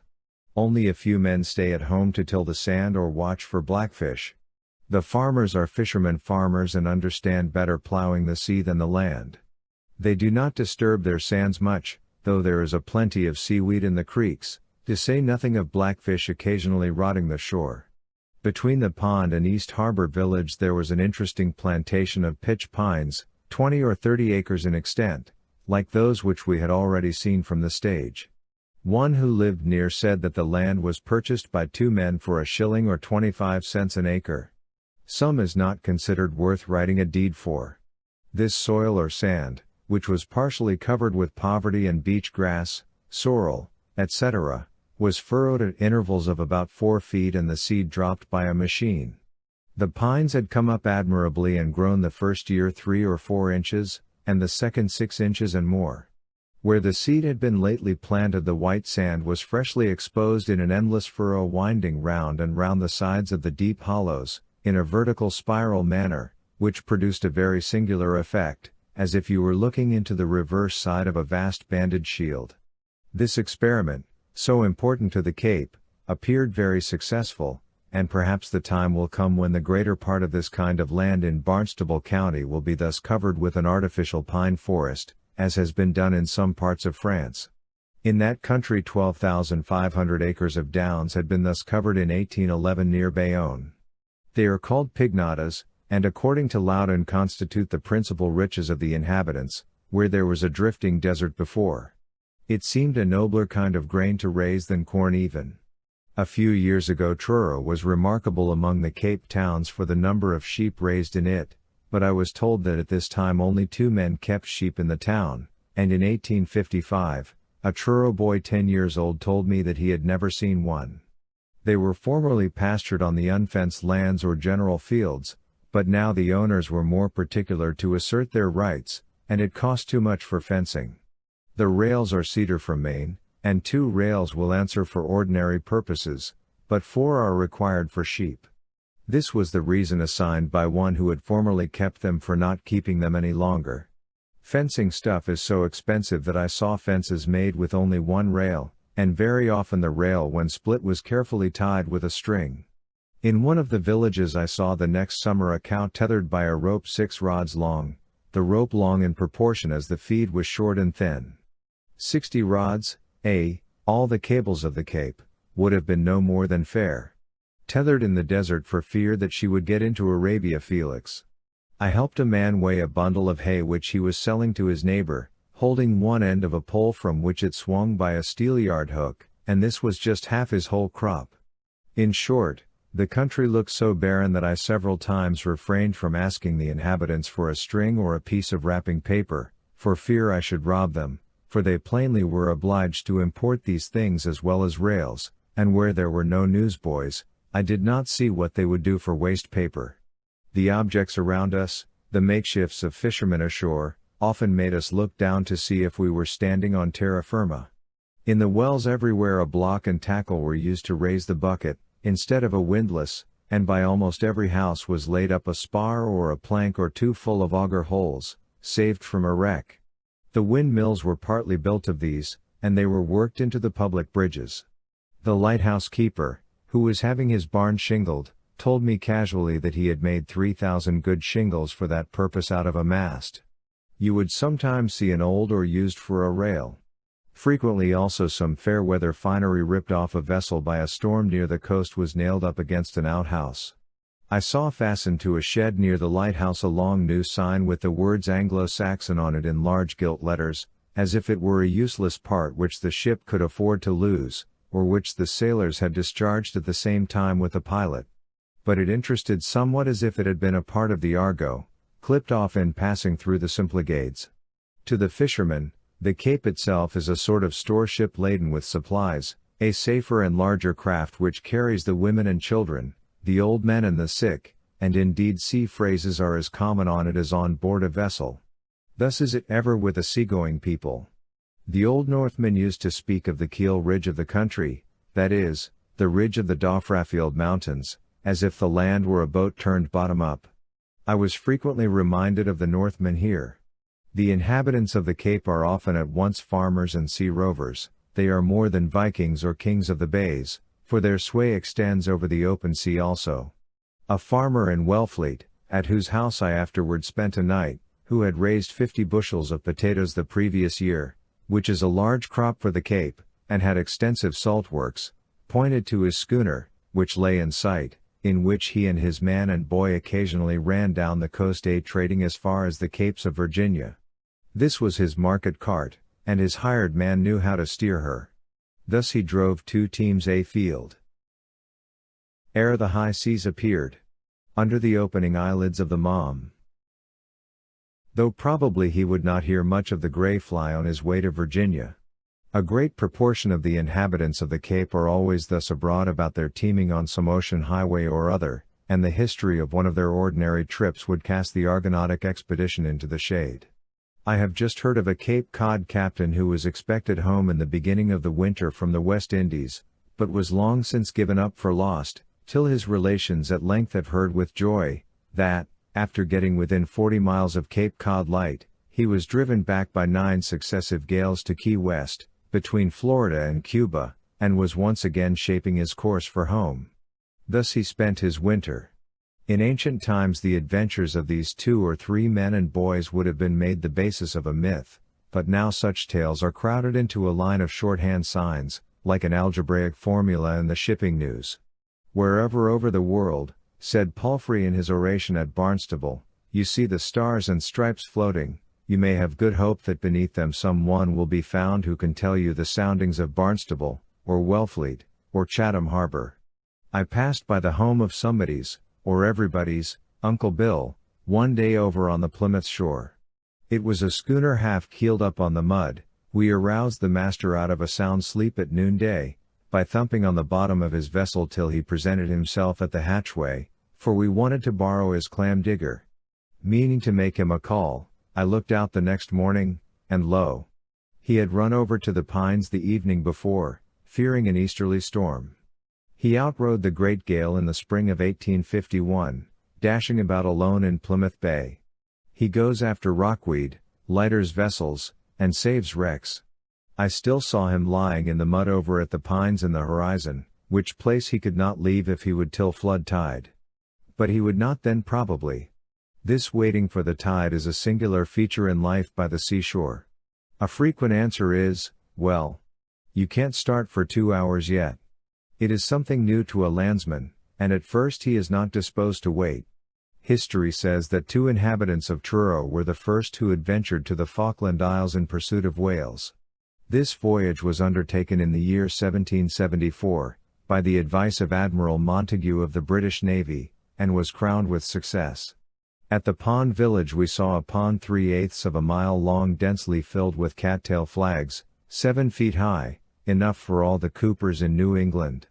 The western shore was nearly as sandy as the eastern, but the water was much smoother, and the bottom was partially covered with the slender grass-like seaweed, Zostera, which we had not seen on the Atlantic side. There were also a few rude sheds for trying fish on the beach there, which made it appear less wild.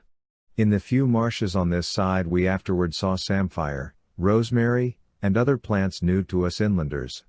In the summer and fall sometimes, hundreds of blackfish, the social whale, Globicephalus mellis of decay, called also black whale fish, howling whale, bottlehead, etc., 15 feet or more in length, are driven ashore in a single school here. I witnessed such a scene in July, 1855.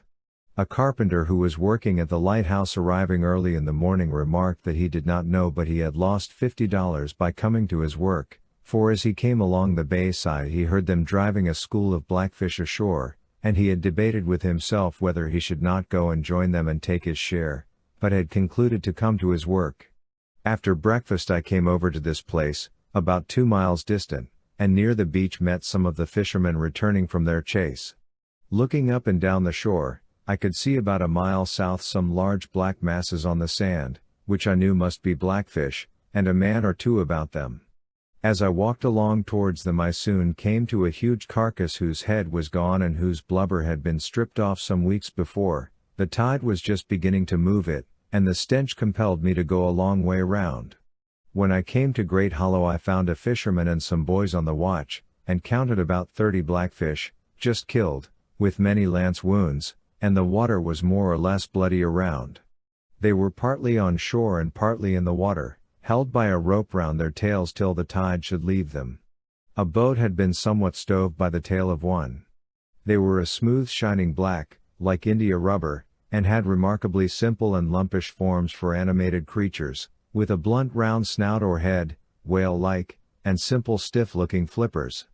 The largest were about 15 feet long, but one or two were only 5 feet long, and still without teeth. The fisherman slashed one with his jackknife, to show me how thick the blubber was, about 3 inches, and as I passed my finger through the cut it was covered thick with oil. The blubber looked like pork, and this man said that when they were trying it the boys would sometimes come round with a piece of bread in one hand, and take a piece of blubber in the other to eat with it, preferring it to pork scraps. He also cut into the flesh beneath, which was firm and red like beef, and he said that for his part he preferred it when fresh to beef. It is stated that in 1812 blackfish were used as food by the poor of Britannia. They were waiting for the tide to leave these fishes high and dry, that they might strip off the blubber and carry it to their tryworks in their boats, where they try it on the beach. They get commonly a barrel of oil, worth $15 or $20, to a fish. There were many lances and harpoons in the boats, much slenderer instruments than I had expected. An old man came along the beach with a horse and wagon distributing the dinners of the fishermen, which their wives had put up in little pails and jugs, and which he had collected in the pond village, and for this service, I suppose, he received a share of the oil. If one could not tell his own pail, he took the first he came to. As I stood there they raised the cry of another school, and we could see their black backs and their blowing about a mile northward, as they went leaping over the sea like horses. Some boats were already in pursuit there, driving them toward the beach. Other fishermen and boys running up began to jump into the boats and push them off from where I stood, and I might have gone too had I chosen. Soon there were 25 or 30 boats in pursuit, some large ones under sail, and others rowing with might and main, keeping outside of the school, those nearest to the fishes striking on the sides of their boats and blowing horns to drive them onto the beach. It was an exciting race. If they succeed in driving them ashore each boat takes one share, and then each man, but if they are compelled to strike them offshore each boat's company take what they strike. I walked rapidly along the shore toward the north, while the fishermen were rowing still more swiftly to join their companions, and a little boy who walked by my side was congratulating himself that his father's boat was beating another one. An old blind fisherman whom we met, inquired, "Where are they? I can't see. Have they got them?" In the meanwhile the fishes had turned and were escaping northward toward Provincetown, only occasionally the back of one being seen. So the nearest crews were compelled to strike them, and we saw several boats soon made fast, each to its fish, which, 4 or 5 rods ahead, was drawing it like a racehorse straight toward the beach, leaping half out of water, blowing blood and water from its hole, and leaving a streak of foam behind. But they went ashore too far north for us, though we could see the fishermen leap out and lance them on the sand. It was just like pictures of whaling which I have seen, and a fisherman told me that it was nearly as dangerous. In his first trial he had been much excited, and in his haste had used a lance with its scabbard on, but nevertheless had thrust it quite through his fish. I learned that a few days before this 180 blackfish had been driven ashore in one school at East Ham, a little farther south, and that the keeper of Billingsgate Point Light went out one morning about the same time and cut his initials on the backs of a large school which had run ashore in the night, and sold his right to them to Provincetown for $1,000, and probably Provincetown made as much more. Another fisherman told me that 19 years ago 380 were driven ashore in one school at Great Hollow. In the Naturalist's Library, it is said that, in the winter of 1809-10, 1,110 approached the shore of Rolfjord, Iceland, and were captured. Decay says it is not known why they are stranded. But one fisherman declared to me that they ran ashore in pursuit of squid, and that they generally came on the coast about the last of July. About a week afterward, when I came to this shore, it was strewn, as far as I could see with a glass, with the carcasses of blackfish stripped of their blubber and their heads cut off, the latter lying higher up. Walking on the beach was out of the question on account of the stench. Between Provincetown and Truro they lay in the very path of the stage. Yet no steps were taken to abate the nuisance, and men were catching lobsters as usual just off the shore. I was told that they did sometimes tow them out and sink them, yet I wondered where they got the stones to sink them with. Of course they might be made into guano, and Cape Cod is not so fertile that her inhabitants can afford to do without this manure, to say nothing of the diseases they may produce.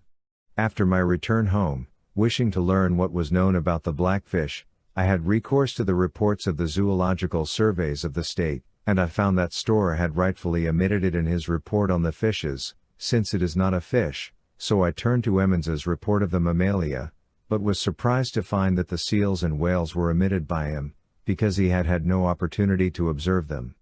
Considering how this state has risen and thriven by its fisheries, that the legislature which authorized the Zoological Survey sat under the emblem of a codfish, that Nantucket and New Bedford are within our limits, that an early riser may find $1,000 or $1,500 worth of blackfish on the shore in a morning, that the Pilgrims saw the Indians cutting up a blackfish on the shore at East Ham, and called a part of that shore Grampus Bay, from the number of blackfish they found there, before they got to Plymouth, and that from that time to this these fishes have continued to enrich one or two counties almost annually, and that their decaying carcasses were now poisoning the air of one county for more than 30 miles, I thought it remarkable that neither the popular nor scientific name was to be found in a report on our mammalia, a catalogue of the productions of our land and water.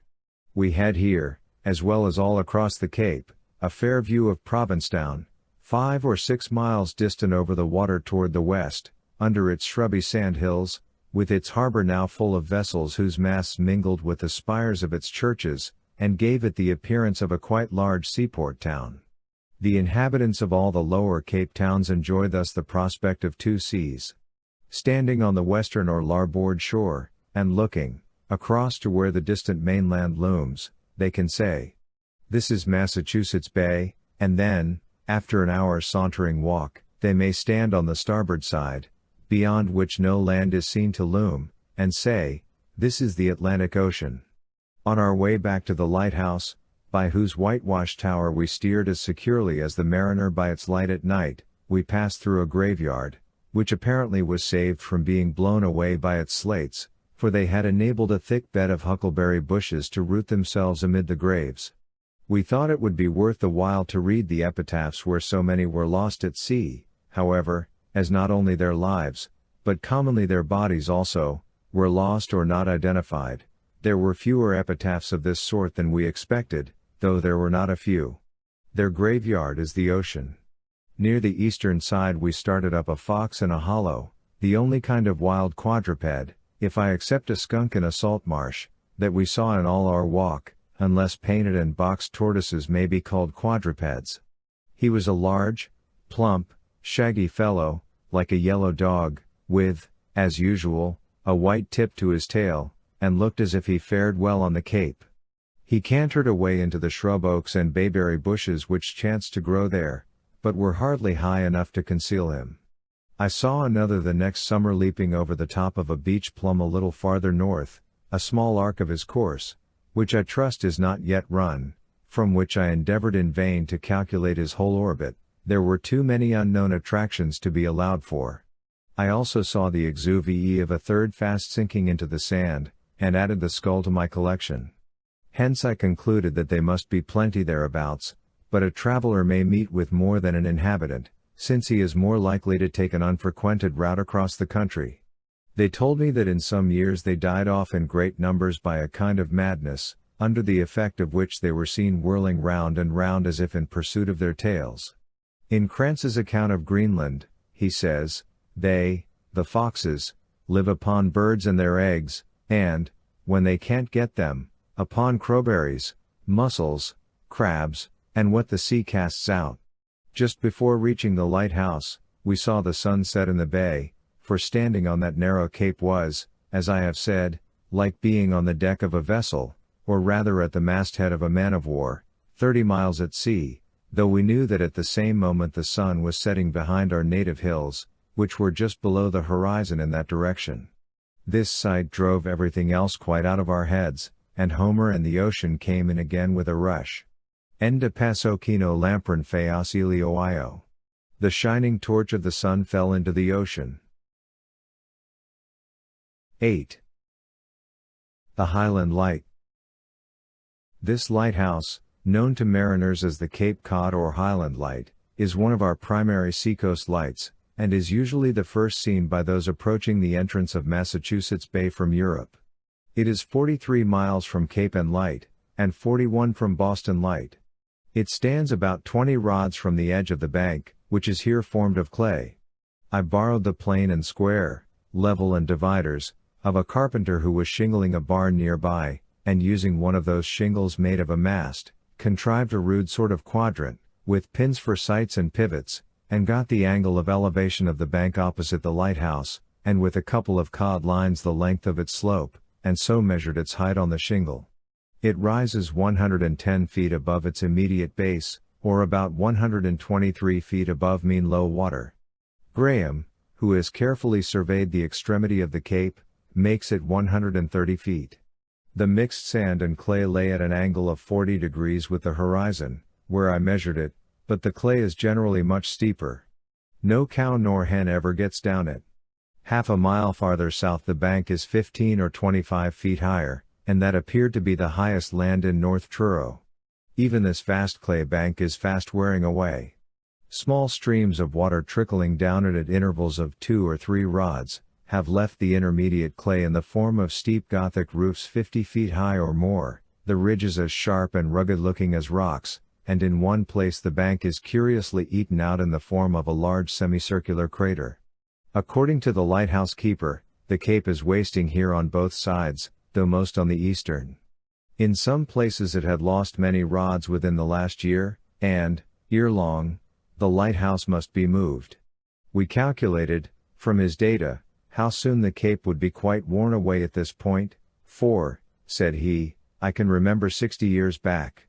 We were even more surprised at this last announcement, that is, at the slow waste of life and energy in our informant, for we had taken him to be not more than 40, than at the rapid wasting of the cape, and we thought that he stood a fair chance to outlive the former. Between this October and June of the next year I found that the bank had lost about 40 feet in one place, opposite the lighthouse, and it was cracked more than 40 feet farther from the edge at the last date, the shore being strewn with the recent rubbish. But I judged that generally it was not wearing away here at the rate of more than 6 feet annually. Any conclusions drawn from the observations of a few years or one generation only are likely to prove false, and the cape may balk expectation by its durability. In some places even a wrecker's footpath down the bank lasts several years. One old inhabitant told us that when the lighthouse was built, in 1798, it was calculated that it would stand 45 years, allowing the bank to waste one length of fence each year, but, said he, there it is, or rather another near the same site, about 20 rods from the edge of the bank. The sea is not gaining on the cape everywhere, for one man told me of a vessel wrecked long ago on the north of Provincetown whose bones, this was his word, are still visible many rods within the present line of the beach, half buried in sand. Perchance they lie alongside the timbers of a whale. The general statement of the inhabitants is that the cape is wasting on both sides, but extending itself on particular points on the south and west, as at Chatham and Monomoy beaches, and at Billingsgate, Long, and Race Points. James Freeman stated in his day that above 3 miles had been added to Monomoy Beach during the previous 50 years, and it is said to be still extending as fast as ever. A writer in the Massachusetts Magazine, in the last century, tells us that when the English first settled upon the Cape, there was an island off Chatham, at 3 leagues distance, called Webb's Island, containing 20 acres, covered with red cedar or savin. The inhabitants of Nantucket used to carry wood from it, but he adds that in his day a large rock alone marked the spot, and the water was 6 fathoms deep there. The entrance to Nauset Harbor, which was once in East Ham, has now traveled south into Orleans. The islands in Wellfleet Harbor once formed a continuous beach, though now small vessels pass between them. And so of many other parts of this coast. Perhaps what the ocean takes from one part of the Cape it gives to another, robs Peter to pay Paul. On the eastern side the sea appears to be everywhere encroaching on the land. Not only the land is undermined, and its ruins carried off by currents, but the sand is blown from the beach directly up the steep bank where it is 150 feet high, and covers the original surface there many feet deep. If you sit on the edge you will have ocular demonstration of this by soon getting your eyes full. Thus the bank preserves its height as fast as it is worn away. This sand is steadily traveling westward at a rapid rate, more than 100 yards, says one writer, within the memory of inhabitants now living, so that in some places peat meadows are buried deep under the sand, and the peat is cut through it, and in one place a large peat meadow has made its appearance on the shore in the bank covered many feet deep, and peat has been cut there. This accounts for that great pebble of peat which we saw in the surf. The old oysterman had told us that many years ago he lost a critter by her being mired in a swamp near the Atlantic side east of his house, and 20 years ago he lost the swamp itself entirely, but has since seen signs of it appearing on the beach. He also said that he had seen cedar stumps as big as cartwheels on the bottom of the bay, 3 miles off Billingsgate Point, when leaning over the side of his boat in pleasant weather, and that was dry land not long ago. Another told us that a log canoe known to have been buried many years before on the bay side at East Harbor in Truro, where the cape is extremely narrow, appeared at length on the Atlantic side, the cape having rolled over it, and an old woman said, "Now, you see, it is true what I told you, that the cape is moving. The bars along the coast shift with every storm, and in many places there is occasionally none at all. We ourselves observed the effect of a single storm with a high tide in the night, in July, 1855. It moved the sand on the beach opposite the lighthouse to the depth of 6 feet, and 3 rods in width as far as we could see north and south, and carried it bodily off no one knows exactly where, laying bare in one place a large rock 5 feet high which was invisible before, and narrowing the beach to that extent. There is usually, as I have said, no bathing on the backside of the cape, on account of the undertow, but when we were there last, the sea had, 3 months before, cast up a bar near this lighthouse, 2 miles long and 10 rods wide, over which the tide did not flow, leaving a narrow cove, then 1/4 of a mile long, between it and the shore, which afforded excellent bathing. This cove had from time to time been closed up as the bar traveled northward, in one instance imprisoning 400 or 500 whiting and cod, which died there, and the water as often turned fresh, and finally gave place to sand. This bar, the inhabitants assured us, might be wholly removed, and the water 6 feet deep there in 2 or 3 days. The lighthouse keeper said that when the wind blowed strong onto the shore, the waves ate fast into the bank, but when it blowed off they took no sand away, for in the former case the wind heaped up the surface of the water next to the beach, and to preserve its equilibrium a strong undertow immediately set back again into the sea which carried with it the sand and whatever else was in the way, and left the beach hard to walk on, but in the latter case the undertow set on and carried the sand with it, so that it was particularly difficult for shipwrecked men to get to land when the wind blowed onto the shore, but easier when it blowed off. This undertow, meeting the next surface wave on the bar which itself has made, forms part of the dam over which the latter breaks, as over an upright wall. The sea thus plays with the land holding a sandbar in its mouth a while before it swallows it, as a cat plays with a mouse, but the fatal gripe is sure to come at last.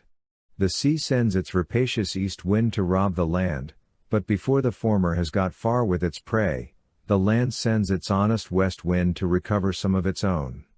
But, according to Lieutenant Davis, the forms, extent, and distribution of sandbars and banks are principally determined, not by winds and waves but by tides.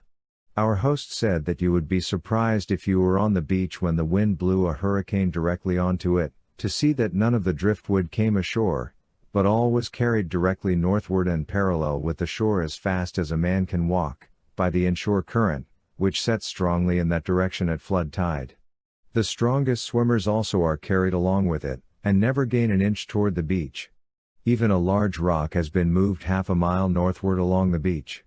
He assured us that the sea was never still on the backside of the cape, but ran commonly as high as your head, so that a great part of the time you could not launch a boat there, and even in the calmest weather the waves run 6 or 8 feet up the beach, though then you could get off on a plank. Champlain and Poutrincourt could not land here in 1606, on account of the swell, La Houle, yet the savages came off to them in a canoe. In the Sieur de la Borde's Relation des Caraïbes, my edition of which was published at Amsterdam in 1711, at page 530 he says, Kuruman a Caraïbe, also a star, i.e. a god, makes the great lames à la mer, and overturns canoes.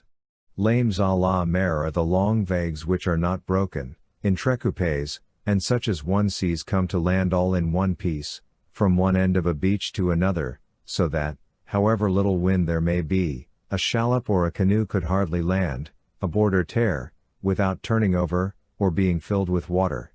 But on the bay side the water even at its edge is often as smooth and still as in a pond. Commonly there are no boats used along this beach. There was a boat belonging to the Highland Light which the next keeper after he had been there a year had not launched, though he said that there was good fishing just off the shore. Generally the lifeboats cannot be used when needed.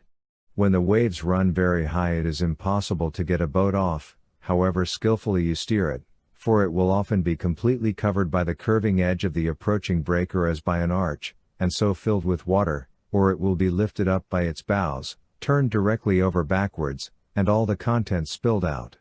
A spar 30 feet long is served in the same way. I heard of a party who went off fishing back of Wellfleet some years ago, in 2 boats, in calm weather, who, when they had laden their boats with fish, and approached the land again, found such a swell breaking on it, though there was no wind, that they were afraid to enter it. At first they thought to pull for Provincetown, but night was coming on, and that was many miles distant. Their case seemed a desperate one. As often as they approached the shore and saw the terrible breakers that intervened, they were deterred. In short, they were thoroughly frightened. Finally, having thrown their fish overboard, those in one boat chose a favorable opportunity, and succeeded, by skill and good luck, in reaching the land, but they were unwilling to take the responsibility of telling the others when to come in, and as the other helmsman was inexperienced, their boat was swamped at once, yet all managed to save themselves.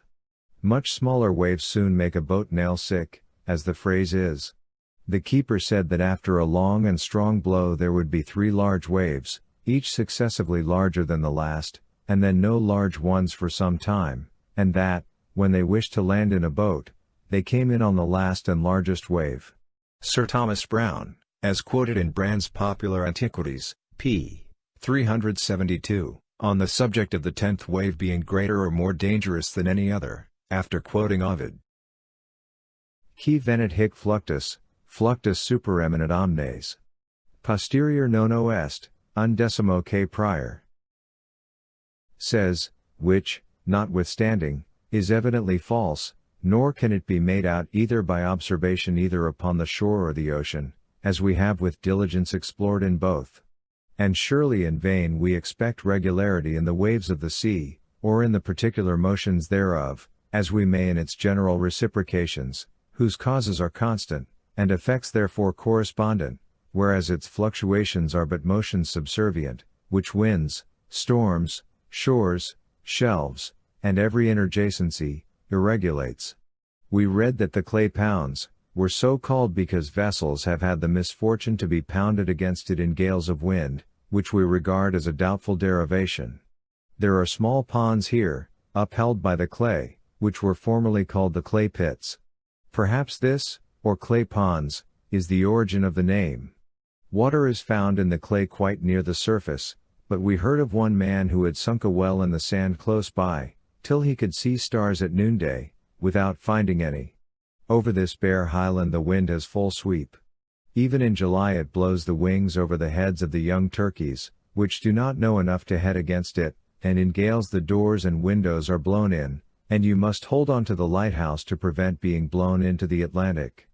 They who merely keep out on the beach in a storm in the winter are sometimes rewarded by the Humane Society. If you would feel the full force of a tempest, take up your residence on the top of Mount Washington, or at the Highland Light, in Truro. It was said in 1794 that more vessels were cast away on the east shore of Truro than anywhere in Barnstable County. Notwithstanding that this lighthouse has since been erected, after almost every storm we read of one or more vessels wrecked here, and sometimes more than a dozen wrecks are visible from this point at one time. The inhabitants hear the crash of vessels going to pieces as they sit round their hearths, and they commonly date from some memorable shipwreck. If the history of this beach could be written from beginning to end, it would be a thrilling page in the history of commerce. Truro was settled in the year 1700 as Dangerfield. This was a very appropriate name, for I afterward read on a monument in the graveyard, near Pamet River, the following inscription: "Sacred to the memory of 57 citizens of Truro, who were lost in 7 vessels, which foundered at sea in the memorable gale of October 3, 1841. Their names and ages by families were recorded on different sides of the stone. They are said to have been lost on George's Bank, and I was told that only one vessel drifted ashore on the backside of the Cape, with the boys locked into the cabin and drowned. It is said that the homes of all were within a circuit of 2 miles. 28 inhabitants of Dennis were lost in the same gale, and I read that in one day, immediately after this storm, nearly or quite 100 bodies were taken up and buried on Cape Cod. The Truro Insurance Company failed for want of skippers to take charge of its vessels. But the surviving inhabitants went a-fishing again the next year as usual. I found that it would not do to speak of shipwrecks there, for almost every family has lost some of its members at sea. Who lives in that house? I inquired. 3 widows, was the reply. The stranger and the inhabitant view the shore with very different eyes. The former may have come to see and admire the ocean in a storm, but the latter looks on it as the scene where his nearest relatives were wrecked. When I remarked to an old wrecker partially blind, who was sitting on the edge of the bank smoking a pipe, which he had just lit with a match of dried beach grass, that I supposed he liked to hear the sound of the surf, he answered, "No, I do not like to hear the sound of the surf." He had lost at least one son in the memorable gale, and could tell many a tale of the shipwrecks which he had witnessed there. In the year 1717, a noted pirate named Bellamy was led on to the bar off Wellfleet by the captain of a snow which he had taken, to whom he had offered his vessel again if he would pilot him into Provincetown harbor. Tradition says that the latter threw over a burning tar barrel in the night, which drifted ashore, and the pirates followed it. A storm coming on, their whole fleet was wrecked, and more than 100 dead bodies lay along the shore. 6 who escaped shipwreck were executed. At times to this day, 1793, says the historian of Wellfleet, there are King William and Queen Mary's coppers picked up, and pieces of silver called cob money. The violence of the seas moves the sands on the outer bar, so that at times the iron caboose of the ship, that is, Bellamy's, at low ebbs has been seen. Another tells us that, for many years after this shipwreck, a man of a very singular and frightful aspect used every spring and autumn to be seen traveling on the Cape, who was supposed to have been one of Bellamy's crew. The presumption is that he went to some place where money had been secreted by the pirates, to get such a supply as his exigencies required. When he died, many pieces of gold were found in a girdle which he constantly wore. As I was walking on the beach here in my last visit, looking for shells and pebbles, just after that storm, which I have mentioned as moving the sand to a great depth, not knowing but I might find some cob money, I did actually pick up a French crown piece, worth about $1.06, near high water mark, on the still moist sand, just under the abrupt, caving base of the bank. It was of a dark slate color, and looked like a flat pebble, but still bore a very distinct and handsome head of Louis XV, and the usual legend on the reverse. Sit nomen Domini benedictum, blessed be the name of the Lord, a pleasing sentiment to read in the sands of the seashore, whatever it might be stamped on, and I also made out the date, 1741. Of course, I thought at first that it was that same old button which I have found so many times, but my knife soon showed the silver. Afterward, rambling on the bars at low tide, I cheated my companion by holding up round shells, scuttle, between my fingers, whereupon he quickly stripped and came off to me.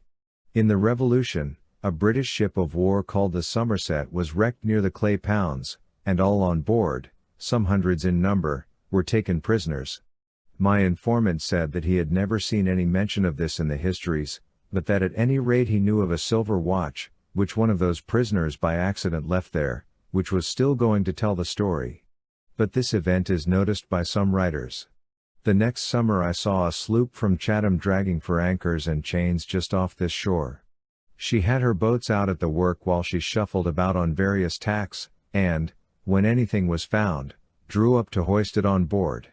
It is a singular employment, at which men are regularly hired and paid for their industry, to hunt today in pleasant weather for anchors which have been lost, the sunken faith and hope of mariners, to which they trusted in vain. Now, perchance, it is the rusty one of some old pirate's ship or Norman fisherman, whose cable parted here 200 years ago, and now the best bow or anchor of a Canton or a California ship, which has gone about her business. If the roadsteads of the spiritual ocean could be thus dragged, what rusty flukes of hope deceived and parted chain cables of faith might again be windlassed aboard? Enough to sink the finder's craft, or stock new navies to the end of time. The bottom of the sea is strewn with anchors, some deeper and some shallower, and alternately covered and uncovered by the sand, perchance with a small length of iron cable still attached, to which where is the other end? So many unconcluded tales to be continued another time. So, if we had diving bells adapted to the spiritual deeps, we should see anchors with their cables attached, as thick as eels in vinegar, all wriggling vainly toward their holding ground. But that is not treasure for us which another man has lost, rather it is for us to seek what no other man has found or can find, not be Chatham men, dragging for anchors. The annals of this voracious beach. Who could write them, unless it were a shipwrecked sailor? How many who have seen it only in the midst of danger and distress, the last strip of earth which their mortal eyes beheld. Think of the amount of suffering which a single strand has witnessed. The ancients would have represented it as a sea monster with open jaws, more terrible than Scylla and Charybdis. An inhabitant of Truro told me that about a fortnight after the St. John was wrecked at Cohasset he found two bodies on the shore at the Clay Pounds. They were those of a man, and a corpulent woman. The man had thick boots on, though his head was off, but it was alongside. It took the finder some weeks to get over the sight. Perhaps they were man and wife, and whom God had joined the ocean currents had not put asunder. Yet by what slight accidents at first may they have been associated in their drifting. Some of the bodies of those passengers were picked up far out at sea, boxed up and sunk, some brought ashore and buried. There are more consequences to a shipwreck than the underwriters notice. The Gulf Stream may return some to their native shores, or drop them in some out-of-the-way cave of ocean, where time and the elements will write new riddles with their bones.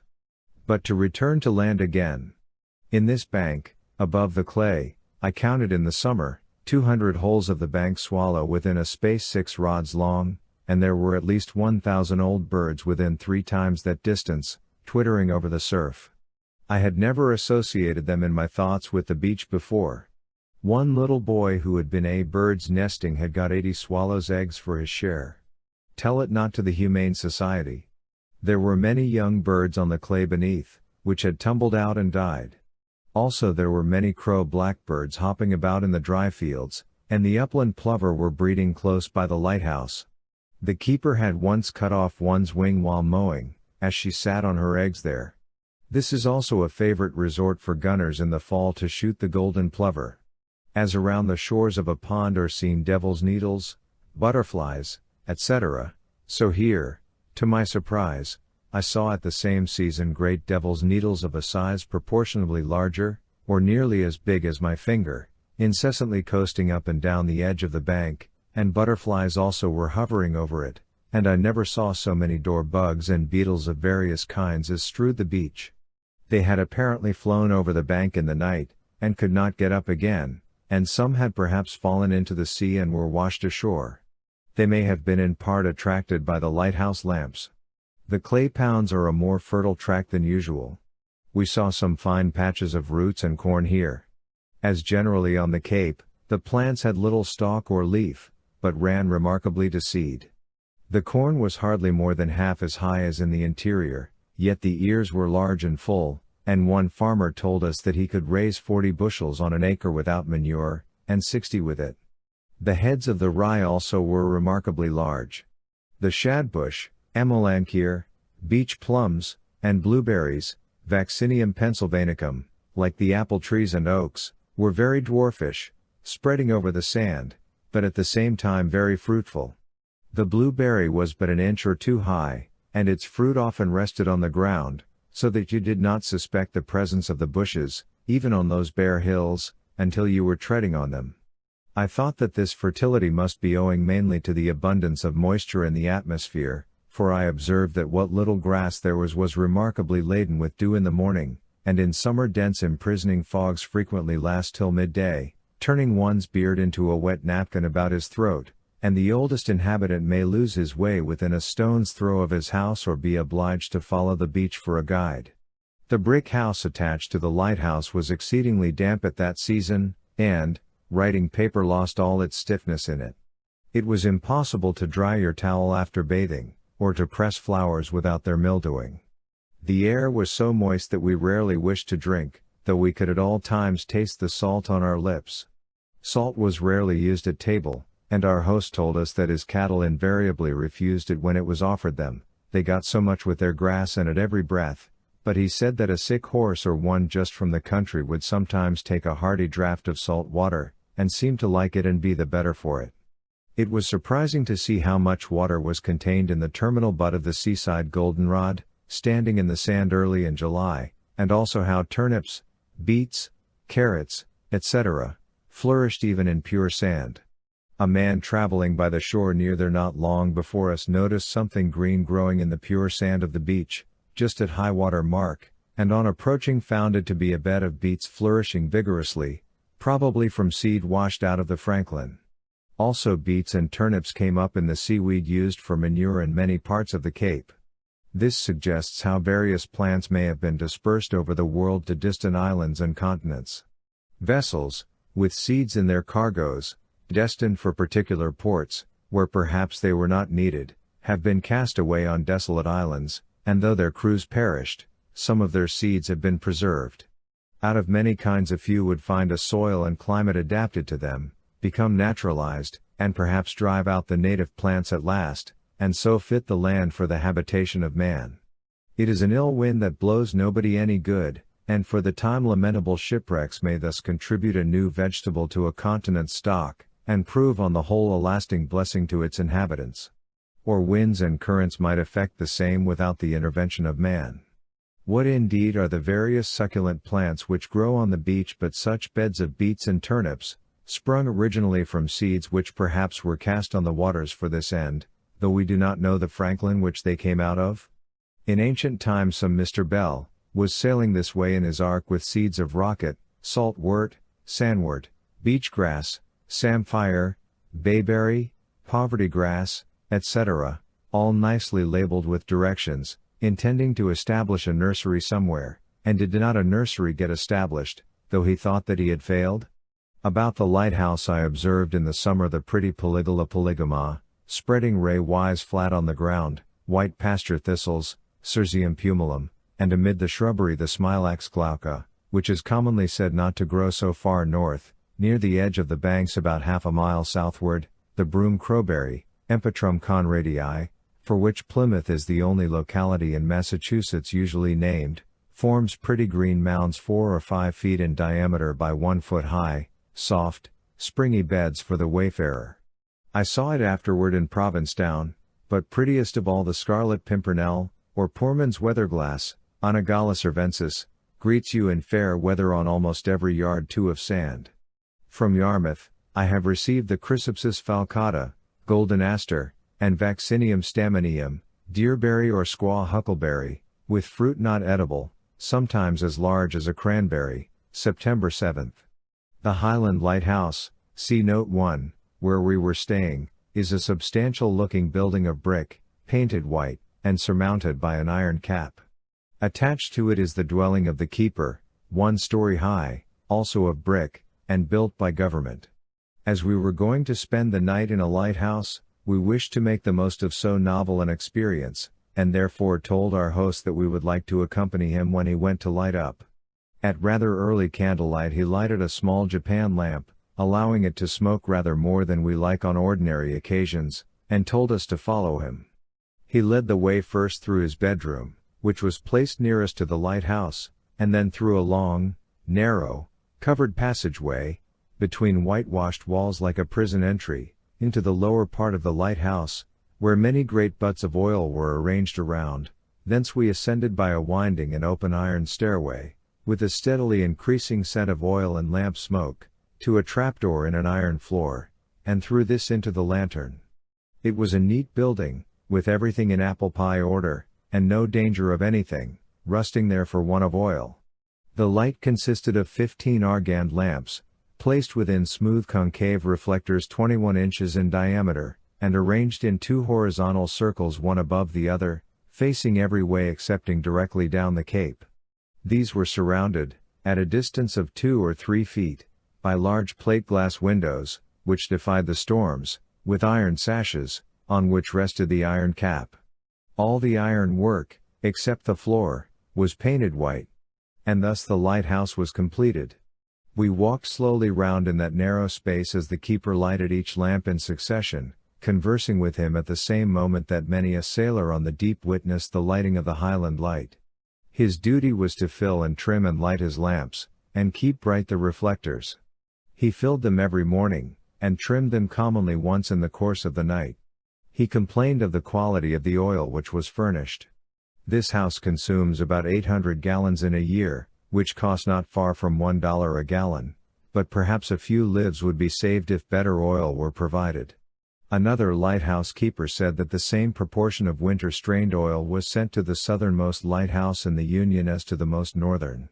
Formerly, when this lighthouse had windows with small and thin panes, a severe storm would sometimes break the glass, and then they were obliged to put up a wooden shutter in haste to save their lights and reflectors, and sometimes in tempests, when the mariners stood most in need of their guidance, they had thus nearly converted the lighthouse into a dark lantern, which emitted only a few feeble rays, and those commonly on the land or lee side.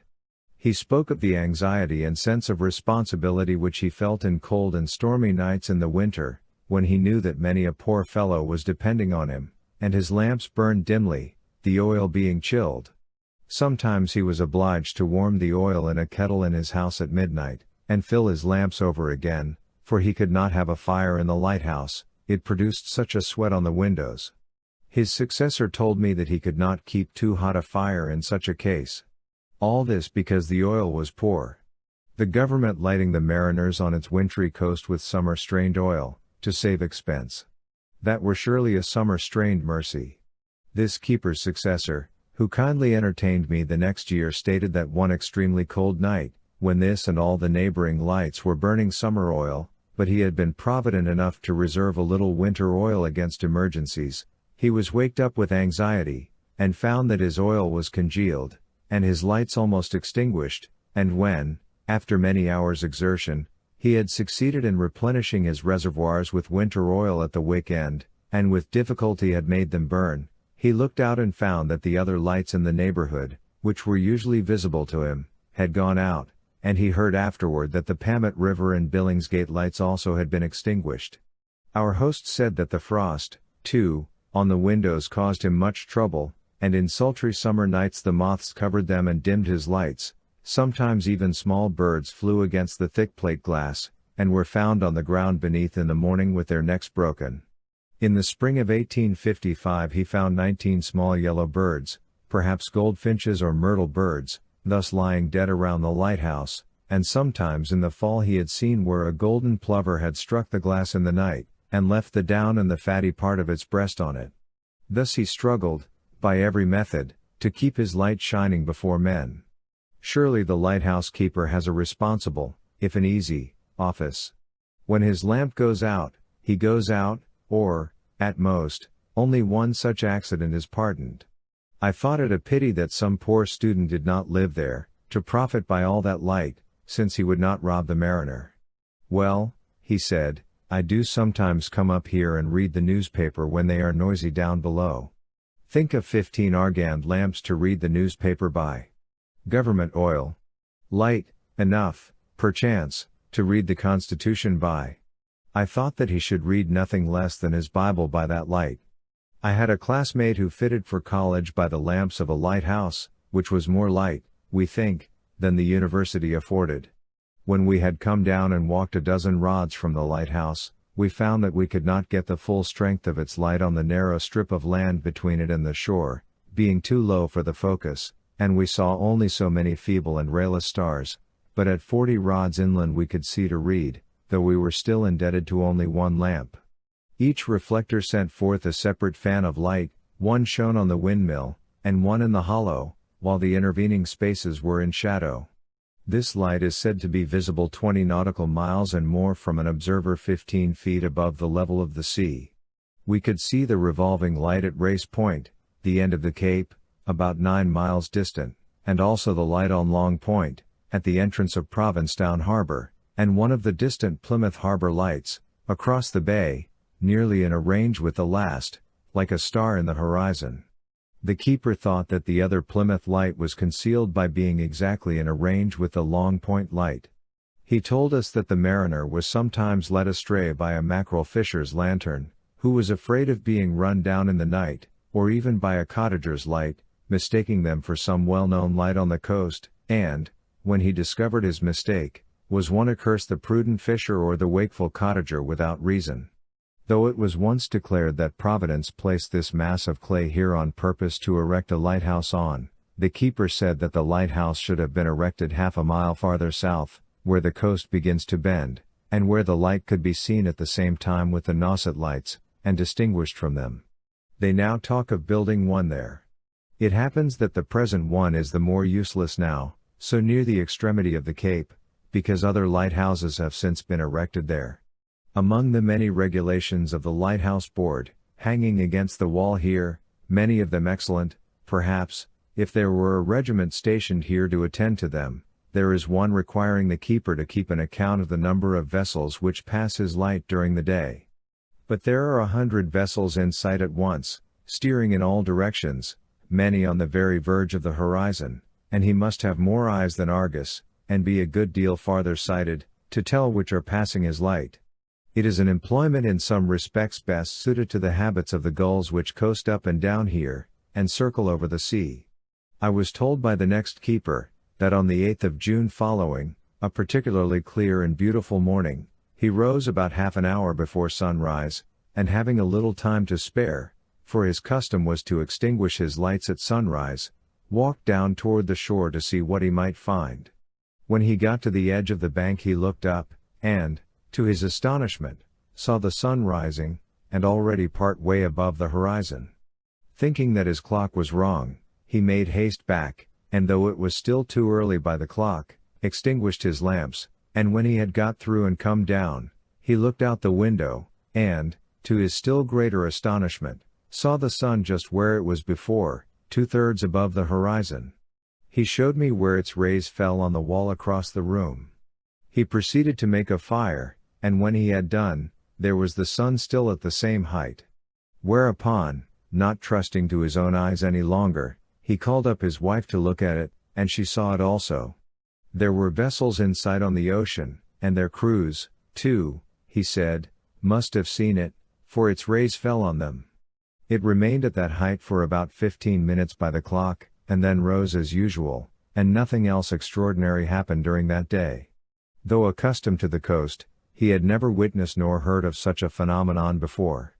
I suggested that there might have been a cloud in the horizon invisible to him, which rose with the sun, and his clock was only as accurate as the average, or perhaps, as he denied the possibility of this, it was such a looming of the sun as is said to occur at Lake Superior and elsewhere. Sir John Franklin, for instance, says in his narrative, that when he was on the shore of the Polar Sea, the horizontal refraction varied so much one morning that the upper limb of the sun twice appeared at the horizon before it finally rose. He certainly must be a son of Aurora to whom the sun looms, when there are so many millions to whom it glooms rather, or who never see it till an hour after it has risen. But it behooves us old stagers to keep our lamps trimmed and burning to the last, and not trust to the sun's looming.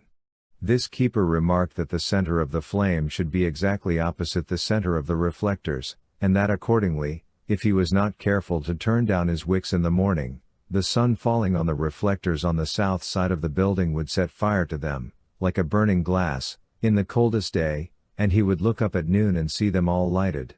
When your light is ready to give light, it is readiest to receive it, and the sun will light it. His successor said that he had never known them to blaze in such a case, but merely to smoke. I saw that this was a place of wonders. In a sea turn or shallow fog while I was there the next summer, it being clear overhead, the edge of the bank 20 rods distant, appeared like a mountain pasture in the horizon. I was completely deceived by it, and I could then understand why mariners sometimes ran ashore in such cases, especially in the night, supposing it to be far away, though they could see the land. Once since this, being in a large oyster boat 200 or 300 miles from here, in a dark night, when there was a thin veil of mist on land and water, we came so near to running onto the land before our skipper was aware of it, that the first warning was my hearing the sound of the surf under my elbow. I could almost have jumped ashore, and we were obliged to go about very suddenly to prevent striking. The distant light for which we were steering, supposing it a lighthouse 5 or 6 miles off, came through the cracks of a fisherman's bunk not more than 6 rods distant. The keeper entertained us handsomely in his solitary little ocean house. He was a man of singular patience and intelligence, who, when our queries struck him, rung as clear as a bell in response. The lighthouse lamps a few feet distant shone full into my chamber, and made it as bright as day, so I knew exactly how the Highland light bore all that night, and I was in no danger of being wrecked.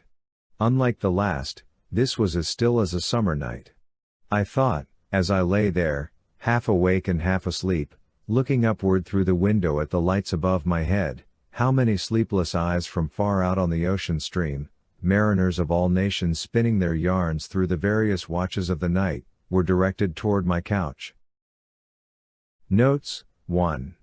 The lighthouse has since been rebuilt, and shows a Fresnel light. 9. The sea and the desert. The lighthouse lamps were still burning, though now with a silvery luster, when I rose to see the sun come out of the ocean, for he still rose eastward of us, but I was convinced that he must have come out of a dry bed beyond that stream, though he seemed to come out of the water. The sun once more touched the fields, mounting to heaven from the fair flowing, deep-running ocean. Now we saw countless sails of mackerel fishers abroad on the deep, one fleet in the north just pouring round the Cape, another standing down toward Chatham, and our host's son went off to join some lagging member of the first which had not yet left the bay. Before we left the lighthouse we were obliged to anoint our shoes faithfully with tallow, for walking on the beach, in the salt water and the sand, had turned them red and crisp. To counterbalance this, I have remarked that the seashore, even where muddy, as it is not here, is singularly clean, for notwithstanding the spattering of the water and mud and squirting of the clams while walking to and from the boat, your best black pants retain no stain nor dirt, such as they would acquire from walking in the country.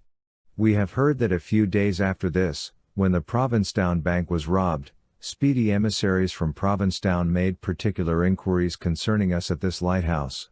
Indeed, they traced us all the way down the Cape, and concluded that we came by this unusual route down the backside and on foot, in order that we might discover a way to get off with our booty when we had committed the robbery. The Cape is so long and narrow, and so bare withal, that it is well nigh impossible for a stranger to visit it without the knowledge of its inhabitants generally, unless he is wrecked onto it in the night. So, when this robbery occurred, all their suspicions seemed to have at once centered on us 2 travelers who had just passed down it. If we had not chanced to leave the Cape so soon, we should probably have been arrested. The real robbers were two young men from Worcester County who traveled with a center bit, and are said to have done their work very neatly. But the only bank that we pried into was the Great Cape Cod Sand Bank, and we robbed it only of an old French crown piece, some shells and pebbles, and the materials of this story. Again we took to the beach for another day, October 13th, walking along the shore of the resounding sea, determined to get it into us. We wished to associate with the ocean until it lost the pond-like look which it wears to a countryman. We still thought that we could see the other side. Its surface was still more sparkling than the day before, and we beheld the countless smilings of the ocean waves, though some of them were pretty broad grins, for still the wind blew and the billows broke in foam along the beach. The nearest beach to us on the other side, whither we looked, due east, was on the coast of Galicia, in Spain, whose capital is Santiago, though by old poets' reckoning it should have been Atlantis or the Hesperides, but heaven is found to be farther west now. At first we were abreast of that part of Portugal entre Douro e Minho, and then Galicia and the port of Pontevedra opened to us as we walked along, but we did not enter, the breakers ran so high. The bold headland of Cape Finisterre, a little north of east, jutted toward us next, with its vain brag, for we flung back, "Here is Cape Cod, Cape Land's beginning." A little indentation toward the north, for the land loomed to our imaginations by a common mirage, we knew was the Bay of Biscay, and we sang, "There we lay, till next day." In the Bay of Biscay, a little south of east was Palos, where Columbus weighed anchor, and farther yet the pillars which Hercules set up, concerning which when we inquired at the top of our voices what was written on them, for we had the morning sun in our faces, and could not see distinctly, the inhabitants shouted ne plus ultra, no more beyond, but the wind bore to us the truth only, plus ultra, more beyond, and over the bay westward was echoed ultra, beyond. We spoke to them through the surf about the far west, the true Hesperia, Eo Paris, or end of the day, the this side sundown, where the sun was extinguished in the Pacific, and we advised them to pull up stakes and plant those pillars of theirs on the shore of California, whither all our folks were gone, the only ne plus ultra now. Whereat they looked crestfallen on their cliffs, for we had taken the wind out of all their sails. We could not perceive that any of their leavings washed up here, though we picked up a child's toy, a small dismantled boat, which may have been lost at Pontevedra. The cape became narrower and narrower as we approached its wrist between Truro and Provincetown, and the shore inclined more decidedly to the west. At the head of East Harbor Creek, the Atlantic is separated but by half a dozen rods of sand from the tidewaters of the bay. From the clay pounds the bank flatted off for the last 10 miles to the extremity at Race Point, though the highest parts, which are called islands from their appearance at a distance on the sea, were still 70 or 80 feet above the Atlantic, and afforded a good view of the latter, as well as a constant view of the bay, there being no trees nor a hill sufficient to interrupt it. Also the sands began to invade the land more and more, until finally they had entire possession from sea to sea, at the narrowest part. For 3 or 4 miles between Truro and Provincetown there were no inhabitants from shore to shore, and there were but 3 or 4 houses for twice that distance. As we plodded along, either by the edge of the ocean, where the sand was rapidly drinking up the last wave that wet it, or over the sand hills of the bank, the mackerel fleet continued to pour round the cape north of us, 10 or 15 miles distant, in countless numbers, schooner after schooner, till they made a city on the water. They were so thick that many appeared to be afoul of one another, now all standing on this tack, now on that. We saw how well the New Englanders had followed up Captain John Smith's suggestions with regard to the fisheries, made in 1616, to what a pitch they had carried this contemptible trade of fish, as he significantly styles it, and were now equal to the Hollanders whose example he holds up for the English to emulate, notwithstanding that in this faculty, as he says, the former are so naturalized, and of their vents so certainly acquainted, as there is no likelihood they will ever be paralleled, having 2 or 3,000 busses, flat bottoms, sword pinks, totus, and such like, that breeds them sailors, mariners, soldiers, and merchants, never to be wrought out of that trade and fit for any other. We thought that it would take all these names and more to describe the numerous craft which we saw. Even then, some years before our renowned sires with their peerless dames stepped on Plymouth Rock, he wrote, Newfoundland doth yearly freight near 800 sail of ships with a silly, lean, skinny, poor John, and core fish, though all their supplies must be annually transported from Europe. Why not plant a colony here then, and raise those supplies on the spot? Of all the 4 parts of the world, says he, that I have yet seen, not inhabited, could I have but means to transport a colony, I would rather live here than anywhere. And if it did not maintain itself, were we but once indifferently well fitted, let us starve. Then fishing before your doors, you may every night sleep quietly ashore, with good cheer and what fires you will, or, when you please, with your wives and family. Already he anticipates the new towns in New England in memory of their old, and who knows what may be discovered in the heart and entrails of the land, seeing even the very edges, etc., etc. All this has been accomplished, and more, and where is Holland now? Verily the Dutch have taken it. There was no long interval between the suggestion of Smith and the eulogy of Burke. Still one after another the mackerel schooners hove in sight round the head of the cape, whitening all the sea road, and we watched each one for a moment with an undivided interest. It seemed a pretty sport. Here in the country it is only a few idle boys or loafers that go fishing on a rainy day, but there it appeared as if every able-bodied man and helpful boy in the bay had gone out on a pleasure excursion in their yachts, and all would at last land and have a chowder on the Cape.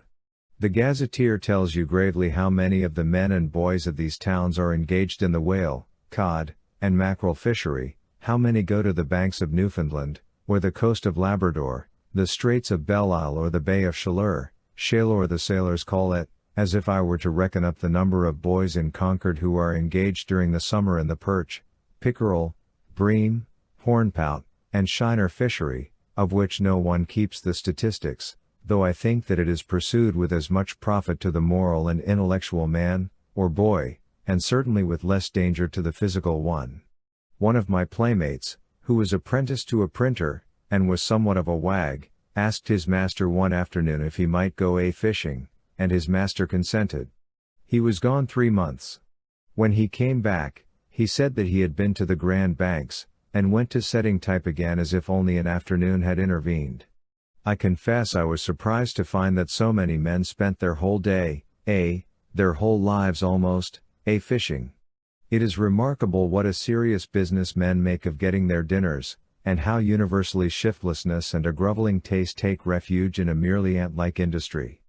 Better go without your dinner, I thought, than be thus everlastingly fishing for it like a cormorant. Of course, viewed from the shore, our pursuits in the country appear not a whit less frivolous. I once sailed 3 miles on a mackerel cruise myself. It was a Sunday evening after a very warm day in which there had been frequent thunder showers, and I had walked along the shore from Cohasset to Duxbury. I wished to get over from the last place to Clark's Island, but no boat could stir, they said, at that stage of the tide, they being left high on the mud. At length I learned that the tavern keeper, Windsor, was going out mackereling with 7 men that evening, and would take me.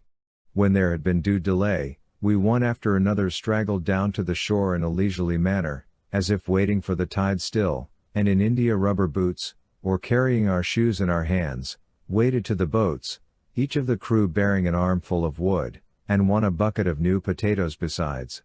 Then they resolved that each should bring one more armful of wood, and that would be enough. They had already got a barrel of water, and had some more in the schooner. We shoved the boats a dozen rods over the mud and water till they floated, then rowing half a mile to the vessel climbed aboard, and there we were in a mackerel schooner, a fine stout vessel of 43 tons, whose name I forget. The baits were not dry on the hooks. There was the mill in which they ground the mackerel, and the trough to hold it, and the long-handled dipper to cast it overboard with, and already in the harbor we saw the surface rippled with schools of small mackerel, the real Scomber vernalis.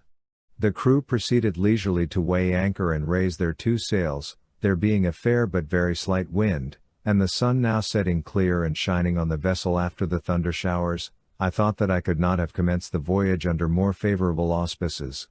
They had 4 dories and commonly fished in them, else they fished on the starboard side aft where their finds hung ready, 2 to a man. The boom swung round once or twice, and Windsor cast overboard the foul juice of mackerel mixed with rainwater which remained in his trough, and then we gathered about the helmsman and told stories. I remember that the compass was affected by iron in its neighborhood and varied a few degrees. There was one among us just returned from California, who was now going as passenger for his health and amusement. They expected to be gone about a week, to begin fishing the next morning, and to carry their fish fresh to Boston. They landed me at Clark's Island, where the Pilgrims landed, for my companions wished to get some milk for the voyage. But I had seen the whole of it. The rest was only going to sea and catching the mackerel. Moreover, it was as well that I did not remain with them, considering the small quantity of supplies they had taken. Now I saw the mackerel fleet on its fishing ground, though I was not at first aware of it. So my experience was complete. It was even more cold and windy today than before, and we were frequently glad to take shelter behind a sandhill. None of the elements were resting. On the beach there is a ceaseless activity, always something going on, in storm and in calm, winter and summer, night and day. Even the sedentary man here enjoys a breadth of view which is almost equivalent to motion. In clear weather the laziest may look across the bay as far as Plymouth at a glance, or over the Atlantic as far as human vision reaches, merely raising his eyelids, or if he is too lazy to look after all, he can hardly help hearing the ceaseless dash and roar of the breakers. The restless ocean may at any moment cast up a whale or a wrecked vessel at your feet. All the reporters in the world, the most rapid stenographers, could not report the news it brings. No creature could move slowly where there was so much life around. The few wreckers were either going or coming, and the ships and the sandpipers, and the screaming gulls overhead, nothing stood still but the shore. The little beach birds trotted past close to the water's edge, or paused but an instant to swallow their food, keeping time with the elements. I wondered how they ever got used to the sea, that they ventured so near the waves. Such tiny inhabitants the land brought forth. Except one fox. And what could a fox do, looking on the Atlantic from that high bank? What is the sea to a fox? Sometimes we met a wrecker with his cart and his dog's faint bark at us wayfarers, heard through the roaring of the surf, sounded ridiculously faint. To see a little trembling dainty-footed cur stand on the margin of the ocean, and ineffectually bark at a beach bird, amid the roar of the Atlantic. Come with design to bark at a whale, perchance. That sound will do for farmyards. All the dogs looked out of place there, naked and as if shuddering at the vastness, and I thought that they would not have been there had it not been for the countenance of their masters. Still less could you think of a cat bending her steps that way, and shaking her wet foot over the Atlantic, yet even this happens sometimes, they tell me. In summer I saw the tender young of the piping plover, like chickens just hatched, mere pinches of down on 2 legs, running in troops, with a faint peep, along the edge of the waves. I used to see packs of half-wild dogs haunting the lonely beach on the south shore of Staten Island, in New York Bay, for the sake of the carrion they're cast up, and I remember that once, when for a long time I had heard a furious barking in the tall grass of the marsh, a pack of half a dozen large dogs burst forth onto the beach, pursuing a little one which ran straight to me for protection, and I afforded it with some stones, though at some risk to myself, but the next day the little one was the first to bark at me. Under these circumstances I could not but remember the words of the poet. Blow, blow, thou winter wind, thou art not so unkind, as is ingratitude. Thy tooth is not so keen, because thou art not seen, although thy breath be rude. Freeze, freeze, thou bitter sky, thou dost not bite so nigh, as benefits forgot. Though thou the waters warp, thy sting is not so sharp, as friend remembered not. Sometimes, when I was approaching the carcass of a horse or ox which lay on the beach there, where there was no living creature in sight, a dog would unexpectedly emerge from it and slink away with a mouthful of offal. The seashore is a sort of neutral ground, a most advantageous point from which to contemplate this world. It is even a trivial place. The waves forever rolling to the land are too far traveled and untamable to be familiar. Creeping along the endless beach amid the sun squall and the foam, it occurs to us that we, too, are the product of sea slime. It is a wild, rank place, and there is no flattery in it. Strewn with crabs, horseshoes, and razor clams, and whatever the sea casts up, a vast morgue, where famished dogs may range in packs, and crows come daily to glean the pittance which the tide leaves them. The carcasses of men and beasts together lie stately up upon its shelf, rotting and bleaching in the sun and waves, and each tide turns them in their beds, and tucks fresh sand under them. There is naked nature, inhumanly sincere, wasting no thought on man, nibbling at the cliffy shore where gulls wheel amid the spray. We saw this forenoon what, at a distance, looked like a bleached log with a branch still left on it. It proved to be one of the principal bones of a whale, whose carcass, having been stripped of blubber at sea and cut adrift, had been washed up some months before. It chanced that this was the most conclusive evidence which we met with to prove, what the Copenhagen antiquaries assert, that these shores were the Furdastrandus which Thoreau, the companion of Thorfinn during his expedition to Vinland in 1007, sailed past in disgust. It appears that after they had left the Cape and explored the country about Stromfjordur, Buzzard's Bay, Thoreau, who was disappointed at not getting any wine to drink there, determined to sail north again in search of Vinland.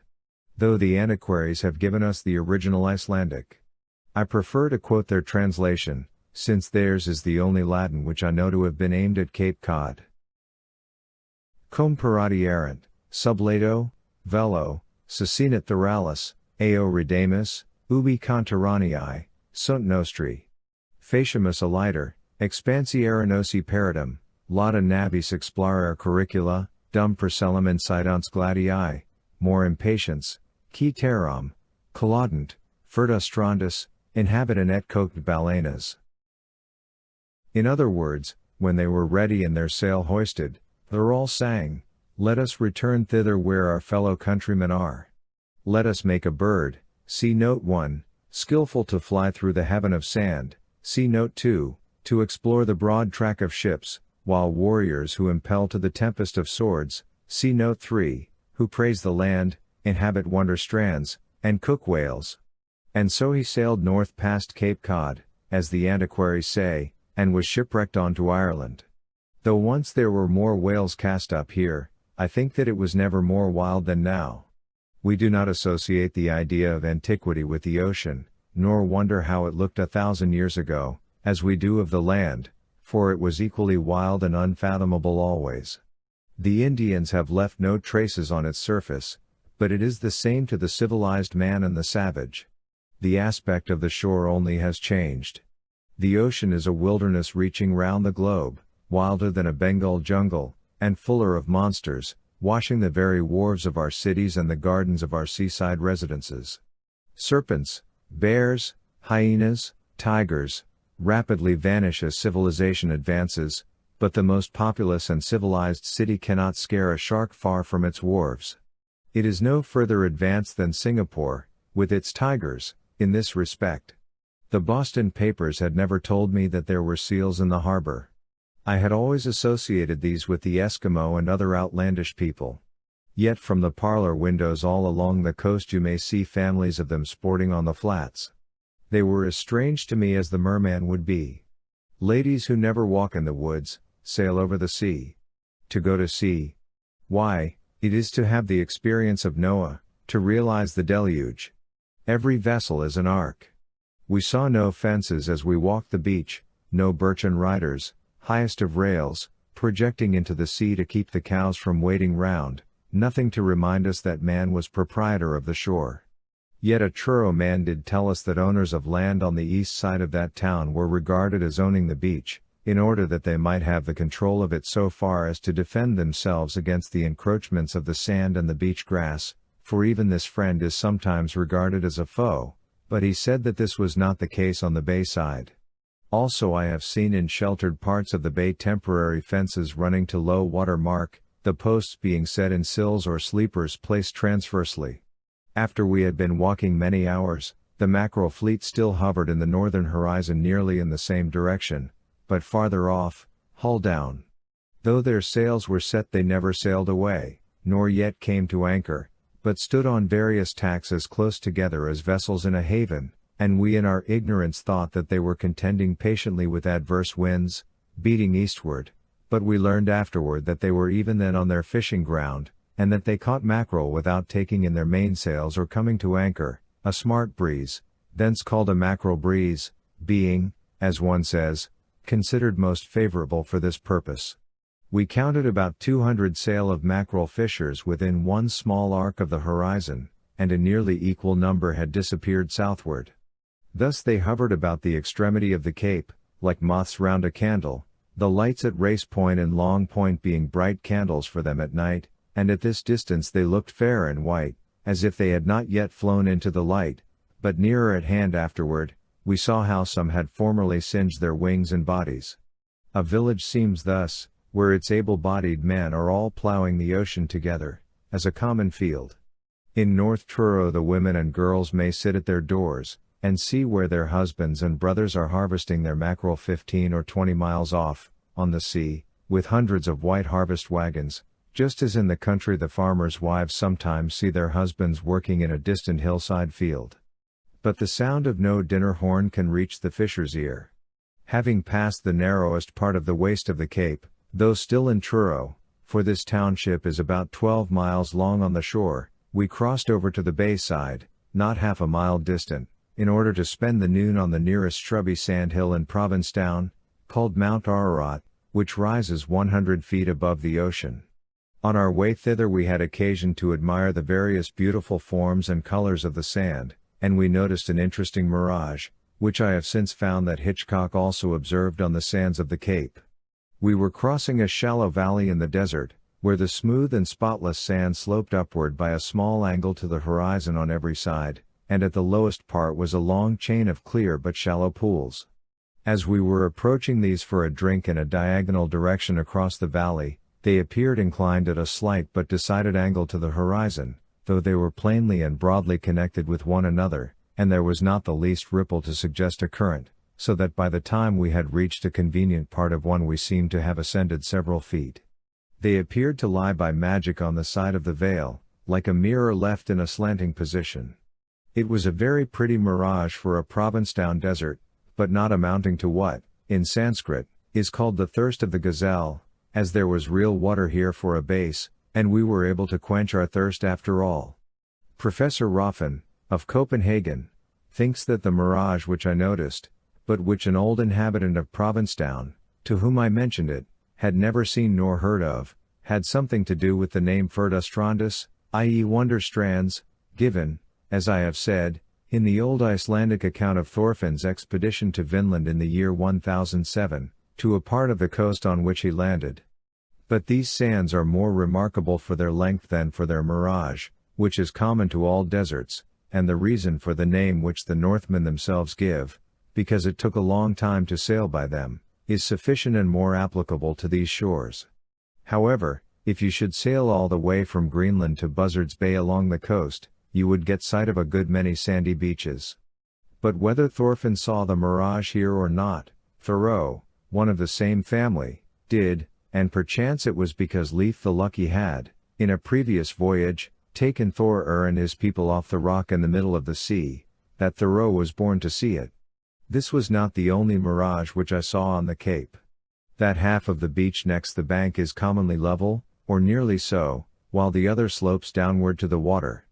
As I was walking upon the edge of the bank in Wellfleet at sundown, it seemed to me that the inside half of the beach sloped upward toward the water to meet the other, forming a ridge 10 or 12 feet high the whole length of the shore, but higher always opposite to where I stood, and I was not convinced of the contrary till I descended the bank, though the shaded outlines left by the waves of a previous tide but halfway down the apparent declivity might have taught me better. A stranger may easily detect what is strange to the oldest inhabitant, for the strange is his province. The old oysterman, speaking of gull shooting, had said that you must aim under, when firing down the bank. A neighbor tells me that one August, looking through a glass from Naas into some vessels which were sailing along near Martha's Vineyard, the water about them appeared perfectly smooth, so that they were reflected in it, and yet their full sails proved that it must be rippled, and they who were with him thought that it was mirage, i.e. a reflection from a haze. From the above-mentioned sandhill we overlooked Provincetown and its harbor, now emptied of vessels, and also a wide expanse of ocean. As we did not wish to enter Provincetown before night, though it was cold and windy, we returned across the deserts to the Atlantic side, and walked along the beach again nearly to Race Point, being still greedy of the sea influence.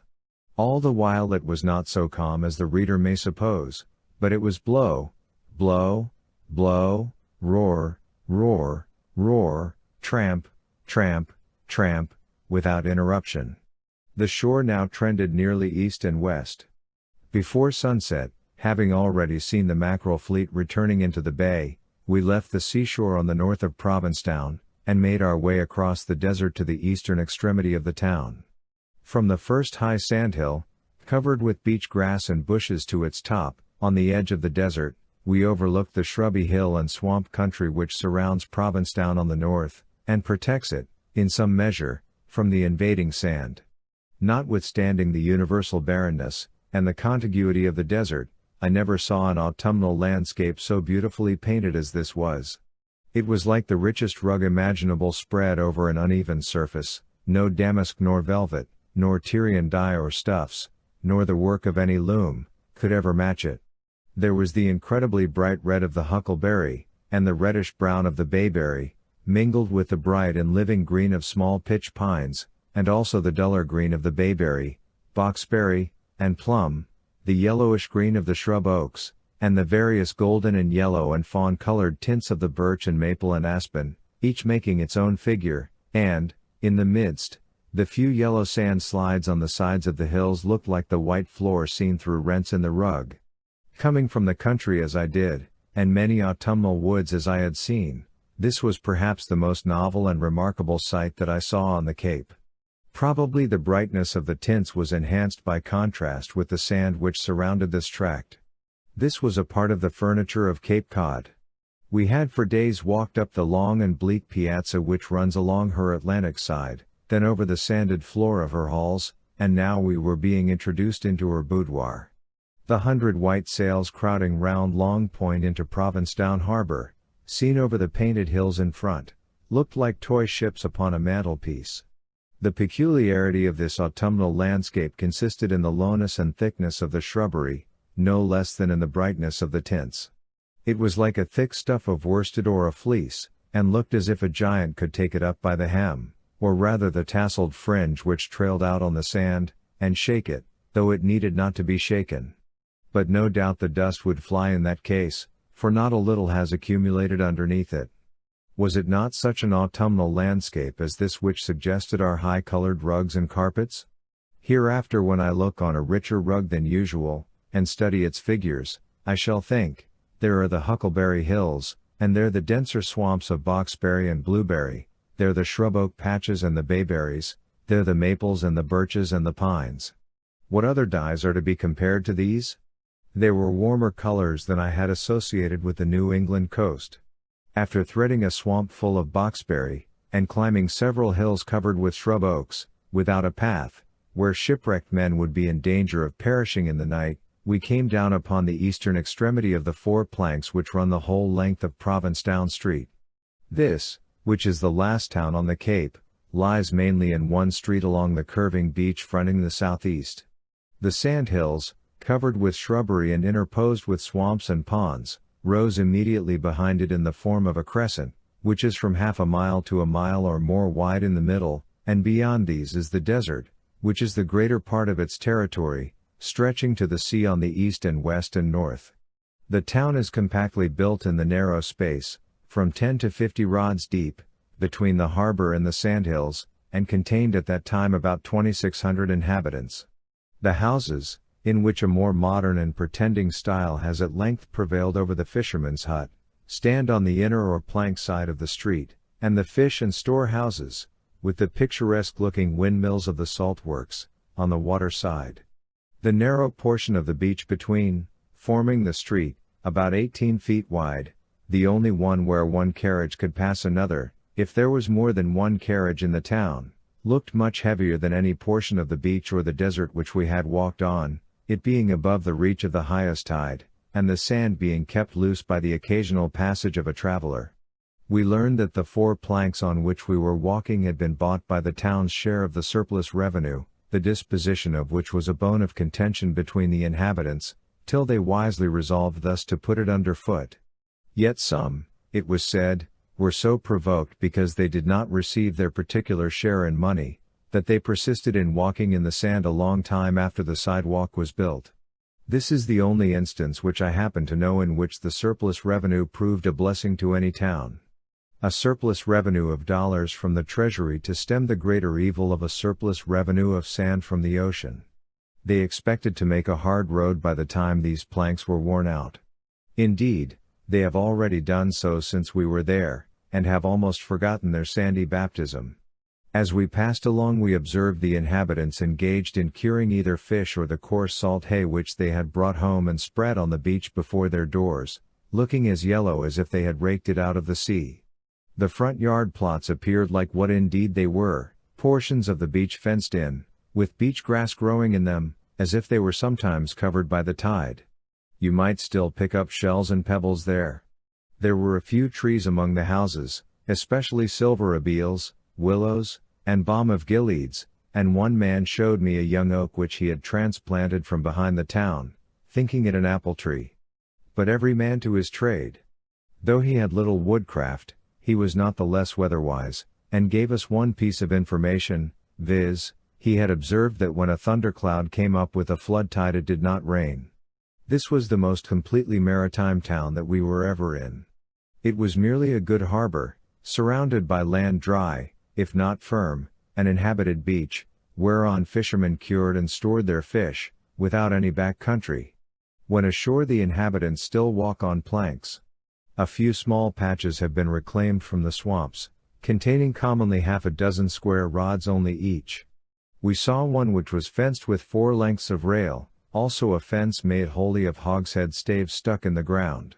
These, and such as these, were all the cultivated and cultivable land in Provincetown. We were told that there were 30 or 40 acres in all, but we did not discover a quarter part so much, and that was well dusted with sand, and looked as if the desert was claiming it.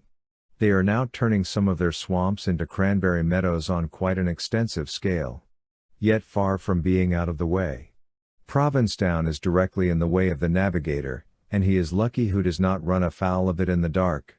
It is situated on one of the highways of commerce, and men from all parts of the globe touch there in the course of a year. The mackerel fleet had nearly all got in before us, it being Saturday night, excepting that division which had stood down towards Chatham in the morning, and from a hill where we went to see the sun set in the bay we counted 200 goodly-looking schooners at anchor in the harbor at various distances from the shore, and more were yet coming round the cape. As each came to anchor, it took in sail and swung round in the wind, and lowered its boat. They belonged chiefly to Wellfleet, Truro, and Cape Ann. This was that city of canvas which we had seen hull down in the horizon. Near at hand, and under bare poles, they were unexpectedly black-looking vessels, mu lambda alpha iota nu epsilon sigma. A fisherman told us that there were 1,500 vessels in the mackerel fleet, and that he had counted 350 in Provincetown harbor at one time. Being obliged to anchor at a considerable distance from the shore on account of the shallowness of the water, they made the impression of a larger fleet than the vessels at the wharves of a large city. As they had been maneuvering out there all day seemingly for our entertainment, while we were walking northwestward along the Atlantic, so now we found them flocking into Provincetown harbor at night, just as we arrived, as if to meet us, and exhibit themselves close at hand. Standing by Race Point and Long Point with various speed, they reminded me of fowls coming home to roost. These were genuine New England vessels. It is stated in the Journal of Moses Prince, a brother of the annalist, under date of 1721, at which time he visited Gloucester, that the first vessel of the class called schooner was built at Gloucester about 8 years before, by Andrew Robinson, and late in the same century. One Cotton Tufts gives us the tradition with some particulars, which he learned on a visit to the same place. According to the latter, Robinson having constructed a vessel which he masted and rigged in a peculiar manner, on her going off the stocks a bystander cried out, "Oh, how she scoons!" Whereat Robinson replied, "A schooner let her be." from which time, says Tufts, vessels thus masted and rigged have gone by the name of schooners, before which, vessels of this description were not known in Europe. See Mass. Hist. College, Volume 9, First Series, and Volume 1, Fourth Series, yet I can hardly believe this, for a schooner has always seemed to me, the typical vessel. According to C. E. Potter of Manchester, New Hampshire, the very word schooner is of New England origin, being from the Indian schoon or scoot, meaning to rush, as scootic, from scoot and anka, a place where water rushes. N. B. Somebody of Gloucester was to read a paper on this matter before a genealogical society, in Boston, March 3, 1859, according to the Boston Journal, Q. V. Nearly all who come out must walk on the 4 planks which I have mentioned, so that you are pretty sure to meet all the inhabitants of Provincetown who come out in the course of a day, provided you keep out yourself. This evening the planks were crowded with mackerel fishers, to whom we gave and from whom we took the wall, as we returned to our hotel. This hotel was kept by a tailor, his shop on the one side of the door, his hotel on the other, and his day seemed to be divided between carving meat and carving broadcloth. The next morning, though it was still more cold and blustering than the day before, we took to the deserts again, for we spent our days wholly out of doors, in the sun when there was any, and in the wind which never failed. After threading the shrubby hill country at the southwest end of the town, west of the Shank Painter Swamp, whose expressive name, for we understood it at first as a landsman naturally would, gave it importance in our eyes, we crossed the sands to the shore south of Race Point and 3 miles distant, and thence roamed round eastward through the desert to where we had left the sea the evening before. We traveled 5 or 6 miles after we got out there, on a curving line, and might have gone 9 or 10, over vast platters of pure sand, from the midst of which we could not see a particle of vegetation, excepting the distant thin fields of beach grass, which crowned and made the ridges toward which the sand sloped upward on each side, all the while in the face of a cutting wind as cold as January. Indeed, we experienced no weather so cold as this for nearly 2 months afterward. This desert extends from the extremity of the Cape, through Provincetown into Truro, and many a time as we were traversing it we were reminded of Riley's narrative of his captivity in the sands of Arabia, notwithstanding the cold. Our eyes magnified the patches of beach grass into cornfields in the horizon, and we probably exaggerated the height of the ridges on account of the mirage. I was pleased to learn afterward, from Calm's travels in North America, that the inhabitants of the lower St. Lawrence call this grass, Calamagrostis arenaria, and also sea lime grass, Elamus arenarius, Siegel de me, and he adds, I have been assured that these plants grow in great plenty in Newfoundland, and on other North American shores, the places covered with them looking, at a distance, like cornfields, which might explain the passage in our northern accounts, he wrote in 1749, of the excellent wine land, Vinland det Gode, translator, which mentions that they had found whole fields of wheat growing wild. The beach grass is 2 to 4 feet high, of a sea-green color, and it is said to be widely diffused over the world. In the Hebrides it is used for mats, pack saddles, bags, hats, etc. Paper has been made of it at Dorchester in this state, and cattle eat it when tender. It has heads somewhat like rye, from 6 inches to a foot in length, and it is propagated both by roots and seeds. To express its love for sand, some botanists have called it Sama arenaria, which is the Greek for sand, qualified by the Latin for sandy, or sandy sand. As it is blown about by the wind, while it is held fast by its roots, it describes myriad circles in the sand as accurately as if they were made by compasses. It was the dreariest scenery imaginable. The only animals which we saw on the sand at that time were spiders, which are to be found almost everywhere whether on snow or ice water or sand, and a venomous-looking, long, narrow worm, one of the myriapods, or 1,000 legs. We were surprised to see spider holes in that flowing sand with an edge as firm as that of a stoned well. In June this sand was scored with the tracks of turtles both large and small, which had been out in the night, leading to and from the swamps. I was told by a Terphilius who has a farm on the edge of the desert, and is familiar with the fame of Provincetown, that one man had caught 25 snapping turtles there the previous spring.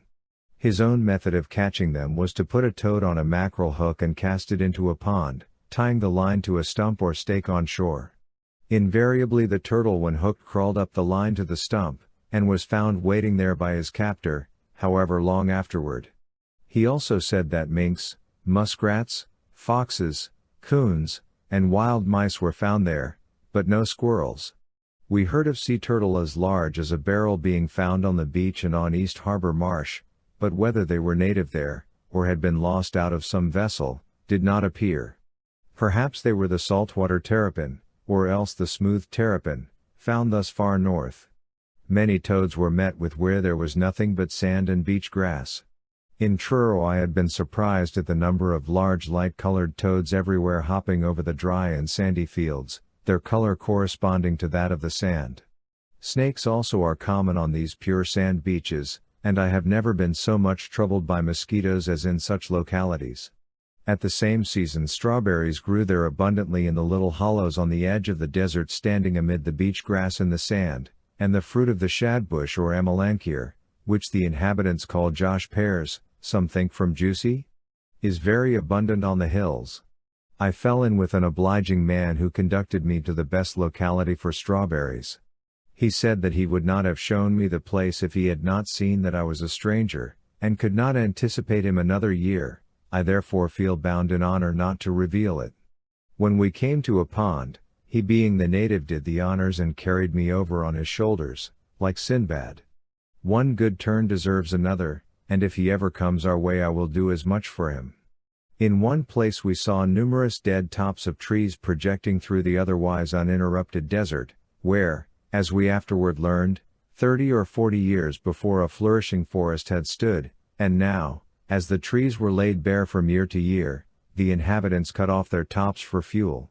We saw nobody that day outside of the town. It was too wintry for such as had seen the backside before, or for the greater number who never desired to see it, to venture out, and we saw hardly a track to show that any had ever crossed this desert.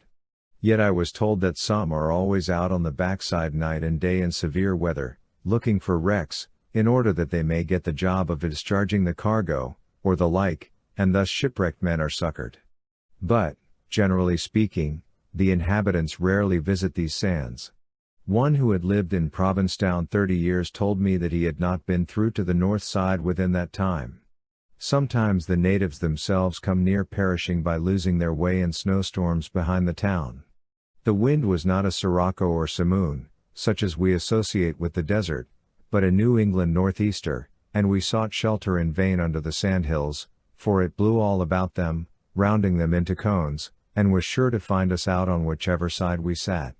From time to time we lay down and drank at little pools in the sand, filled with pure fresh water, all that was left, probably, of a pond or swamp. The air was filled with dust like snow, and cutting sand which made the face tingle, and we saw what it must be to face it when the weather was drier, and, if possible, windier still, to face a migrating sandbar in the air, which has picked up its duds and is off, to be whipped with a cat, not a 9 tails, but of a myriad of tails, and each one a sting to it. A Mr. Whitman, a former minister of Wellfleet, used to write to his inland friends that the blowing sand scratched the windows so that he was obliged to have one new pane set every week, that he might see out. On the edge of the shrubby woods the sand had the appearance of an inundation which was overwhelming them, terminating in an abrupt bank many feet higher than the surface on which they stood, and having partially buried the outside trees. The moving sandhills of England, called dunes or downs, to which these have been likened, are either formed of sand cast up by the sea, or of sand taken from the land itself in the first place by the wind, and driven still farther inward. It is here a tide of sand impelled by waves and wind, slowly flowing from the sea toward the town. The northeast winds are said to be the strongest, but the northwest to move most sand, because they are the driest. On the shore of the Bay of Biscay many villages were formerly destroyed in this way. Some of the ridges of beach grass which we saw were planted by government many years ago, to preserve the harbor of Provincetown and the extremity of the Cape. I talked with some who had been employed in the planting. In the description of the eastern coast, which I have already referred to, it is said, Beach grass during the spring and summer grows about 2.5 feet. If surrounded by naked beach, the storms of autumn and winter heap up the sand on all sides, and cause it to rise nearly to the top of the plant. In the ensuing spring the grass mounts anew, is again covered with sand in the winter, and thus a hill or ridge continues to ascend as long as there is a sufficient base to support it, or till the circumscribing sand, being also covered with beach grass, will no longer yield to the force of the winds. Sand hills formed in this way are sometimes 100 feet high and of every variety of form, like snowdrifts, or Arab tents, and are continually shifting. The grass roots itself very firmly. When I endeavored to pull it up, it usually broke off 10 inches or a foot below the surface, at what had been the surface the year before, as appeared by the numerous offshoots there, it being a straight, hard, round shoot, showing by its length how much the sand had accumulated the last year, and sometimes the dead stubs of a previous season were pulled up with it from still deeper in the sand, with their own more decayed shoot attached, so that the age of a sandhill, and its rate of increase for several years, is pretty accurately recorded in this way. Old Gerard, the English herbalist, says, page 1250, I find mention in Stow's Chronicle, in Anno 1555, of a certain pulse or pease, as they term it, wherewith the poor people at that time, there being a great dearth, were miraculously helped. He thus mentions it. In the month of August, saith he, in Suffolk, at a place by the seaside all of hard stone and pibble, called in those parts a shelf, lying between the towns of Orford and Aldborough, where neither grew grass nor any earth was ever seen, it chanced in this barren place suddenly to spring up without any tillage or sowing, great abundance of peason, whereof the poor gathered, as men judged, above 100 quarters, yet remained some ripe and some blossoming, as many as ever there were before, to the which place rode the Bishop of Norwich and the Lord Willoughby, with others in great number, who found nothing but hard, rocky stone the space of 3 yards under the roots of these peason, which roots were great and long, and very sweet. He tells us also that Gessner learned from Dr. Caius that there were enough there to supply thousands of men. He goes on to say that they without doubt grew there many years before, but were not observed till hunger made them take notice of them, and quicken their invention, which commonly in our people is very dull, especially in finding out food of this nature. My worshipful friend Dr. Argent hath told me that many years ago he was in this place, and caused his man to pull among the beach with his hands, and follow the roots so long until he got some equal in length unto his height, yet could come to no ends of them. Gerard never saw them, and is not certain what kind they were. In Dwight's Travels in New England it is stated that the inhabitants of Truro were formerly regularly warned under the authority of law in the month of April yearly, to plant beachgrass, as elsewhere they are warned to repair the highways. They dug up the grass in bunches, which were afterward divided into several smaller ones, and set about 3 feet apart, in rows, so arranged as to break joints and obstruct the passage of the wind. It spread itself rapidly, the weight of the seeds when ripe bending the heads of the grass, and so dropping directly by its side and vegetating there. In this way, for instance, they built up again that part of the cape between Truro and Provincetown where the sea broke over in the last century. They have now a public road near there, made by laying sods, which were full of roots, bottom upward and close together on the sand, double in the middle of the track, then spreading brush evenly over the sand on each side for 6 feet, planting beach grass on the banks in regular rows, as above described, and sticking a fence of brush against the hollows. The attention of the general government was first attracted to the danger which threatened Cape Cod harbor from the inroads of the sand, about 30 years ago, and commissioners were at that time appointed by Massachusetts, to examine the premises. They reported in June, 1825, that, owing to the trees and brush having been cut down, and the beach grass destroyed on the seaward side of the cape, opposite the harbor, the original surface of the ground had been broken up and removed by the wind toward the harbor, during the previous 14 years, over an extent of 1/2 mile in breadth, and about 4.5 miles in length. The space where a few years since were some of the highest lands on the cape, covered with trees and bushes, presenting an extensive waste of undulating sand, and that, during the previous 12 months, The sand had approached the harbor an average distance of 50 rods, for an extent of 4.5 miles.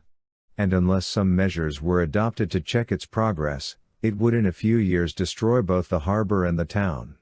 They therefore recommended that beach grass be set out on a curving line over a space 10 rods wide and 4.5 miles long, and that cattle, horses, and sheep be prohibited from going abroad, and the inhabitants from cutting the brush. I was told that about $30,000 in all had been appropriated to this object, though it was complained that a great part of this was spent foolishly, as the public money is wont to be. Some say that while the government is planting beach grass behind the town for the protection of the harbor, the inhabitants are rolling the sand into the harbor in wheelbarrows, in order to make house lots. The Patent Office has recently imported the seed of this grass from Holland, and distributed it over the country, but probably we have as much as the Hollanders. Thus Cape Cod is anchored to the heavens, as it were, by a myriad little cables of beach grass, and, if they should fail, would become a total wreck, and ere long go to the bottom. Formerly, the cows were permitted to go at large, and they ate many strands of the cable by which the cape is moored, and well nigh set it adrift, as the bull did the boat which was moored with a grass rope, but now they are not permitted to wander. A portion of Truro which has considerable taxable property on it has lately been added to Provincetown, and I was told by a Truro man that his townsmen talked of petitioning the legislature to set off the next mile of their territory also to Provincetown, in order that she might have her share of the lean as well as the fat, and take care of the road through it, for its whole value is literally to hold the cape together, and even this it is not always done. But Provincetown strenuously declines the gift. The wind blowed so hard from the northeast that, cold as it was, we resolved to see the breakers on the Atlantic side, whose din we had heard all the morning, so we kept on eastward through the desert, till we struck the shore again northeast of Provincetown, and exposed ourselves to the full force of the piercing blast. There are extensive shoals there over which the sea broke with great force. For half a mile from the shore it was one mass of white breakers, which, with the wind, made such a din that we could hardly hear ourselves speak. Of this part of the coast it is said, a northeast storm, the most violent and fatal to seamen, as it is frequently accompanied with snow, blows directly on the land, a strong current sets along the shore, add to which that ships, during the operation of such a storm, endeavor to work northward, that they may get into the bay. Should they be unable to weather Race Point, the wind drives them on the shore, and a shipwreck is inevitable. Accordingly, the strand is everywhere covered with the fragments of vessels. But since the Highland Light was erected, this part of the coast is less dangerous, and it is said that more shipwrecks occur south of that light, where they were scarcely known before. This was the stormiest sea that we witnessed, more tumultuous, my companion affirmed, than the rapids of Niagara, and, of course, on a far greater scale. It was the ocean in a gale, a clear, cold day, with only one sail in sight, which labored much, as if it were anxiously seeking a harbor. It was high tide when we reached the shore, and in one place, for a considerable distance, each wave dashed up so high that it was difficult to pass between it and the bank. Further south, where the bank was higher, it would have been dangerous to attempt it.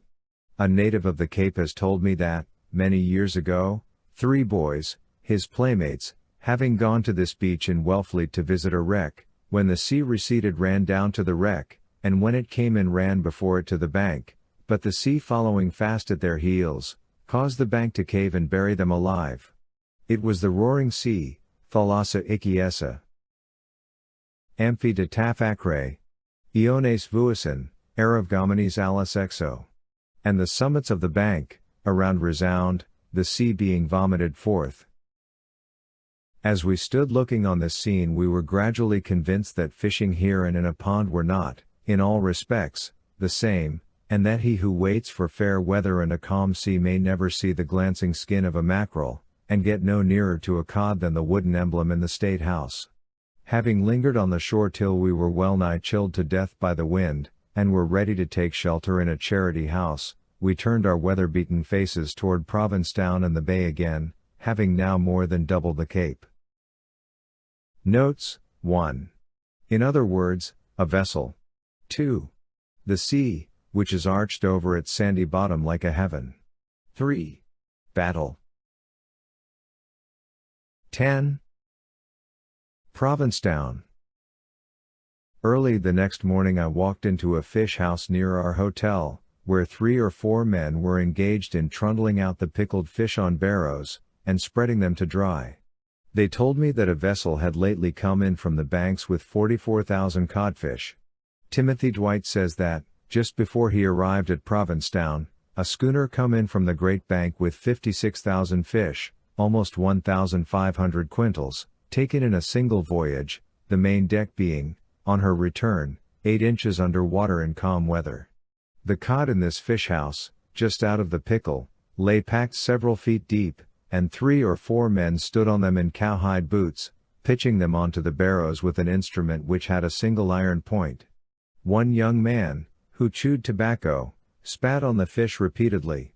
Well, sir, thought I, when that older man sees you he will speak to you. But presently I saw the older man do the same thing.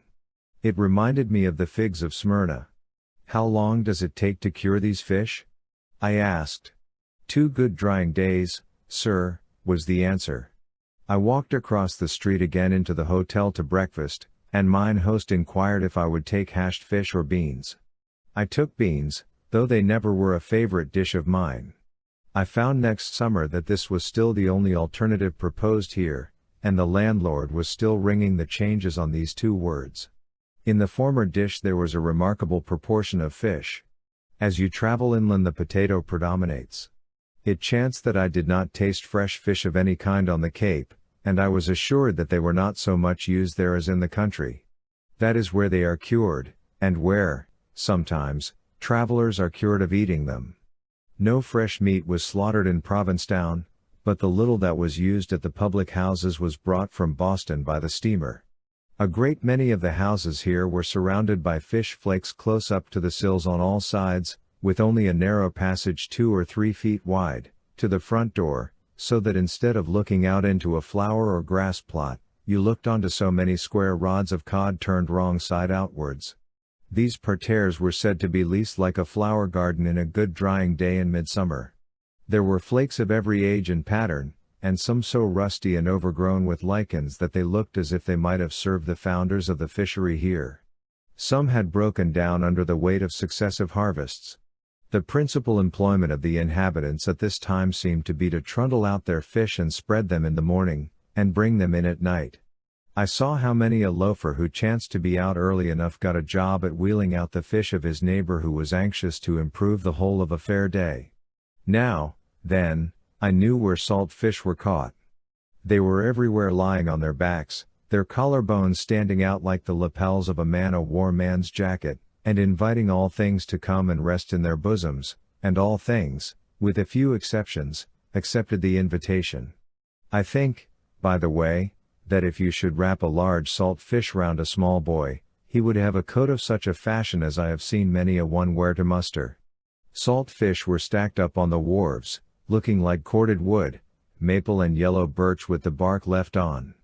I mistook them for this at first, and such in one sense they were, fuel to maintain our vital fires, an eastern wood which grew on the Grand Banks. Some were stacked in the form of huge flower pots, being laid in small circles with the tails outwards, each circle successively larger than the preceding until the pile was 3 or 4 feet high, when the circles rapidly diminished, so as to form a conical roof.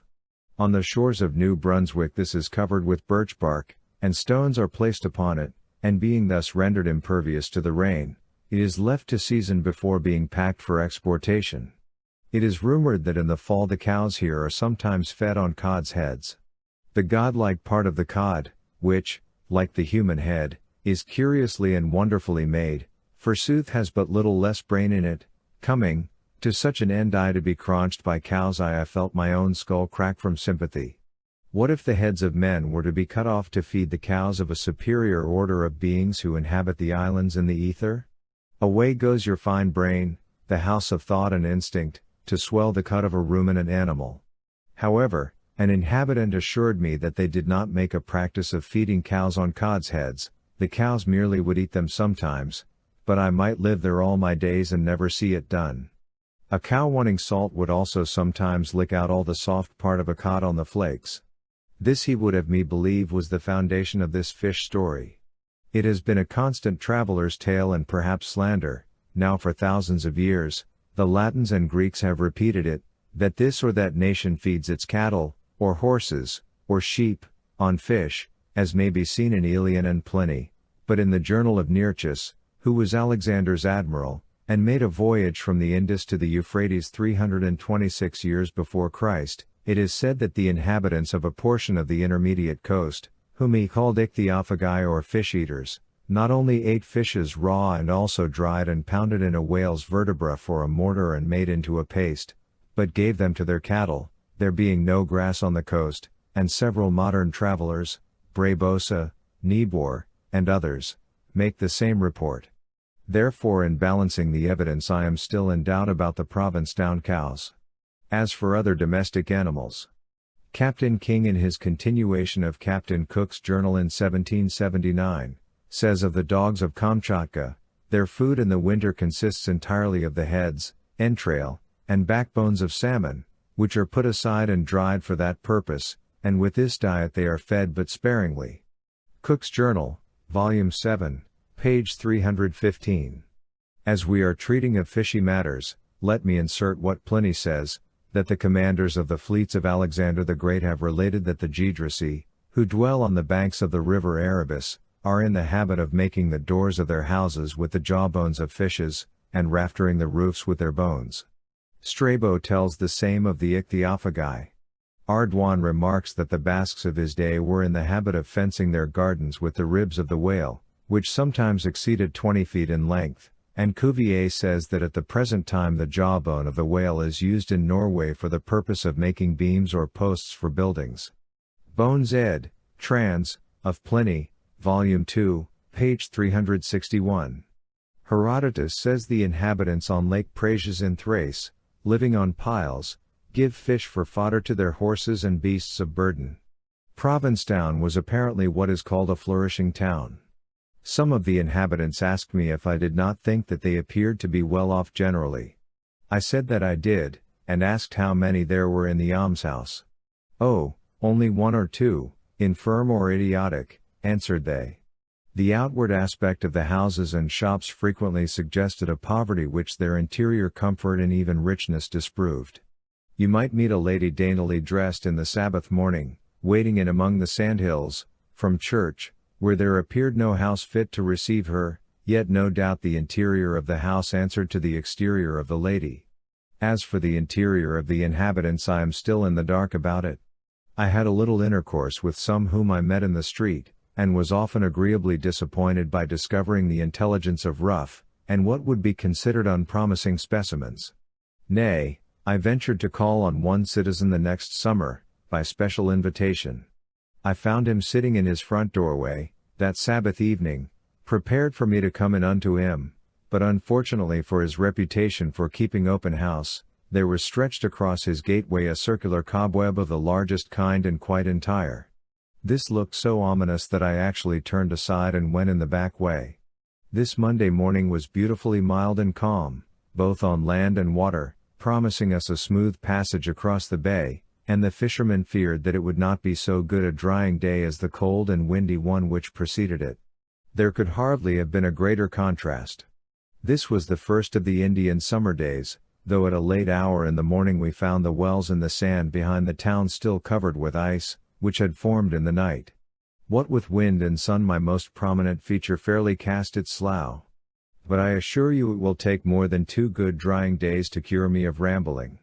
After making an excursion among the hills in the neighborhood of the Shank Painter Swamp, and getting a little work done in its line, we took our seat upon the highest sand hill overlooking the town, in mid-air, on a long plank stretched across between 2 hillocks of sand, where some boys were endeavoring in vain to fly their kite, and there we remained the rest of that forenoon looking out over the placid harbor, and watching for the first appearance of the steamer from Wellfleet, that we might be in readiness to go on board when we heard the whistle off Long Point. We got what we could out of the boys in the meanwhile. Provincetown boys are of course all sailors and have sailors' eyes. When we were at the Highland Light the last summer, 7 or 8 miles from Provincetown harbor, and wished to know one Sunday morning if the Alada, a well-known yacht, had got in from Boston, so that we could return in her. A Provincetown boy about 10 years old, who chanced to be at the table, remarked that she had. I asked him how he knew. "I just saw her come in," said he. When I expressed surprise that he could distinguish her from other vessels so far, he said that there were not so many of those two topsail schooners about, but that he could tell her. Palfrey said, in his oration at Barnstable, the duck does not take to the water with a surer instinct than the Barnstable boy. He might have said the Cape Cod boy as well. He leaps from his leading strings into the shrouds, it is but a bound from the mother's lap to the masthead. He boxes the compass in his infant soliloquies. He can hand, reef, and steer by the time he flies a kite. This was the very day one would have chosen to sit upon a hill overlooking sea and land, and muse there. The mackerel fleet was rapidly taking its departure, one schooner after another, and standing round the Cape, like fowls leaving their roosts in the morning to disperse themselves in distant fields. The turtle-like sheds of the salt works were crowded into every nook in the hills, immediately behind the town, and their now idle windmills lined the shore. It was worth the while to see by what coarse and simple chemistry this almost necessary of life is obtained, with the sun for journeyman, and a single apprentice to do the chores for a large establishment. It is a sort of tropical labor, pursued too in the sunniest season, more interesting than gold or diamond washing, which, I fancy, it somewhat resembles at a distance. In the production of the necessaries of life nature is ready enough to assist man. So at the potash works which I have seen at Hull, where they burn the stems of the kelp and boil the ashes. Verily, chemistry is not a splitting of hairs when you have got half a dozen raw Irishmen in the laboratory.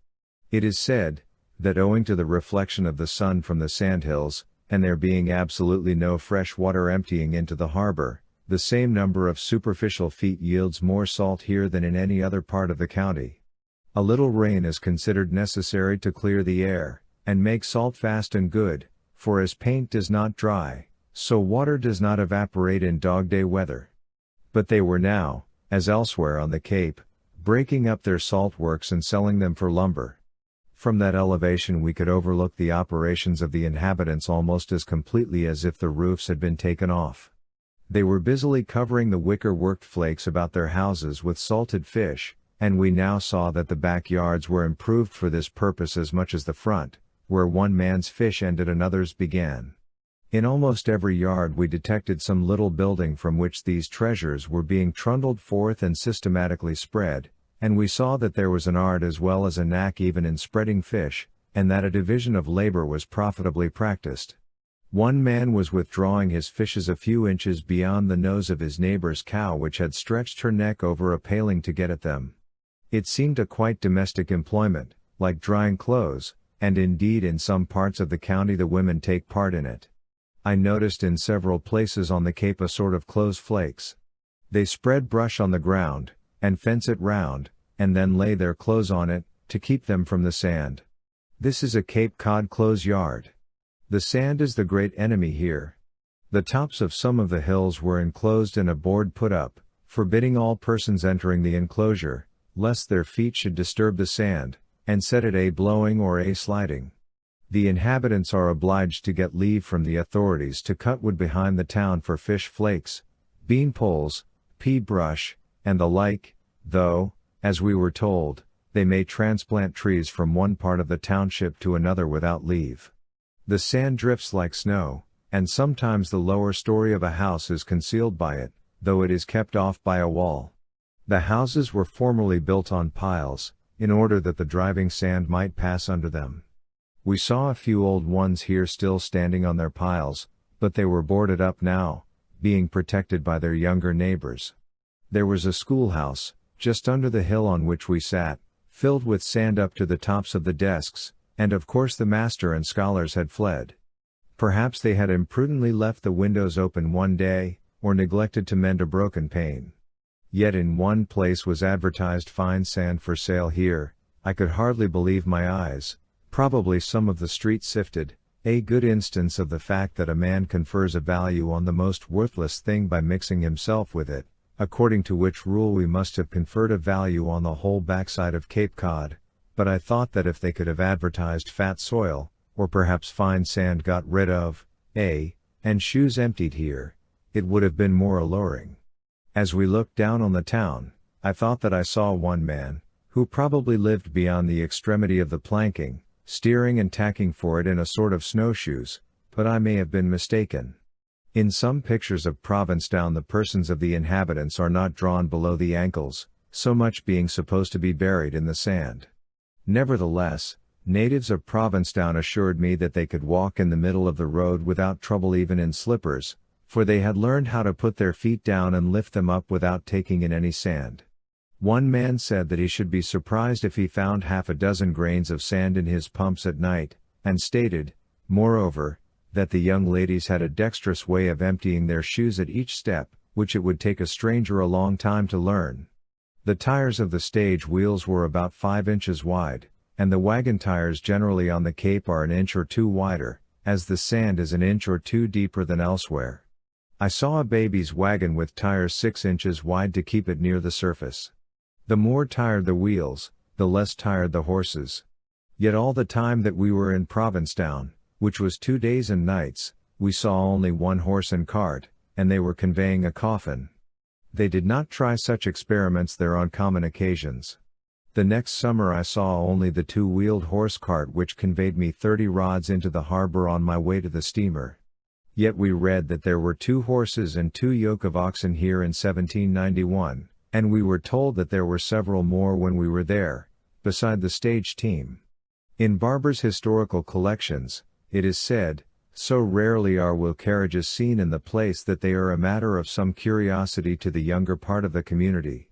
A lad who understood navigating the ocean much better than land travel, on seeing a man driving a wagon in the street, expressed his surprise at his being able to drive so straight without the assistance of a rudder. There was no rattle of carts, and there would have been no rattle if there had been any carts. Some saddle horses that passed the hotel in the evening merely made the sand fly with a rustling sound like a writer sanding his paper copiously, but there was no sound of their tread. No doubt there are more horses and carts there at present. A sleigh is never seen, or at least is a great novelty on the Cape, the snow being either absorbed by the sand or blown into drifts. Nevertheless, the inhabitants of the Cape generally do not complain of their soil, but will tell you that it is good enough for them to dry their fish on. Notwithstanding all this sand, we counted 3 meeting houses, and 4 schoolhouses nearly as large, on this street, though some had a tight board fence about them to preserve the plot within level and hard. Similar fences, even within a foot of many of the houses, gave the town a less cheerful and hospitable appearance than it would otherwise have had.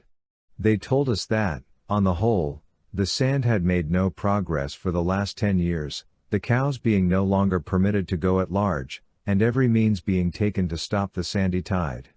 In 1727 Provincetown was invested with peculiar privileges. For its encouragement. Once or twice it was nearly abandoned, but now lots on the street fetch a high price, though titles to them were first obtained by possession and improvement, and they are still transferred by quitclaim deeds merely, the township being the property of the state. But though lots were so valuable on the street, you might in many places throw a stone over them to where a man could still obtain land, or sand, by squatting on or improving it. Stones are very rare on the Cape.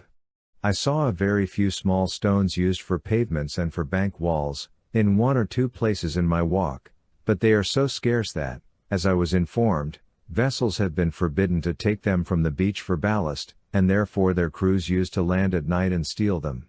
I did not hear of a rod of regular stone wall below Orleans. Yet I saw one man underpinning a new house in East Ham with some rocks, as he called them, which he said a neighbor had collected with great pains in the course of years, and finally made over to him. This I thought was a gift worthy of being recorded, equal to a transfer of California rocks, almost. Another man who was assisting him, and who seemed to be a close observer of nature, hinted to me the locality of a rock in that neighborhood which was 42 paces in circumference and 15 feet high, for he saw that I was a stranger, and, probably, would not carry it off. Yet I suspect that the locality of the few large rocks on the forearm of the Cape is well known to the inhabitants generally. I even met with one man who had got a smattering of mineralogy, but where he picked it up I could not guess. I thought that he would meet with some interesting geological nuts for him to crack, if he should ever visit the mainland, Cohasset, or Marblehead for instance. The well stones at the Highland Light were brought from Hingham, but the wells and cellars of the Cape are generally built of brick, which also are imported. The cellars, as well as the wells, are made in a circular form, to prevent the sand from pressing in the wall. The former are only from 9 to 12 feet in diameter, and are said to be very cheap, since a single tier of brick will suffice for a cellar of even larger dimensions. Of course, if you live in the sand, you will not require a large cellar to hold your roots. In Provincetown, when formerly they suffered the sand to drive under their houses, obliterating all rudiments of a cellar, they did not raise a vegetable to put into one. One farmer in Wellfleet, who raised 50 bushels of potatoes, showed me his cellar under a corner of his house, not more than 9 feet in diameter, looking like a cistern, but he had another of the same size under his barn. You need dig only a few feet almost anywhere near the shore of the Cape to find fresh water. But that which we tasted was invariably poor, though the inhabitants called it good, as if they were comparing it with salt water. In the account of Thoreau, it is said, "Wells dug near the shore are dry at low water, or rather at what is called young flood, but are replenished with the flowing of the tide, the salt water, which is lowest in the sand, apparently forcing the fresh up." When you express your surprise at the greenness of a Provincetown garden on the beach, in a dry season, they will sometimes tell you that the tide forces the moisture up to them. It is an interesting fact that low sandbars in the midst of the ocean, perhaps even those which are laid bare only at low tide, are reservoirs of fresh water at which the thirsty mariner can supply himself. They appear, like huge sponges, to hold the rain and dew which fall on them, and which, by capillary attraction, are prevented from mingling with the surrounding brine. The harbor of Provincetown, which, as well as the greater part of the bay, and a wide expanse of ocean, we overlooked from our perch, is deservedly famous. It opens to the south, is free from rocks, and is never frozen over. It is said that the only ice seen in it drifts in sometimes from Barnstable or Plymouth. Dwight remarks that the storms which prevail on the American coast generally come from the east, and there is no other harbor on a windward shore within 200 miles. J. D. Graham, who has made a very minute and thorough survey of this harbor and the adjacent waters, states that its capacity, depth of water, excellent anchorage, and the complete shelter it affords from all winds, combine to render it one of the most valuable ship harbors on our coast. It is the harbor of the Cape and of the fishermen of Massachusetts generally. It was known to navigators several years at least before the settlement of Plymouth. In Captain John Smith's map of New England, dated 1614, it bears the name of Milford Haven, and Massachusetts Bay that of Stewart's Bay. His Highness, Prince Charles, changed the name of Cape Cod to Cape James, but even princes have not always power to change a name for the worse, and as Cotton Mather said, Cape Cod is a name which I suppose it will never lose till shoals of codfish be seen swimming on its highest hills. Many an early voyager was unexpectedly caught by this hook, and found himself embayed. On successive maps, Cape Cod appears sprinkled over with French, Dutch, and English names, as it made part of New France, New Holland, and New England. On one map Provincetown Harbor is called Fuick, Bonnet Bay, Barnstable Bay, Staten Bay, and the sea north of it Mer del Norte, or the North Sea. On another, the extremity of the cape is called Staten Hook, or the States Hook. On another, by Young, this has Nordsee, Staten Hook or Hit Hook, but the copy at Cambridge has no date. The whole cape is called New Holland, after Hudson, and on another still, the shore between Race Point and Wood End appears to be called Betshire. In Champlain's admirable map of New France, including the oldest recognizable map of what is now the New England coast with which I am acquainted, Cape Cod is called Sea Blanc, i.e. Cape White, from the color of its sands, and Massachusetts Bay is Bay Blanche. It was visited by de Monts and Champlain in 1605, and the next year was further explored by Poutrincourt and Champlain. The latter has given a particular account of these explorations in his Voyages, together with separate charts and soundings of two of its harbors, Malabar, the Bad Bar, Nauset Harbor, a name now applied to what the French called Cap Baturier, and Port Fortune, apparently Chatham Harbor. Both these names are copied on the map of Novi Belgi, in Ogilvy's America. He also describes minutely the manners and customs of the savages, and represents by a plate the savages surprising the French and killing 5 or 6 of them. The French afterward killed some of the natives, and wished, by way of revenge, to carry off some and make them grind in their hand mill at Port Royal. It is remarkable that there is not in English any adequate or correct account of the French exploration of what is now the coast of New England, between 1604 and 1608, though it is conceded that they then made the first permanent European settlement on the continent of North America north of St. Augustine. If the lions had been the painters, it would have been otherwise.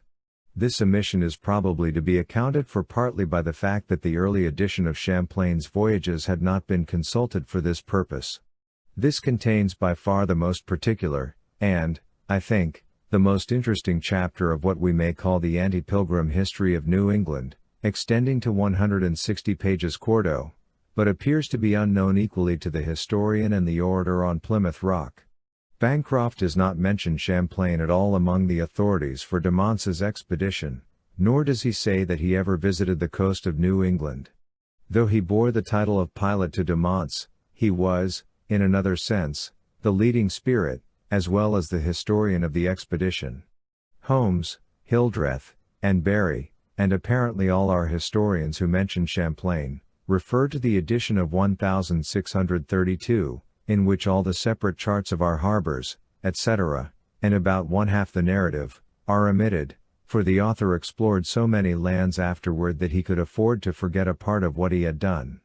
Hildreth, speaking of de Monts' expedition, says that he looked into the Penobscot, in 1605, which Pring had discovered 2 years before, saying nothing about Champlain's extensive exploration of it for de Monts in 1604, Holmes says 1608, and refers to Purchas, also that he followed in the track of Pring along the coast to Cape Cod, which he called Malabar. Halliburton had made the same statement before him in 1829. He called it Cap Blanc, and Malabar, the Bad Bar, was the name given to a harbor on the east side of the Cape. Pring says nothing about a river there. Belknap says that Weymouth discovered it in 1605. Sir F. Gorges says, in his narration, Main Hist Cole, Volume 2, page 19, 1658, that Pring in 1606 made a perfect discovery of all the rivers and harbors. This is the most I can find. Bancroft makes Champlain to have discovered more western rivers in Maine, not naming the Penobscot. He, however, must have been the discoverer of distances on this river, see Belknap, page 147. Pring was absent from England only about 6 months, and sailed by this part of Cape Cod, Malabar, because it yielded no sassafras, while the French, who probably had not heard of Pring, were patiently for years exploring the coast in search of a place of settlement, sounding and surveying its harbors. John Smith's map, published in 1616, from observations in 1614-15, is by many regarded as the oldest map of New England. It is the first that was made after this country was called New England, for he so called it, but in Champlain's Voyages, edition 1613, and Lescarbot, in 1612, quotes a still earlier account of his voyage. There is a map of it made when it was known to Christendom as New France, called Carte géographique de la Nouvelle France faite par le Sieur de Champlain Saint-Tongois capitaine ordinaire pour la Roin la Marine, Fayette Len 1612, from his observations between 1604 and 1607, a map extending from Labrador to Cape Cod and westward to the Great Lakes, and crowded with information, geographical, ethnographical, zoological, and botanical. He even gives the variation of the compass as observed by himself at that date on many parts of the coast. This, taken together with the many separate charts of harbors and their soundings on a large scale, which this volume contains, among the rest, Qui ni Bequi, Kennebec, Coacoidar, Sacoar, Le Beau Port, Port St. Louis, near Cape Ann, and others on our coast, but which are not in the edition of 1632, makes this a completer map of the New England and adjacent northern coast than was made for half a century afterward, almost, we might be allowed to say, till another Frenchman, Des Barres, made another for us, which only our late coast survey has superseded. Most of the maps of this coast made for a long time after betray their indebtedness to Champlain. He was a skillful navigator, a man of science, and geographer to the King of France. He crossed the Atlantic about 20 times, and made nothing of it, often in a small vessel in which few would dare to go to sea today, and on one occasion making the voyage from Tadoussac to St. Malo in 18 days. He was in this neighborhood, that is, between Annapolis, Nova Scotia, and Cape Cod, observing the land and its inhabitants, and making a map of the coast, from May, 1604, to September, 1607, or about 3.5 years, and he has described minutely his method of surveying harbors. By his own account, a part of his map was engraved in 1604.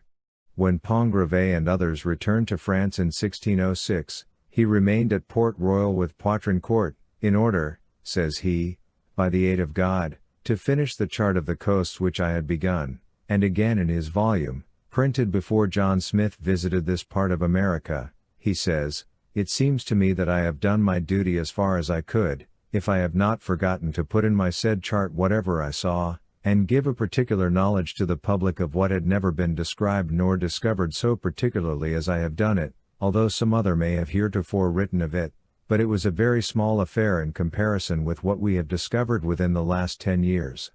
It is not generally remembered, if known, by the descendants of the Pilgrims, that when their forefathers were spending their first memorable winter in the New World, they had for neighbors a colony of French no further off than Port Royal, Annapolis, Nova Scotia, 300 miles distant. Prince seems to make it about 500 miles, where, in spite of many vicissitudes, they had been for 15 years. They built a grist mill there as early as 1606, also made bricks and turpentine on a stream, Williamson says, in 1606. De Monts, who was a Protestant, brought his minister with him, who came to blows with the Catholic priest on the subject of religion. Though these founders of Acadie endured no less than the Pilgrims, and about the same proportion of them, 35 out of 79, Williamson's Main says 36 out of 70, died the first winter at St. Croix, 1604-5, 16 years earlier. No orator, to my knowledge, has ever celebrated their enterprise. Williamson's History of Maine does considerably, while the trials which their successors and descendants endured at the hands of the English have furnished a theme for both the historian and poet.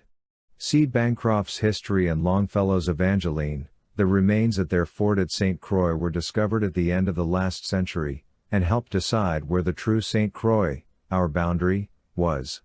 The very gravestones of those Frenchmen are probably older than the oldest English monument in New England north of the Elizabeth Islands, or perhaps anywhere in New England, for if there are any traces of Gosnold's storehouse left, his strong works are gone. Bancroft says, advisedly, in 1834, it requires a believing eye to discern the ruins of the fort, and that there were no ruins of a fort in 1837. Dr. Charles T. Jackson tells me that, in the course of a geological survey in 1827, he discovered a gravestone, a slab of trap rock, on Goat Island, opposite Annapolis, Port Royal, in Nova Scotia, bearing a Masonic coat of arms and the date 1606, which is 14 years earlier than the landing of the Pilgrims. This was left in the possession of Judge Haliburton, of Nova Scotia. There were Jesuit priests in what has since been called New England, converting the savages at Mount Desert, then St. Saviour, in 1613, having come over to Port Royal in 1611, though they were almost immediately interrupted by the English, years before the Pilgrims came hither to enjoy their own religion. This according to Champlain. Charlevoix says the same, and after coming from France in 1611, went west from Port Royal along the coast as far as the Kennebec in 1612, and was often carried from Port Royal to Mount Desert. Indeed, the Englishman's history of New England commences only when it ceases to be New France. Though Cabot was the first to discover the continent of North America, Champlain, in the edition of his Voyages printed in 1632, after the English had for a season got possession of Quebec and Port Royal, complains with no little justice, the common consent of all Europe is to represent New France as extending at least to the 35th and 36th degrees of latitude, as appears by the maps of the world printed in Spain, Italy, Holland, Flanders, Germany, and England, until they possess themselves of the coasts of New France, where are Acadie, the Etchemins, Maine and New Brunswick, the Almachicois, Massachusetts, and the great river St. Lawrence, where they have imposed, according to their fancy, such names as New England, Scotland, and others, but it is not easy to efface the memory of a thing which is known to all Christendom. That Cabot merely landed on the uninhabitable shore of Labrador, gave the English no just title to New England, or to the United States, generally, any more than to Patagonia. His careful biographer, Biddle, is not certain in what voyage he ran down the coast of the United States as is reported, and no one tells us what he saw. Miller, in the New York Hist. Cole, Volume 1, page 28, says he does not appear to have landed anywhere. Contrast with this Verrazani's tarrying 15 days at one place on the New England coast, and making frequent excursions into the interior thence. It chances that the latter's letter to Francis I, in 1524, contains the earliest original account extant of the Atlantic coast of the United States, and even from that time the northern part of it began to be called La Terre Française, or French land.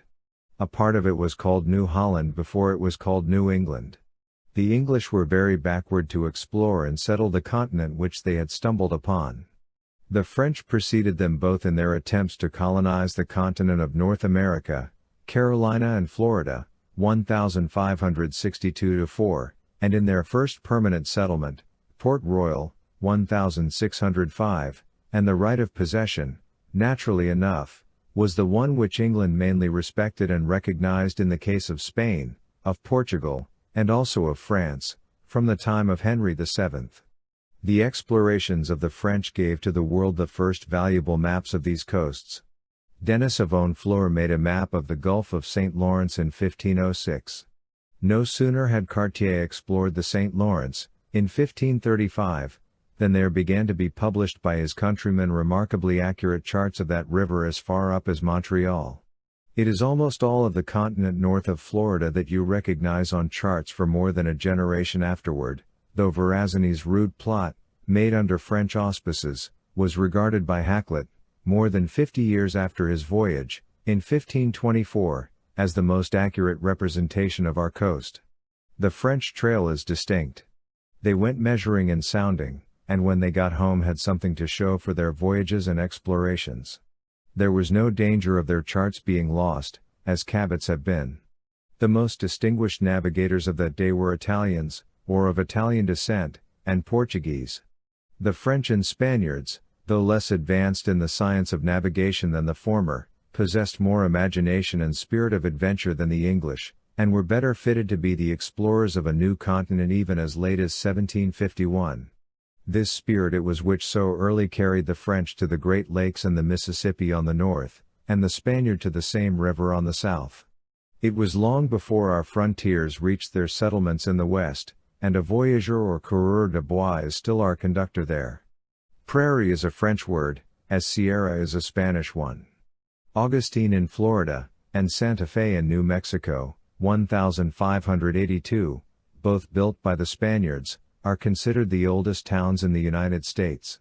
Within the memory of the oldest man, the Anglo-Americans were confined between the Appalachian Mountains and the sea, a space not 200 miles broad, while the Mississippi was by treaty the eastern boundary of New France.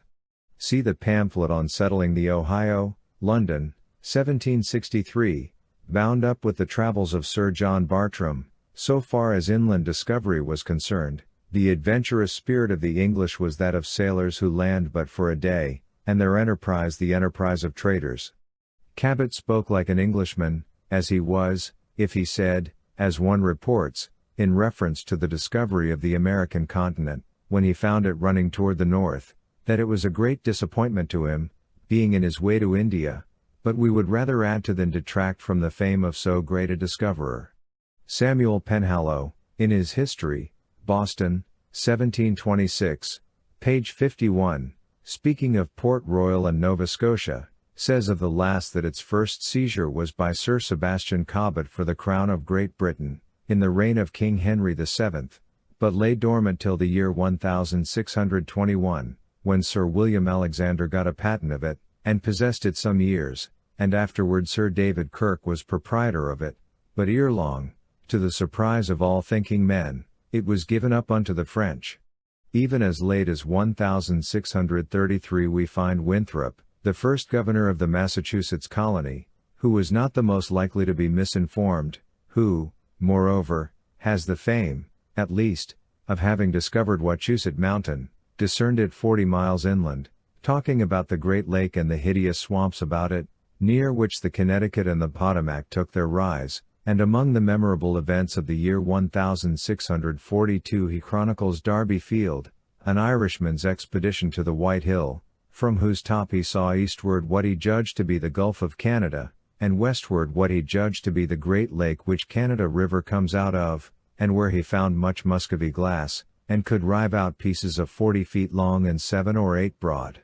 While the very inhabitants of New England were thus fabling about the country 100 miles inland, which was a terra incognita to them, or rather many years before the earliest date referred to, Champlain, the first governor of Canada, not to mention the inland discoveries of Cartier, see Note 1, Roberval, and others, of the preceding century, and his own earlier voyage, had already gone to war against the Iroquois in their forest forts, and penetrated to the Great Lakes and wintered there, before a pilgrim had heard of New England.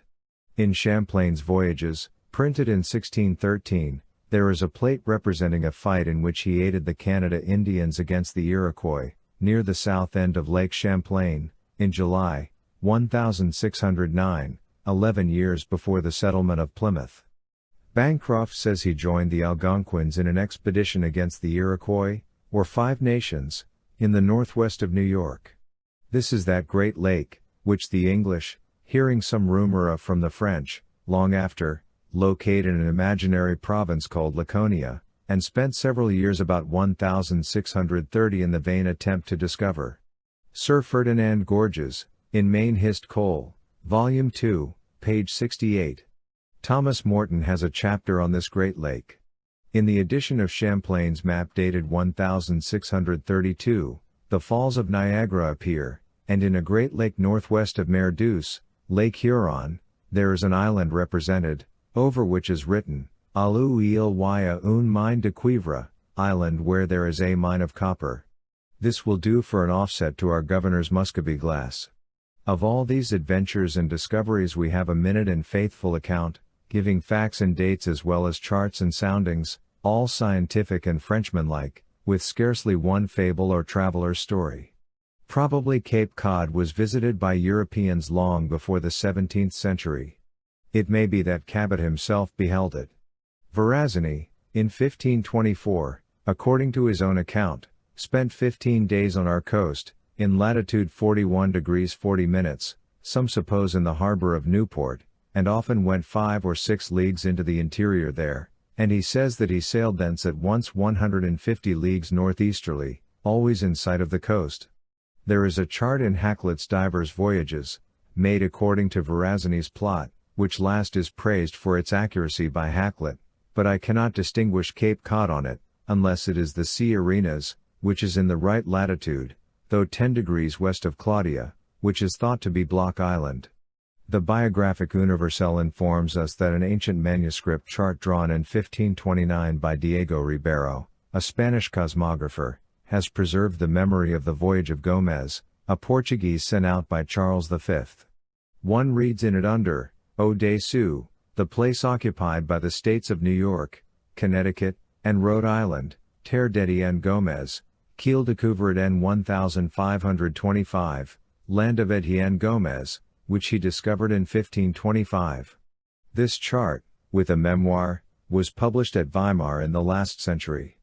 Jean-Alphonse, Roberval's pilot in Canada in 1642, one of the most skillful navigators of his time, and who is given remarkably minute and accurate direction for sailing up the St. Lawrence, showing that he knows what he is talking about, says in his Routier, "It is in Hakluyt.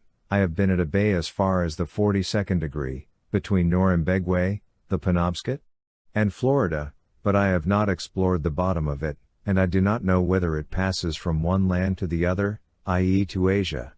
J'ai été à une baie jusqu'à par les 42 degrés entre la Norumbegwe et la Floride, mais je n'en ai pas cherché le fond, et ne sais pas si elle passe d'une terre à l'autre." This may refer to Massachusetts Bay, if not possibly to the western inclination of the coast a little farther south. When he says, "I have no doubt that the Norumbegwe enters into the River of Canada," he is perhaps so interpreting some account which the Indians had given respecting the route from the St. Lawrence to the Atlantic by the St. John, or Penobscot, or possibly even the Hudson River. We hear rumors of this country of Noromega and its great city from many quarters.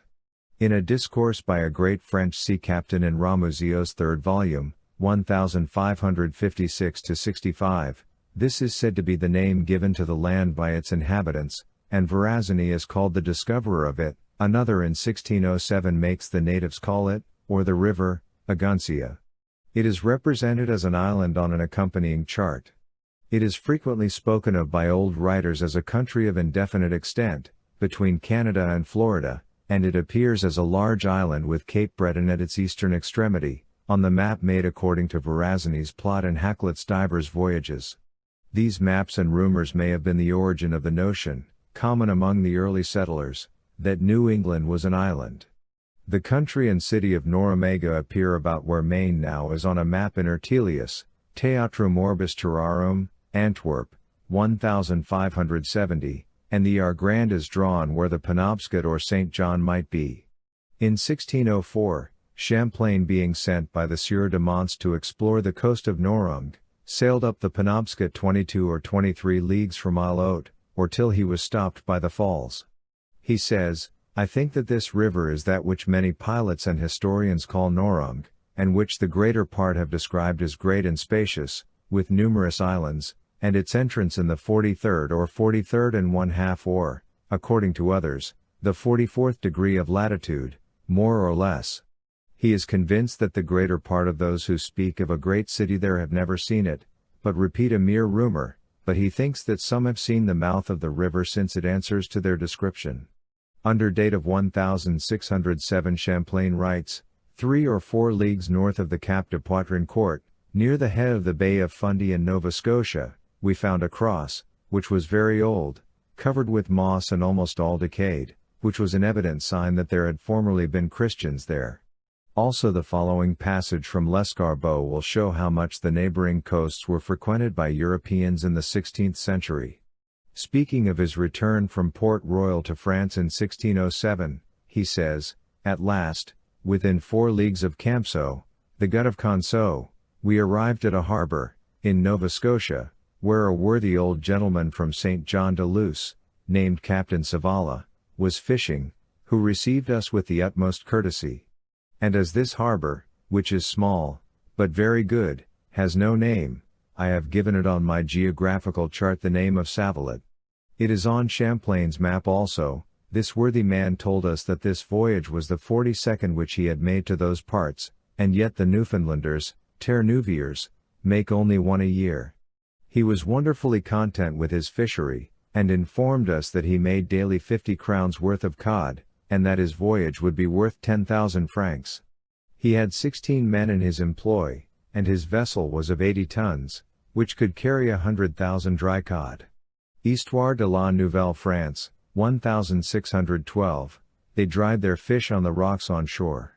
The Isola della Reina, Sable Island, appears on the chart of Nuova Francia and Norumbega, accompanying the discourse above referred to in Ramusio's third volume, edition 1556-65. Champlain speaks of their being at the Isle of Sable, in 1604, grass pastured by oxen, boo, and cows which the Portuguese carried there more than 60 years ago, i.e. 60 years before 1613. In a later edition he says, which came out of a Spanish vessel which was lost in endeavoring to settle on the Isle of Sable, and he states that de la Roche's men, who were left on this island 7 years from 1598, lived on the flesh of these cattle which they found en quantity, and built houses out of the wrecks of vessels which came to the island, perhaps Gilbert's, there being no wood or stone. Lescarbot says that they lived on fish and the milk of cows left there about 80 years before by Baron de Lery and Saint Just. Charlevoix says they ate up the cattle and then lived on fish. Halliburton speaks of cattle left there as a rumor. De Lery and Saint Just had suggested plans of colonization on the Isle of Sable as early as 1515, 1508, according to Bancroft, referring to Charlevoix. These are but a few of the instances which I might quote. Cape Cod is commonly said to have been discovered in 1602. We will consider at length under what circumstances, and with what observation and expectations, the first Englishmen whom history clearly discerns approached the coast of New England. According to the accounts of Archer and Brereton, both of whom accompanied Gosnold, on the 26th of March, 1602, Old Style, Captain Bartholomew Gosnold set sail from Falmouth, England, for the north part of Virginia, in a small bark called the Concord, they being in all, says one account, 32 persons, whereof 8 mariners and sailors, 12 purposing upon the discovery to return with the ship for England, the rest remain there for population. This is regarded as the first attempt of the English to make a settlement within the limits of New England. Pursuing a new and a shorter course than the usual one by the Canaries, the 14th of April following they had sight of St. Mary's, an island of the Azores. As their sailors were few and none of the best, I use their own phrases, and they were going upon an unknown coast, they were not overbold to stand in with the shore but in open weather, so they made their first discovery of land with the lead. The 23rd of April the ocean appeared yellow, but on taking up some of the water in a bucket, it altered not either in color or taste from the sea azure. The 7th of May they saw divers birds whose names they knew, and many others in their English tongue of no name. The 8th of May the water changed to a yellowish green, where at 70 fathoms they had ground. The 9th, they had upon their lead many glittering stones, which might promise some mineral matter in the bottom. The 10th, they were over a bank which they thought to be near the western end of St. John's Island, and saw schools of fish. The 12th, they say, continually passed fleeting by us sea-or, which seemed to have their movable course towards the northeast. On the 13th, they observed great beds of weeds, much wood, and divers things else floating by, and had smelling of the shore much as from the southern Cape and Andalusia in Spain. On Friday, the 14th, early in the morning they descried land on the north, in the latitude of 43 degrees, apparently some part of the coast of Maine. Williamson, History of Maine, says it certainly could not have been south of the central Isle of Shoals. Belknap inclines to think at the south side of Cape Ann. Standing fair along by the shore, about 12 o'clock the same day, they came to anchor and were visited by 8 savages, who came off to them in a Biscay shallop, with sail and oars, an iron grapple, and a kettle of copper. These they at first mistook for Christians distressed. One of them was apparelled with a waistcoat and breeches of black serge, made after our sea fashion, hose and shoes on his feet, all the rest, saving one that had a pair of breeches of blue cloth, were naked. They appeared to have had dealings with some Basques of St. John de Luz, and to understand much more than we, say the English, for want of language, could comprehend. But they soon set sail westward, leaving them and their coast. This was a remarkable discovery for discoverers. The 15th day, writes Gabriel Archer, we had again sight of the land, which made ahead, being as we thought an island, by reason of a large sound that appeared westward between it and the main. For coming to the west end thereof, we did perceive a large opening, we called it Shoal Hope. Near this cape we came to anchor in 15 fathoms, where we took great store of codfish, for which we altered the name and called it Cape Cod. Here we saw skulls of herring, mackerel, and other small fish, in great abundance. This is a low sandy shoal, but without danger. Also we came to anchor again in 16 fathoms, fair by the land in the latitude of 42 degrees. This cape is well near a mile broad, and lieth northeast by east.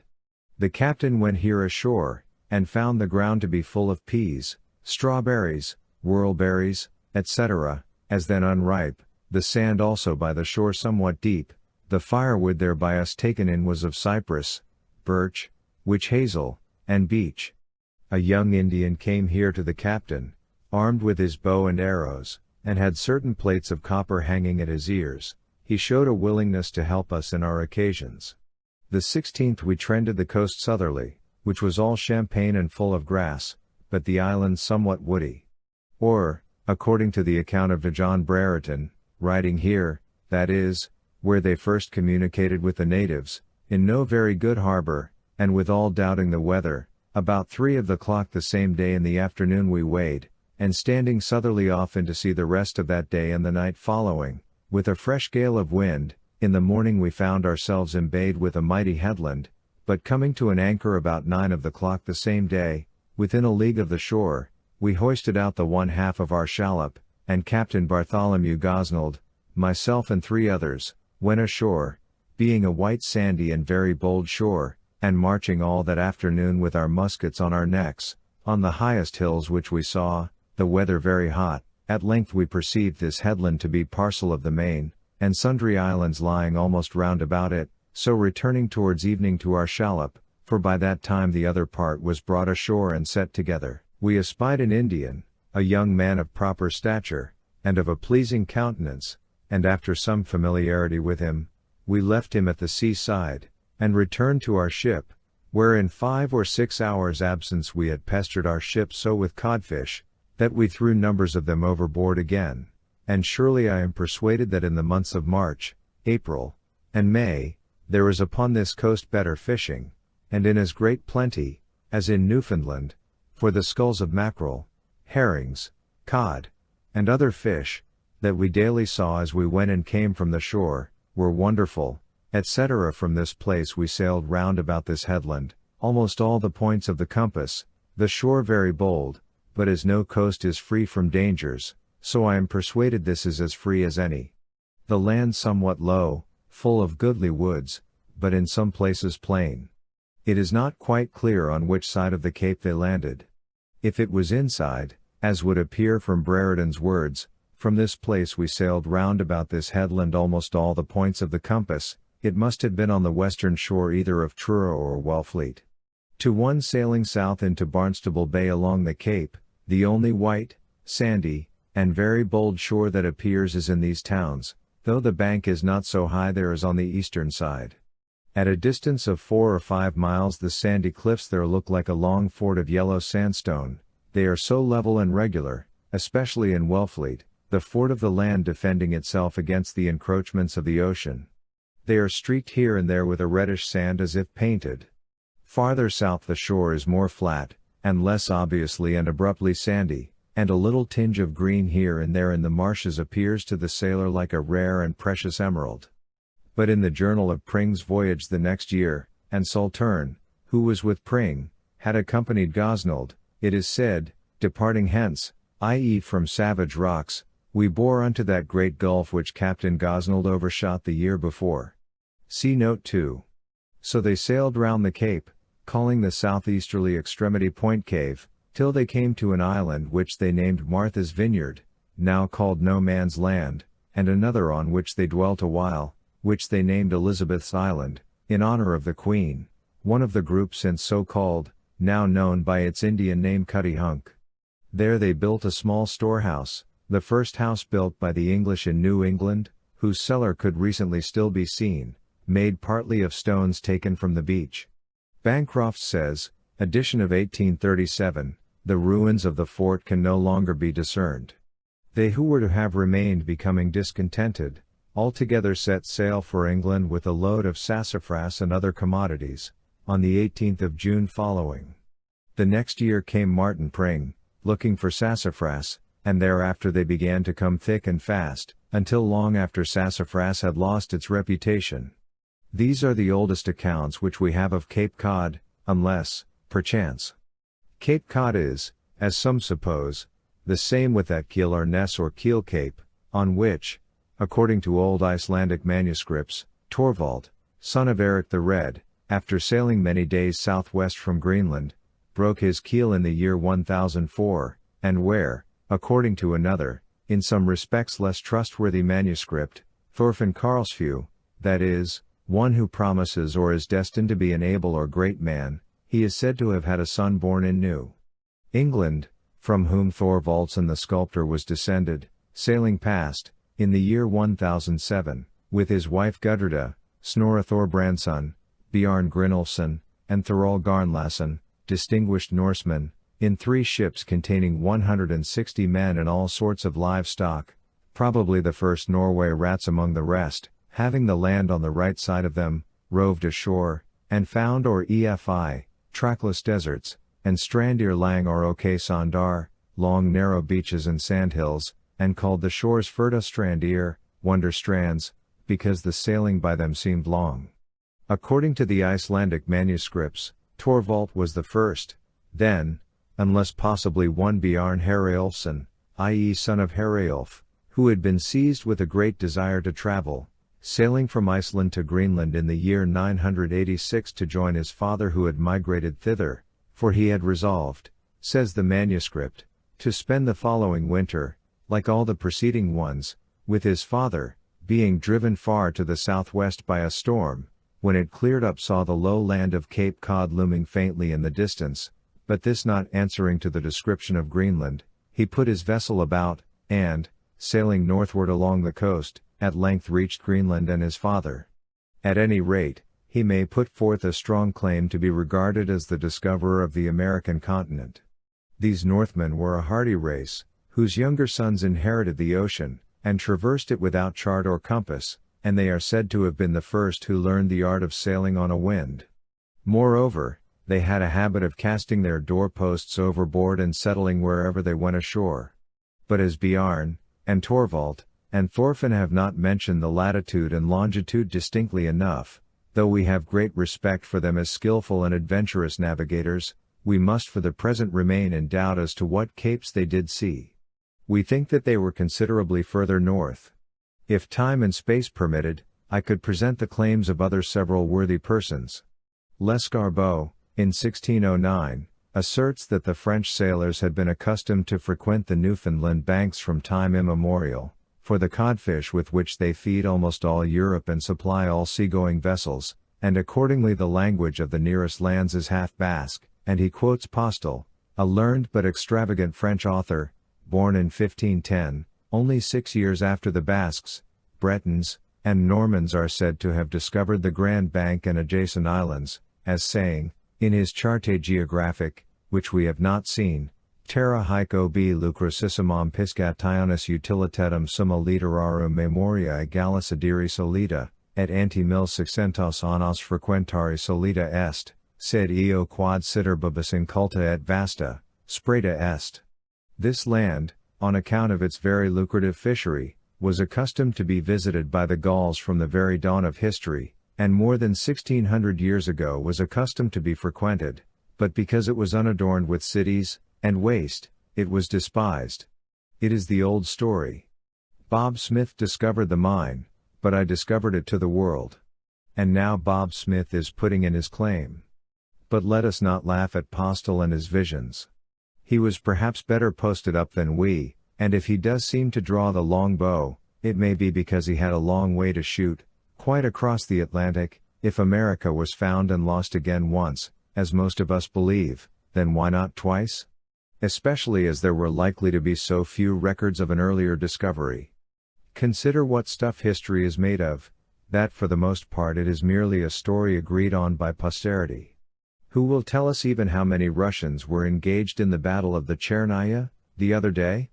Yet no doubt, Mr. Scriblerus, the historian, will fix on a definite number for the schoolboys to commit to their excellent memories. What, then, of the number of Persians at Salamis? The historian whom I read knew as much about the position of the parties and their tactics in the last mentioned affair, as they who describe a recent battle in an article for the press nowadays, before the particulars have arrived. I believe that, if I were to live the life of mankind over again myself, which I would not be hired to do, with the universal history in my hands, I should not be able to tell what was what. earlier than the date Postel refers to, at any rate. Cape Cod lay in utter darkness to the civilized world, though even then the sun rose from eastward out of the sea every day, and, rolling over the cape, went down westward into the bay. It was even then Cape and Bay, the Cape of Codfish, and the Bay of the Massachusetts, perchance. Quite recently, on the 11th of November, 1620, Old Style, as is well known, the Pilgrims and the Mayflower came to anchor in Cape Cod Harbor. They had loosed from Plymouth, England, the 6th of September, and, in the words of Mert's relation, after many difficulties and boisterous storms, at length, by God's providence, upon the 9th of November, we espied land, which we deemed to be Cape Cod, and so afterward it proved. Upon the 11th of November we came to anchor in the bay, which is a good harbor and pleasant bay, circled around except in the entrance, which is about 4 miles over from land to land, compassed about to the very sea with oaks, pines, juniper, sassafras, and other sweet wood. It is a harbor wherein 1,000 sail of ships may safely ride. There we relieved ourselves with wood and water, and refreshed our people, while our shallop was fitted to coast the bay, to search for an habitation. There we put up at Fuller's Hotel, passing by the Pilgrim houses too high for us. We learned afterward that we need not have been so particular, and we refreshed ourselves with hashed fish and beans, beside taking in a supply of liquids, which were not intoxicating, while our legs were refitted to coast the backside.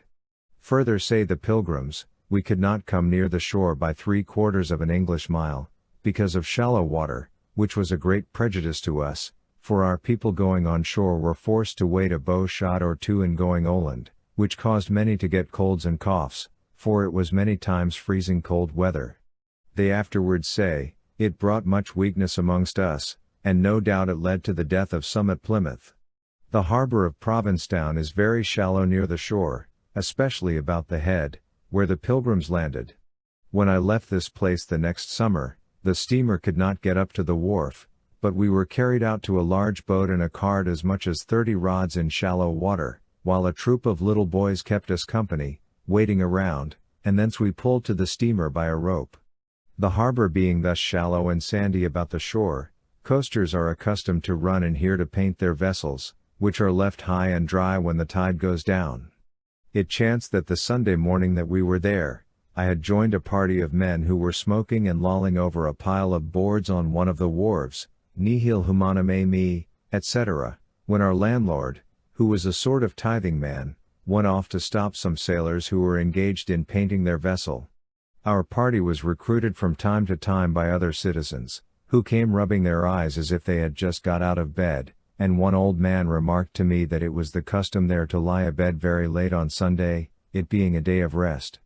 I remarked that, as I thought, they might as well let the men paint, for all us. It was not noisy work, and would not disturb our devotions. But a young man in the company, taking his pipe out of his mouth, said that it was a plain contradiction of the law of God, which he quoted, and if they did not have some such regulation, vessels would run in there to tar, and rig, and paint, and they would have no Sabbath at all.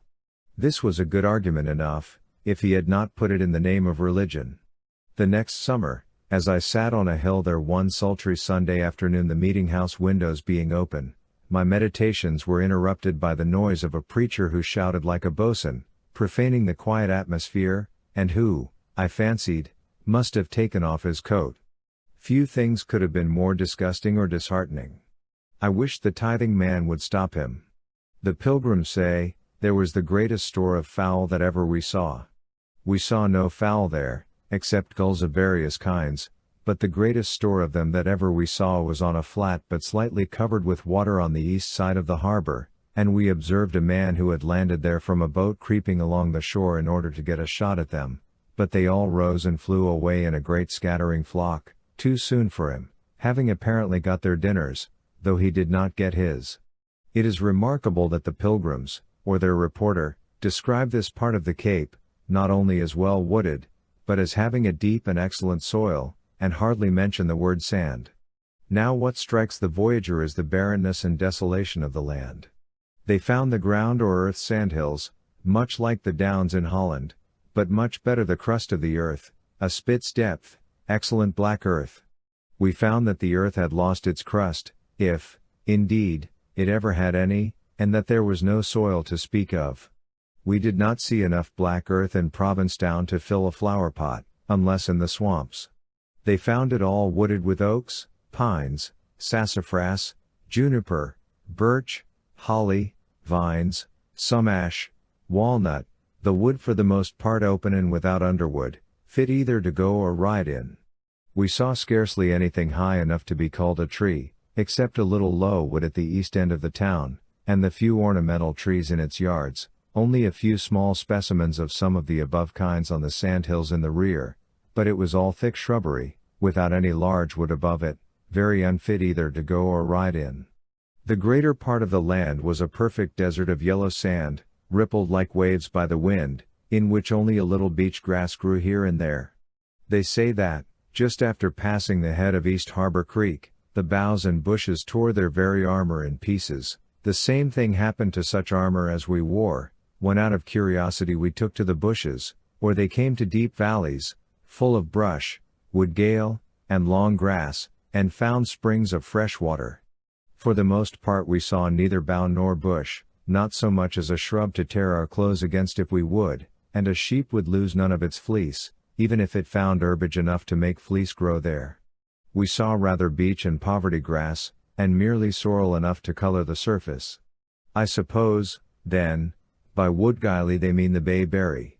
All accounts agree in affirming that this part of the Cape was comparatively well wooded a century ago. But notwithstanding the great changes which have taken place in these respects, I cannot but think that we must make some allowance for the greenness of the pilgrims in these matters, which caused them to see green. We do not believe that the trees were large or the soil was deep here. Their account may be true particularly, but it is generally false. They saw literally, as well as figuratively, but one side of the Cape. They naturally exaggerated the fairness and attractiveness of the land, for they were glad to get to any land at all after that anxious voyage. Everything appeared to them of the color of the rose, and had the scent of juniper and sassafras. Very different is the general and offhand account given by Captain John Smith, who was on this coast 6 years earlier, and speaks like an old traveler, voyager, and soldier, who had seen too much of the world to exaggerate, or even to dwell long, on a part of it. In his description of New England, printed in 1616, after speaking of Accomac, since called Plymouth, he says, Cape Cod is the next presents itself, which is only a headland of high hills of sand, overgrown with shrubby pines, hurts, i.e. horts, or whorlberries, and such trash, but an excellent harbor for all weathers. This cape is made by the main sea on the one side, and a great bay on the other, in form of a sickle. Champlain had already written, which we named Cap Blanc, Cape White, because they were sands and downs, sables et dunes, which appeared thus. When the pilgrims get to Plymouth, their reporter says again, the land for the crust of the earth is a spit's depth, that would seem to be their recipe for an earth's crust, excellent black mold and fat in some places. However, according to Bradford himself, whom some consider the author of part of Mort's Relation, they who came over in the Fortune the next year were somewhat daunted when they came into the harbor of Cape Cod, and there saw nothing but a naked and barren place. They soon found out their mistake with respect to the goodness of Plymouth soil. Yet when at length, some years later, when they were fully satisfied of the poorness of the place which they had chosen, the greater part, says Bradford, consented to a removal to a place called Nauset. They agreed to remove altogether to Nauset, now East Ham, which was jumping out of the frying pan into the fire, and some of the most respectable of the inhabitants of Plymouth did actually remove thither accordingly. It must be confessed that the pilgrims possessed but few of the qualities of the modern pioneer. They were not the ancestors of the American backwoodsmen. They did not go at once into the woods with their axes. They were a family and church, and were more anxious to keep together, though it were on the sand, than to explore and colonize a new world.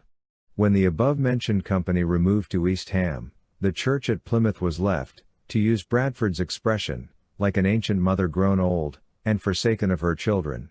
Though they landed on Clark's Island in Plymouth Harbor, the 9th of December, O.S., And the 16th all hands came to Plymouth, and the 18th they rambled about the mainland, and the 19th decided to settle there. It was the 8th of January before Francis Billington went with one of the master's mates to look at the magnificent pond or lake now called Billington Sea, about 2 miles distant, which he had discovered from the top of a tree, and mistook for a great sea. And the 7th of March Master Carver with 5 others went to the great ponds which seemed to be excellent fishing, both which points are within the compass of an ordinary afternoon's ramble, however wild the country. It is true they were busy at first about their building, and were hindered in that by much foul weather, but a party of emigrants to California or Oregon, with no less work on their hands, and more hostile Indians, would do as much exploring the first afternoon, and the Sieur de Champlain would have sought an interview with the savages, and examined the country as far as the Connecticut, and made a map of it, before Billington had climbed his tree. Or contrast them only with the French searching for copper about the Bay of Fundy in 1603, tracing up small streams with Indian guides. Nevertheless, the Pilgrims were pioneers and the ancestors of pioneers, in a far grander enterprise. By this time we saw the little steamer Nauset entering the harbor, and heard the sound of her whistle, and came down from the hills to meet her at the wharf. So we took leave of Cape Cod and its inhabitants. We liked the manners of the last, what little we saw of them, very much. They were particularly downright and good-humored. The old people appeared remarkably well preserved, as if by the saltness of the atmosphere, and after having once mistaken, we could never be certain whether we were talking to a coeval of our grandparents, or to one of our own age. They are said to be more purely the descendants of the Pilgrims than the inhabitants of any other part of the state. We were told that sometimes, when the court comes together at Barnstable, they have not a single criminal to try, and the jail is shut up. It was to let when we were there. Until quite recently there was no regular lawyer below Orleans. Who then will complain of a few regular man-eating sharks along the backside? One of the ministers of Truro, when I asked what the fishermen did in the winter, answered that they did nothing but go a-visiting, sit about and tell stories, though they worked hard in summer. Yet it is not a long vacation they get. I am sorry that I have not been there in the winter to hear their yarns. Almost every Cape man is captain of some craft or other, every man at least who is at the head of his own affairs, though it is not every one that is, for some heads have the force of alpha privative, negativing all the efforts which nature would fain make through them. The greater number of men are merely corporals. It is worth the while to talk with one whom his neighbors address as captain, though his craft may have long been sunk, and he may be holding by his teeth to the shattered mast of a pipe alone, and only gets half seas over in a figurative sense, now. He is pretty sure to vindicate his right to the title at last, can tell 1 or 2 good stories at least. For the most part we saw only the backside of the towns, but our story is true as far as it goes. We might have made more of the bay side, but we were inclined to open our eyes widest at the Atlantic. We did not care to see those features of the Cape in which it is inferior or merely equal to the mainland, but only those in which it is peculiar or superior. We cannot say how its towns look in front to one who goes to meet them. We went to see the ocean behind them. They were merely the raft on which we stood, and we took notice of the barnacles which adhered to it, and some carvings upon it. Before we left the wharf we made the acquaintance of a passenger whom we had seen at the hotel. When we asked him which way he came to Provincetown, he answered that he was cast ashore at Wood End, Saturday night, in the same storm in which the St. John was wrecked. He had been at work as a carpenter in Maine, and took passage for Boston in a schooner laden with lumber. When the storm came up, they endeavored to get into Provincetown harbor. It was dark and misty, said he, and as we were steering for Long Point Light we suddenly saw the land near us, for our compass was out of order, varied several degrees. A mariner always casts the blame on his compass, but there being a mist on shore, we thought it was farther off than it was, and so held on, and we immediately struck on the bar. Says the captain, "We are all lost." Says I to the captain, "Now don't let her strike again this way, head her right on." The captain thought a moment, and then headed her on. The sea washed completely over us, and well nigh took the breath out of my body. I held on to the running rigging, but I have learned to hold on to the standing rigging the next time. "Well, were there any drowned?" I asked. No, we all got safe to a house at Woodend, at midnight, wet to our skins, and half frozen to death. He had apparently spent the time since playing checkers at the hotel, and was congratulating himself on having beaten a tall fellow boarder at that game. The vessel is to be sold at auction today, he added. We had heard the sound of the crier's bell which advertised it. The captain is rather down about it, but I tell him to cheer up and he will soon get another vessel. At that moment the captain called to him from the wharf. He looked like a man just from the country, with a cap made of a woodchuck's skin, and now that I had heard a part of his history, he appeared singularly destitute, a captain without any vessel, only a greatcoat. And that perhaps a borrowed one. Not even a dog followed him, only his title stuck to him. I also saw one of the crew. They all had caps of the same pattern, and wore a subdued look, in addition to their naturally aquiline features, as if a breaker, a comber, had washed over them. As we passed Woodend, we noticed the pile of lumber on the shore which had made the cargo of their vessel. About Long Point in the summer you commonly see them catching lobsters for the New York market, from small boats just off the shore, or rather, the lobsters catch themselves, for they cling to the netting on which the bait is placed of their own accord, and thus are drawn up. They sell them fresh for 2 cents apiece. Man needs to know but little more than a lobster in order to catch him in his traps. The mackerel fleet had been getting to sea, one after another, ever since midnight, and as we were leaving the Cape we passed near to many of them under sail, and got a nearer view than we had had, half a dozen red-shirted men and boys, leaning over the rail to look at us, the skipper shouting back the number of barrels he had caught, in answer to our inquiry. All sailors pause to watch a steamer, and shout in welcome or derision. In one a large Newfoundland dog put his paws on the rail and stood up as high as any of them, and looked as wise. But the skipper, who did not wish to be seen no better employed than a dog, rapped him on the nose and sent him below. Such is human justice. I thought I could hear him making an effective appeal down there from human to divine justice. He must have had much the cleanest breast of the two. Still, many a mile behind us across the bay, we saw the white sails of the mackerel fishers hovering round Cape Cod, and when they were all hauled down, and the low extremity of the cape was also down, their white sails still appeared on both sides of it, around where it had sunk, like a city on the ocean, proclaiming the rare qualities of Cape Cod harbor. But before the extremity of the cape had completely sunk, it appeared like a filmy sliver of land lying flat on the ocean, and later still a mere reflection of a sandbar on the haze above. Its name suggests a homely truth, but it would be more poetic if it described the impression which it makes on the beholder. Some capes have peculiarly suggestive names. There is Cape Wrath, the northwest point of Scotland, for instance. What a good name for a cape lying far away dark over the water under a lowering sky. Mild as it was on shore this morning, the wind was cold and piercing on the water. Though it be the hottest day in July on land, and the voyage is to last but 4 hours, take your thickest clothes with you, for you are about to float over melted icebergs. When I left Boston in the steamboat on the 25th of June the next year, it was a quite warm day on shore. The passengers were dressed in their thinnest clothes, and at first sat under their umbrellas, but when we were fairly out on the bay, such as had only their coats were suffering with the cold, and sought the shelter of the pilot's house and the warmth of the chimney. But when we approached the harbor of Provincetown, I was surprised to perceive what an influence that low and narrow strip of sand, only a mile or 2 in width, had over the temperature of the air for many miles around.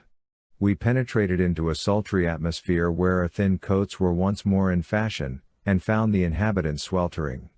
Leaving far on one side Manomet Point in Plymouth and the Scituate shore, after being out of sight of land for an hour or 2, for it was rather hazy, we neared the Cohasset Rocks again at Minot's Ledge, and saw the great tupelo tree on the edge of Scituate, which lifts its dome, like an umbelliferous plant, high over the surrounding forest, and is conspicuous for many miles over land and water.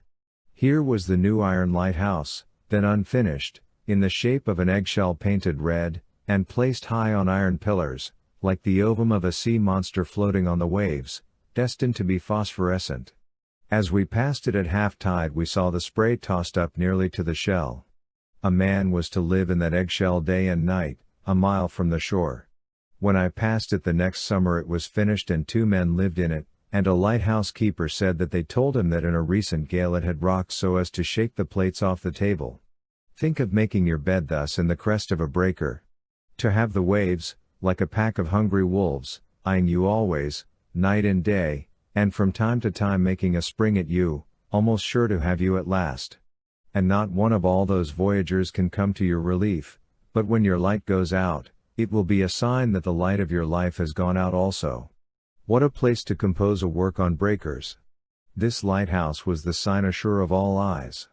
Every passenger watched it for half an hour at least, yet a colored cook belonging to the boat, whom I had seen come out of his quarters several times to empty his dishes over the side with a flourish, chancing to come out just as we were abreast of this light, and not more than 40 rods from it, and were all gazing at it, as he drew back his arm, caught sight of it, and with surprise exclaimed, "What's that?" He had been employed on this boat for a year, and passed this light every weekday, but as he had never chanced to empty his dishes just at that point, had never seen it before. To look at lights was the pilot's business, he minded the kitchen fire. It suggested how little some who voyaged round the world could manage to see. You would almost as easily believe that there are men who never yet chanced to come out at the right time to see the sun. What avails it though a light be placed on the top of a hill, if you spend all your life directly under the hill? It might as well be under a bushel. This lighthouse, as is well known, was swept away in a storm in April, 1851, and the 2 men in it, and the next morning not a vestige of it was to be seen from the shore. A Hull man told me that he helped set up a white oak pole on Minot's Ledge some years before. It was 15 inches in diameter, 41 feet high, sunk 4 feet in the rock, and was secured by 4 guys, but it stood only 1 year. Stone piled up cob fashion near the same place stood 8 years. When I crossed the bay in the Melrose in July, we hugged the Scituate shore as long as possible, in order to take advantage of the wind. Far out on the bay, off this shore, we scared up a brood of young ducks, probably black ones, bred hereabouts, which the packet had frequently disturbed in her trips. A townsman, who was making the voyage for the first time, walked slowly round into the rear of the helmsman, when we were in the middle of the bay, and looking out over the sea, before he sat down there, remarked with as much originality as was possible for one who used a borrowed expression, "This is a great country." He had been a timber merchant, and I afterwards saw him taking the diameter of the mainmast with his stick, and estimating its height. I returned from the same excursion in the Alada, a very handsome and swift sailing yacht, which left Provincetown at the same time with 2 other packets, the Melrose and Frolic.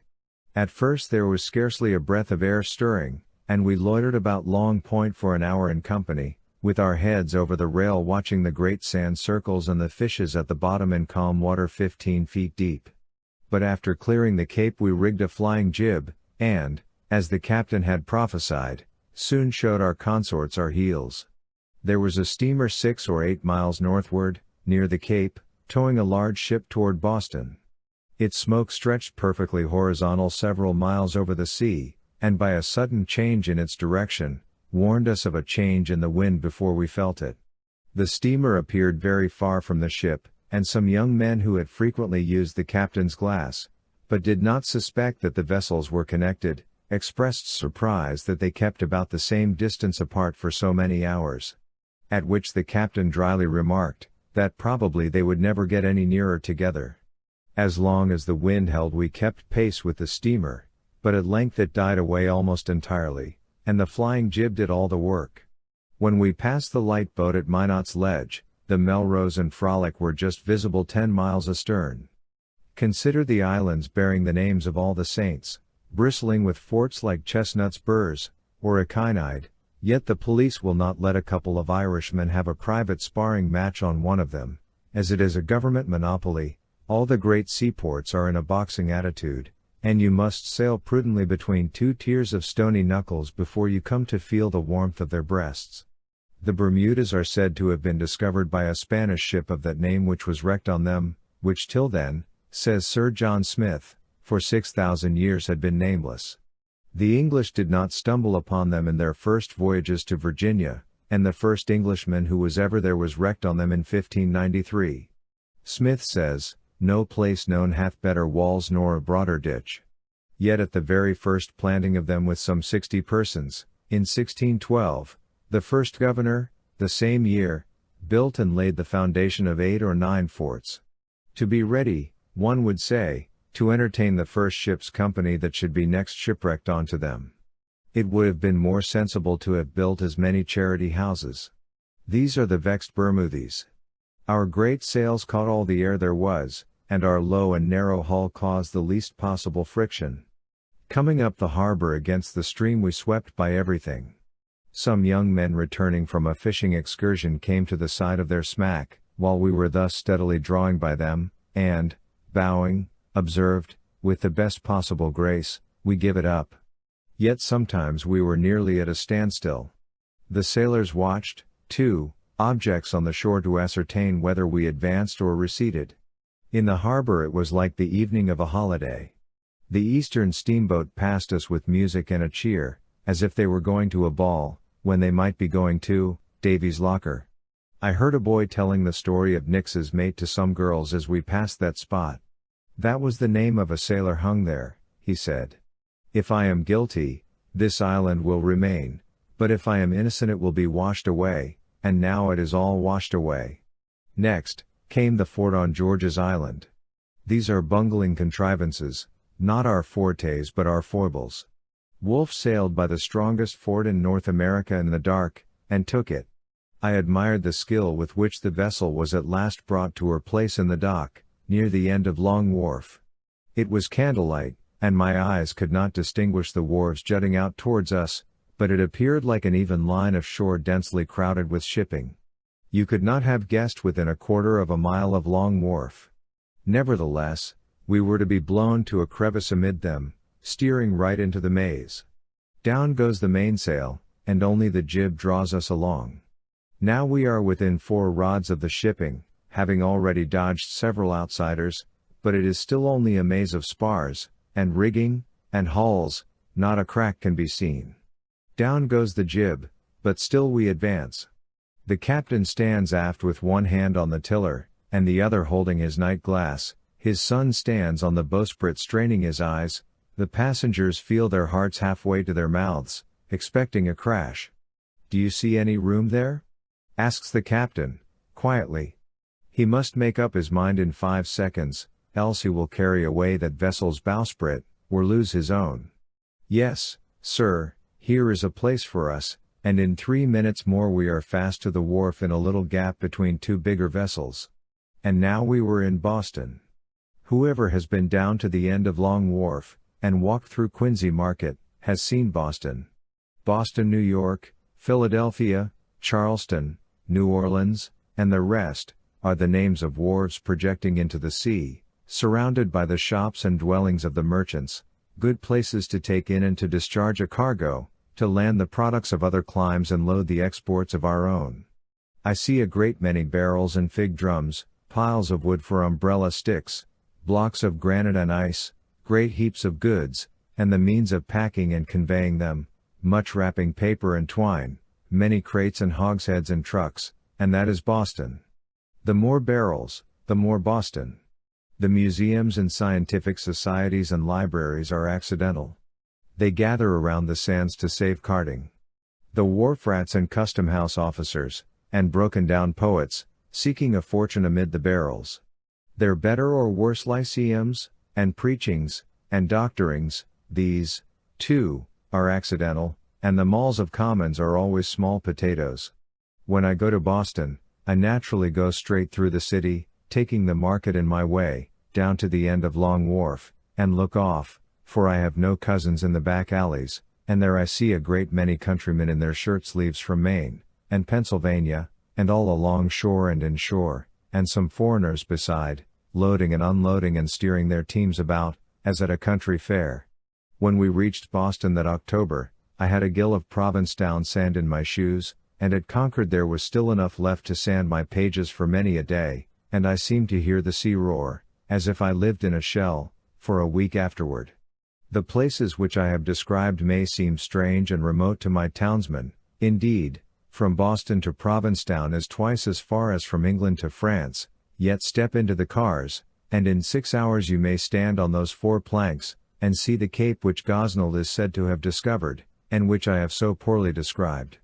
If you had started when I first advised you, you might have seen our tracks in the sand, still fresh, and reaching all the way from the Nauset lights to Race Point, some 30 miles, for at every step we made an impression on the cape, though we were not aware of it, and though our account may have made no impression on your minds. But what is our account? In it there is no roar, no beach birds, no tow cloth. We often love to think now of the life of men on beaches, at least in midsummer, when the weather is serene, their sonny lives on the sand, amid the beach grass and the bayberries, their companion a cow, their wealth a jag of driftwood or a few beach plums, and their music the surf and the peep of the beach bird. We went to see the ocean, and that is probably the best place of all our coast to go to. If you go by water, you may experience what it is to leave and to approach these shores. You may see the stormy petrel by the way, the Lassodroma, running over the sea, and if the weather is but a little thick, may lose sight of the land in mid-passage. I do not know where there is another beach in the Atlantic states, attached to the mainland, so long, and at the same time so straight, and completely uninterrupted by creeks or coves or freshwater rivers or marshes, for though there may be clear places on the map, they would probably be found by the foot traveler to be intersected by creeks and marshes. Certainly there is none where there is a double way, such as I have described, a beach and a bank, which at the same time shows you the land and the sea, and part of the time 2 seas. The great South Beach of Long Island, which I have since visited, is longer still without an inlet, but it is literally a mere sandbar, exposed, several miles from the island, and not the edge of a continent wasting before the assaults of the ocean. Though wild and desolate, as it once the bold bank, it possesses but half the grandeur of Cape Cod in my eyes, nor is the imagination contented with its southern aspect. The only other beaches of great length on our Atlantic coast, which I have heard sailors speak of, are those of Barnegat on the Jersey shore, and Currituck between Virginia and North Carolina, but these, like the last, are low and narrow sandbars, lying off the coast, and separated from the mainland by lagoons. Besides, as you go farther south, the tides are feebler, and cease to add variety and grandeur to the shore. On the Pacific side of our country also no doubt there is good walking to be found. A recent writer and dweller there tells us that the coast from Cape Disappointment, or the Columbia River, to Cape Flattery, at the Strait of Juan de Fuca, is nearly north and south, and can be traveled almost its entire length on a beautiful sand beach, with the exception of 2 bays, 4 or 5 rivers, and a few points jutting into the sea. The common shellfish found there seem to be often of corresponding types, if not identical species, with those of Cape Cod. The beach which I have described, however, is not hard enough for carriages, but must be explored on foot. When one carriage has passed along, a following one sinks deeper still in its rut. It has at present no name any more than fame. That portion south of Nauset Harbor is commonly called Chatham Beach. The part in East Ham is called Nauset Beach, and off Wellfleet and Truro the backside, or sometimes, perhaps, Cape Cod Beach. I think that part which extends without interruption from Nauset Harbor to Race Point should be called Cape Cod Beach, and do so speak of it. One of the most attractive points for visitors is in the northeast part of Wellfleet, where accommodations, I mean for men and women of tolerable health and habits, could probably be had within half a mile of the seashore. It best combines the country and the seaside. Though the ocean is out of sight, its faintest murmur is audible, and you have only to climb a hill to find yourself on its brink. It is but a step from the glassy surface of the herring ponds to the big Atlantic pond where the waves never cease to break. Or perhaps the Highland light in Truro may compete with this locality, for there is a more uninterrupted view of the ocean and the bay, and in the summer there is always some air stirring on the edge of the bank there, so that the inhabitants know not what hot weather is. As for the view, the keeper of the light, with one or more of his family, walks out to the edge of the bank after every meal to look off, just as if they had not lived there all their days. In short, it will wear well. And what picture will you substitute for that, upon your walls? But ladies cannot get down the bank there at present without the aid of a block and tackle. Most persons visit the seaside in warm weather, when fogs are frequent, and the atmosphere is wont to be thick, and the charm of the sea is to some extent lost. But I suspect that the fall is the best season, for then the atmosphere is more transparent, and it is a greater pleasure to look out over the sea. The clear and bracing air, and the storms of autumn and winter even, are necessary in order that we may get the impression which the sea is calculated to make. In October, when the weather is not intolerably cold, and the landscape wears its autumnal tints, such as, methinks, only a Cape Cod landscape ever wears, especially if you have a storm during your stay, that I am convinced is the best time to visit this shore. In autumn, even in August, the thoughtful days begin, and we can walk anywhere with profit. Beside, an outward cold and dreariness, which make it necessary to seek shelter at night, lend a spirit of adventure to a walk. The time must come when this coast will be a place of resort for those New Englanders who really wish to visit the seaside. At present it is wholly unknown to the fashionable world, and probably it will never be agreeable to them. If it is merely a 10-pin alley, or a circular railway, or an ocean of mint julep, that the visitor is in search of, if he thinks more of the wine than the brine, as I suspect some do at Newport, I trust that for a long time he will be disappointed here. But this shore will never be more attractive than it is now. Such beaches as are fashionable are here made and unmade in a day, I may almost say, by the sea shifting its sands. Lynn and Nantasket. This bare and bended arm it is that makes the bay in which they lie so snugly. What are springs and waterfalls? Here is the spring of springs, the waterfall of waterfalls. A storm in the fall or winter is the time to visit it, a lighthouse or a fisherman's hut the true hotel. A man may stand there and put all America behind him. Notes. 1. It is remarkable that the first, if not the only, part of New England which Cartier saw was Vermont. He also saw the mountains of New York, from Montreal Mountain, in 1535, 67 years before Gosnold saw Cape Cod. If seeing is discovering, and that is all that it is proved that Cabot knew of the coast of the United States, then Cartier, to omit Verrazzani and Gomez, was the discoverer of New England rather than Gosnold, who is commonly so styled. 2.